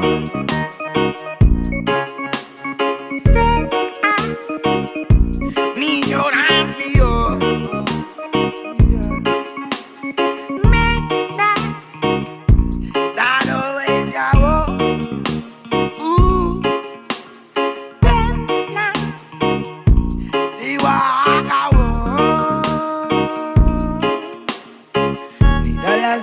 Antes de perder las formas, sé la luz del sol cuando no lo puedas ver. Cierra su boca cuando te hablen de más normas. Todo lo mal montado se ha de romper. Aunque que tú te rompas no hará más que estorbar. Si es bajo el castigo y mando de Lucifer, en verdad tú sabrás con lo que te conformas. Y yo con el super amor traer.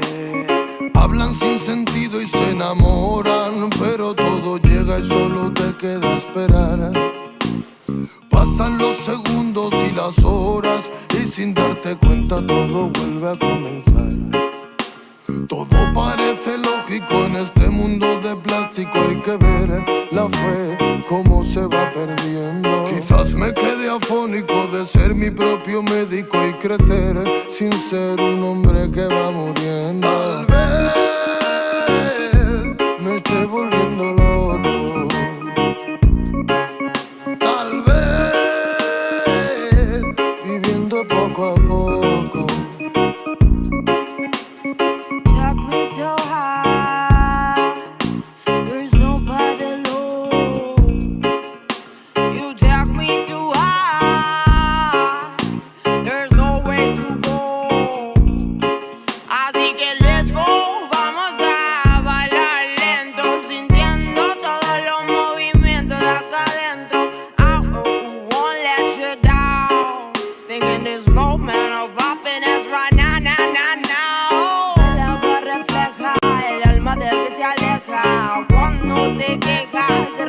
desde atrás.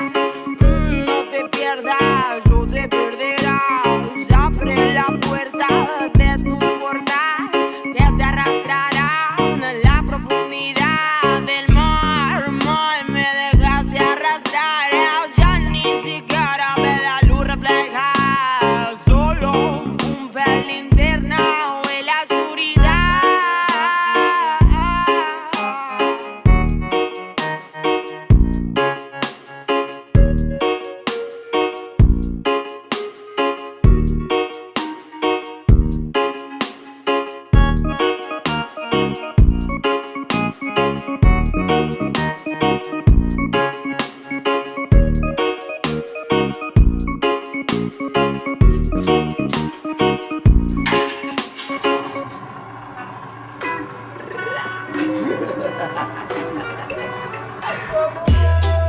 Yeah, man, I'm real. It's the cipher too. I really been, man, I got you from my crew. Nego, bomba clan. Bro, sintoniza mi canción, hermano de mi vida y hermana del corazón. Y digo yo, ves poniendo solución a todos los problemas que te nublan la razón. Oh shit, nigga on the ground, no problem, ole come around. Oh shit, welcome to my sound, follow me right now. Yo tuve un amigo que me juró serme fiel, pero desapareció y no supe nada de él. Porque el tiempo lentamente separa los friends y por dentro cada uno juega su papel. Yo tengo la suerte contada con las manos, muchos coleguitas, poquitos hermanos. Cuento con guión para lo bueno y lo malo, juntos por vivir y el sonido que te damos. Champion, brother, chela rebel, mina falla Babylon. Rasta zona, ven dime quién puede comprar nuestro flow. Amigo, no me pida perdón si no es de corazón lo que me vas a decir. Un amigo suele ser bendición, son gestos de ilusión y falsa para seguir. Amigo, no me pidas perdón si no es de corazón lo que me vas a decir. Un amigo suele ser bendición. Yo ya sé dónde buscar. Me he perdido tantas veces, escuece perderme en tu piel. Te di mucho más de lo que mereces. Jueces juzgaron mi causa, perdí por muy poco. Quedé malherido por dentro, tan roto, tan muerto, tan crudo, tan loco. Me dieron por tanto tan poco. De las rendijas por las que logré ver algo que fuese capaz de calmar mi dolor. Solo cegaba la poca luz que pasaba, reflejo de lo que llevo en mi interior. Fue que pisé el sol, te tendí una mano, pero ahora te quejas de no haber agarrado más fuerte, no. Puedo perdonar, pero no seré capaz de confiar en aquel que me traicionó. Bro, sintoniza mi canción, hermano de mi vida y hermana del corazón. Y digo yo, ves poniendo solución a todos los problemas que te nublan la razón. Oh shit, nigga on the ground, no problem, ole come around. Oh shit, welcome to my sound, follow me right now. Yo ando por el barrio a grito de original y me paran los abuelos solo para preguntar. Yo les muestro mi respeto porque soy un buen zagal. Me dice que este flow tan duro es sobrenatural. No soy de los que roban el Eroski, tampoco de Chigrinsky. Dentro todo Kiski que ha llegado Magnetowski. Hoy me levanté muy fresco y me siento Wazowski. El asusta toys del panorama de los Mystics. Esto es otro Dreamling, esto es otro dribbling. Son rimas tan sexys que parecen un striptease. Soy retro balón team, no llevo ni blim blim, pero lo doy todo por los metálicos. Antes de la cara con Air for One, comí en los callejones y ahora en restaurantes. Hablo en dólares, pesetas, euros, bachen, yuan. Y los demás idiomas hablo porque no pagan. No chance for the run, chico, ponte a contar. El tiempo que malgastas en lamentarte y llorar. Si estás vecino al desastre, está claro que eres un lastre. Que al trago tú no pasaste, no te encontraste mal. Entraste mental, o animal, depende para quién. Yo soy un ser espiritual que volar para les más bien. Que van en búsquedas que susurren, que sucede. Es que caminar por andar con mujeres son un Mercedes-Benz. Si tú ves bien, como algún ser, no vaya a ser que estás pero haciendo hielo en el cielo de Manchester. No mancha usted, si no los que me están diciendo que se lo rocé, aunque en verdad no le guste, joder usted. Siendo el sonido criminal champion, vamos a darle metralla al faricio ladrón asimila. La moto cada partió la melodía de mi corazón, de mi equipo de sangre fría. Ratatatata mi voz, sin tocarla la desnudo. 4 gatos así esto empezó. Y mira cuántas son las que apoyan hoy. Salvo mi vida, me saco del callejón. Siente la vibra de este flow cabrón. Guayo, vamos para arriba. Prendo el blon y calmo al caos. Soy medicina y el amor que me ha faltado. No me digan cómo que ni cuándo. No me creas hace rato nada de lo que está pasando. Original, como poco así de a poco va llegando. Todo lo que soñaba me vivía proyectando el blessed. Bro, sintoniza mi canción, hermano de mi vida y hermana del corazón. Y digo yo, ves poniendo solución a todos los problemas que te nublan la razón. Oh shit, nigga on the ground, no problem, ole como arón. Oh shit, welcome to my sound. Follow me right now. See me burn them.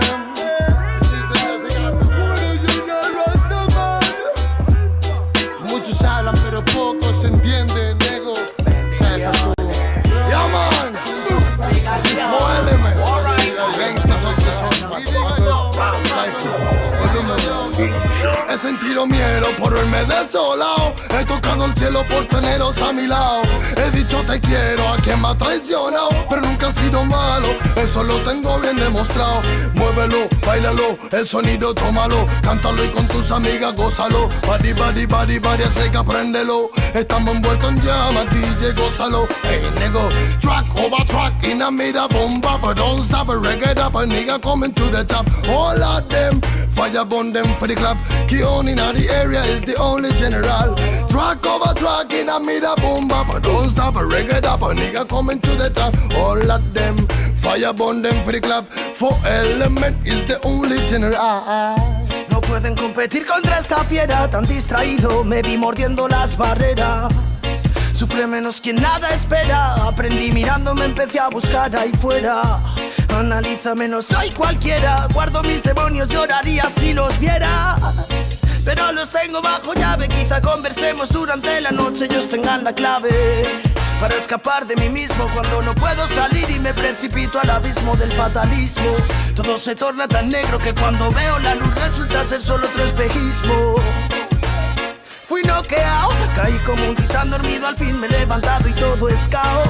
He estado distraído, persiguiendo sueños que eran vaho, arena, olvido. Ey, no quiero dolor, tampoco su ley o su opresión. Yo quiero un skate, decirle adiós, jamás su sistema no favoreció.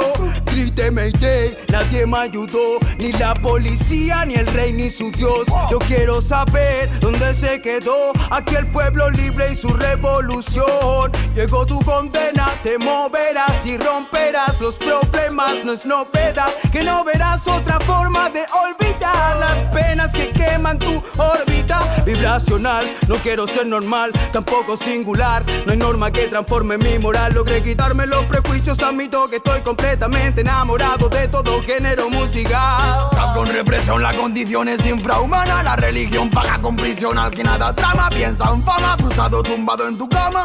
Te mojarás si llueve si no te mueves con ganas. Romper ramas por envidia, tu mamá no te deja plantar. Y en guerras en Siria y tú quejándote por no afrontar problemas de mierda, pa' niñatos de mierda que viven en su burbuja, la cual nunca va a explotar. Nadie es una mentira y en ella tu vida va a acabar. No ves la verdad, en la tele no la vas a encontrar. Tus padres te mienten porque ellos también creyeron que todo es normal en el mundo que construyeron. No me queda nada de ese ruido del sistema. Vengo con mi pana construyendo una epopeya. Como Popeye, marihuana, comida y cena. Las bajas vibraciones, mi luz les quema again.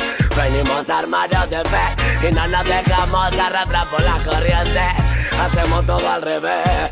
Y si hoy no sientes, porque de dentro afuera, que estamos creando despacito la tortuga, ganó a la liebre. 4 elementos fusionados con el éter, conectando realidades de la calle, volando a tu mente, despertando al ser consciente.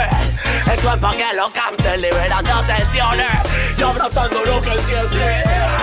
Oh yeah, Bomba clava, hay 4 elementos.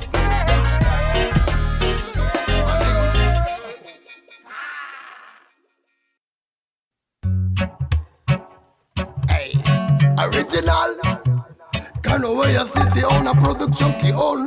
Ribby them, ribby boy. Baby. Original from the world. Reggae music warrior, warrior them. Ay, yeah man. Representando el sonido callejero, nego. Respect and love, more love. Hey, pure nigga. Respect, bliss.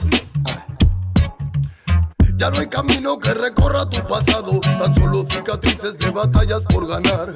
El tiempo dice quién se quedará a tu lado y quién dará la vuelta para nunca regresar. Toda persona tiene su forma de amar, pero pocas con amor y solo queda soñar.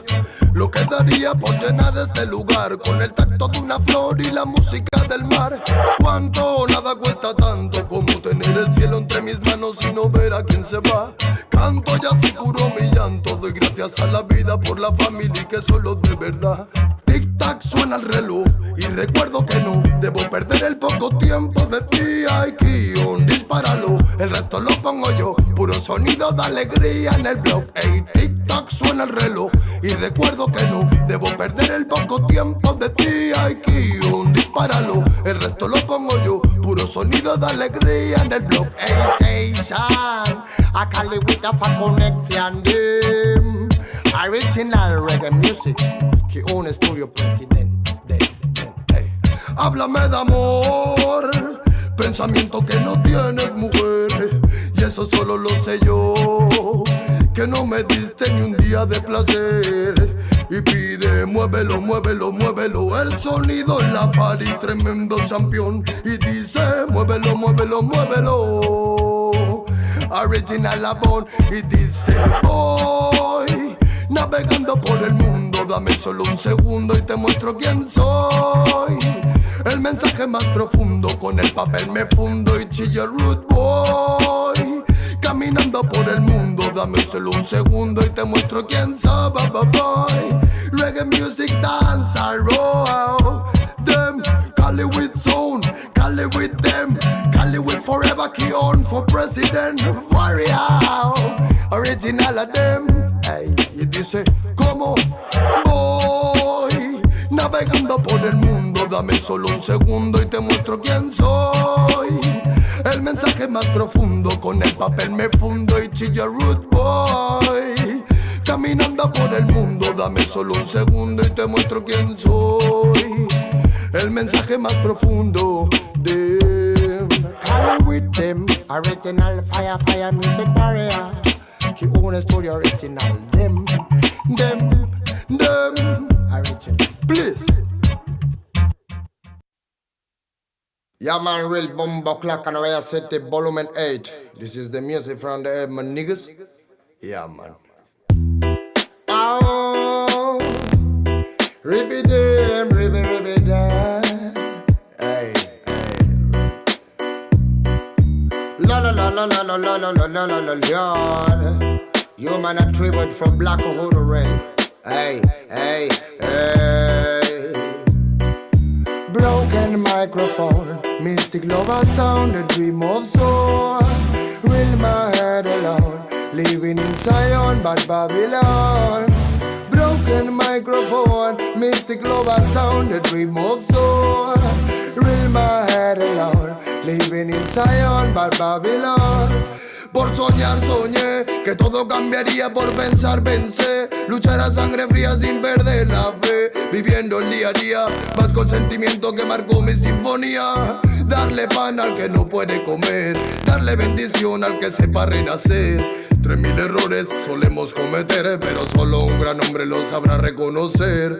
Y me di cuenta hoy de tantas cosas, algunas crudas, otras bastante hermosas. Son los más sabios, personas poderosas, no aquellos bastardos que destrozan nuestras prosas. Es la perdición, mala situación de manchar tu corazón por tu mala acción. Dame una razón para darte mi perdón. Siento que tu alma se consume como el humor esteblón. Derramo poesía, arte mensajero que reclamo cada día. Pretendo ser sincero, más comparto mi alegría con todo caballero que mantenga la presión cuando andamos bajo cero. Sentimientos perdidos con calma, malos actos mancharon tu alma. No pide perdón quien dispara el arma, no sabe que un ladrón se bate con el karma. Broken microphone, mystic lover sound, a dream of soul. Real my head alone, living in Zion, but Babylon. Broken broken microphone, mystic lover sound and remote soul. Real my head alone, living in Zion but Babylon. Wanna ganja respect from Baluman, hey. My niggas on Baluman, hey, this is K on the studio respect. Alright. Bad boy kills, criminal of sound and rich. Money is a gun for me. Respect the nation. Belong the time like this. Bad boy kills, criminal of sound and rich. Money is a gun for me. Respect the nation. Below the time like this. Bad boy killers, criminal of town and rich. Money is a gun for me. Respect the nation. Oh, la la la la la la la la la la la la la. When I can just smoking from the studio of the on. And when I can just your nigga on the floor. When I live a sound. Oh them, oh. Bye bye rhythm, bye bye sound in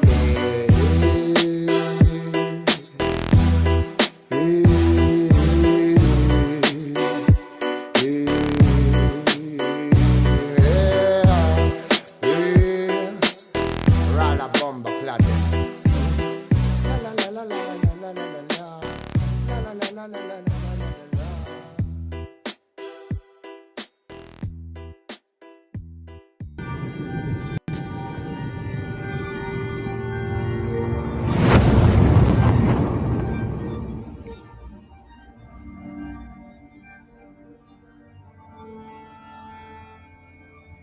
Ical, hijo, abre los ojos.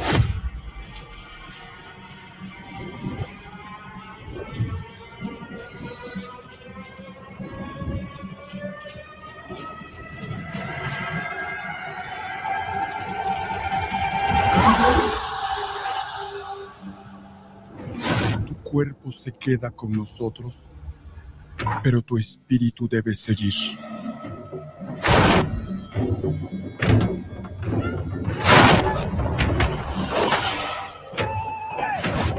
Busca la luz. Aléjate de las sombras. Deja que nuestro dolor sea tu fuerza. Desde aquí iluminamos tu camino.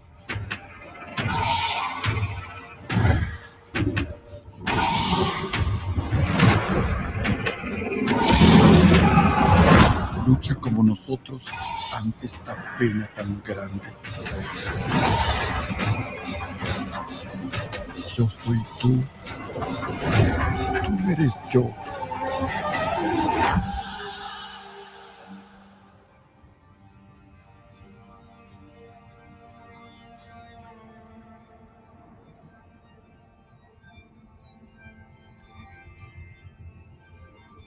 La muerte que hoy nos separa,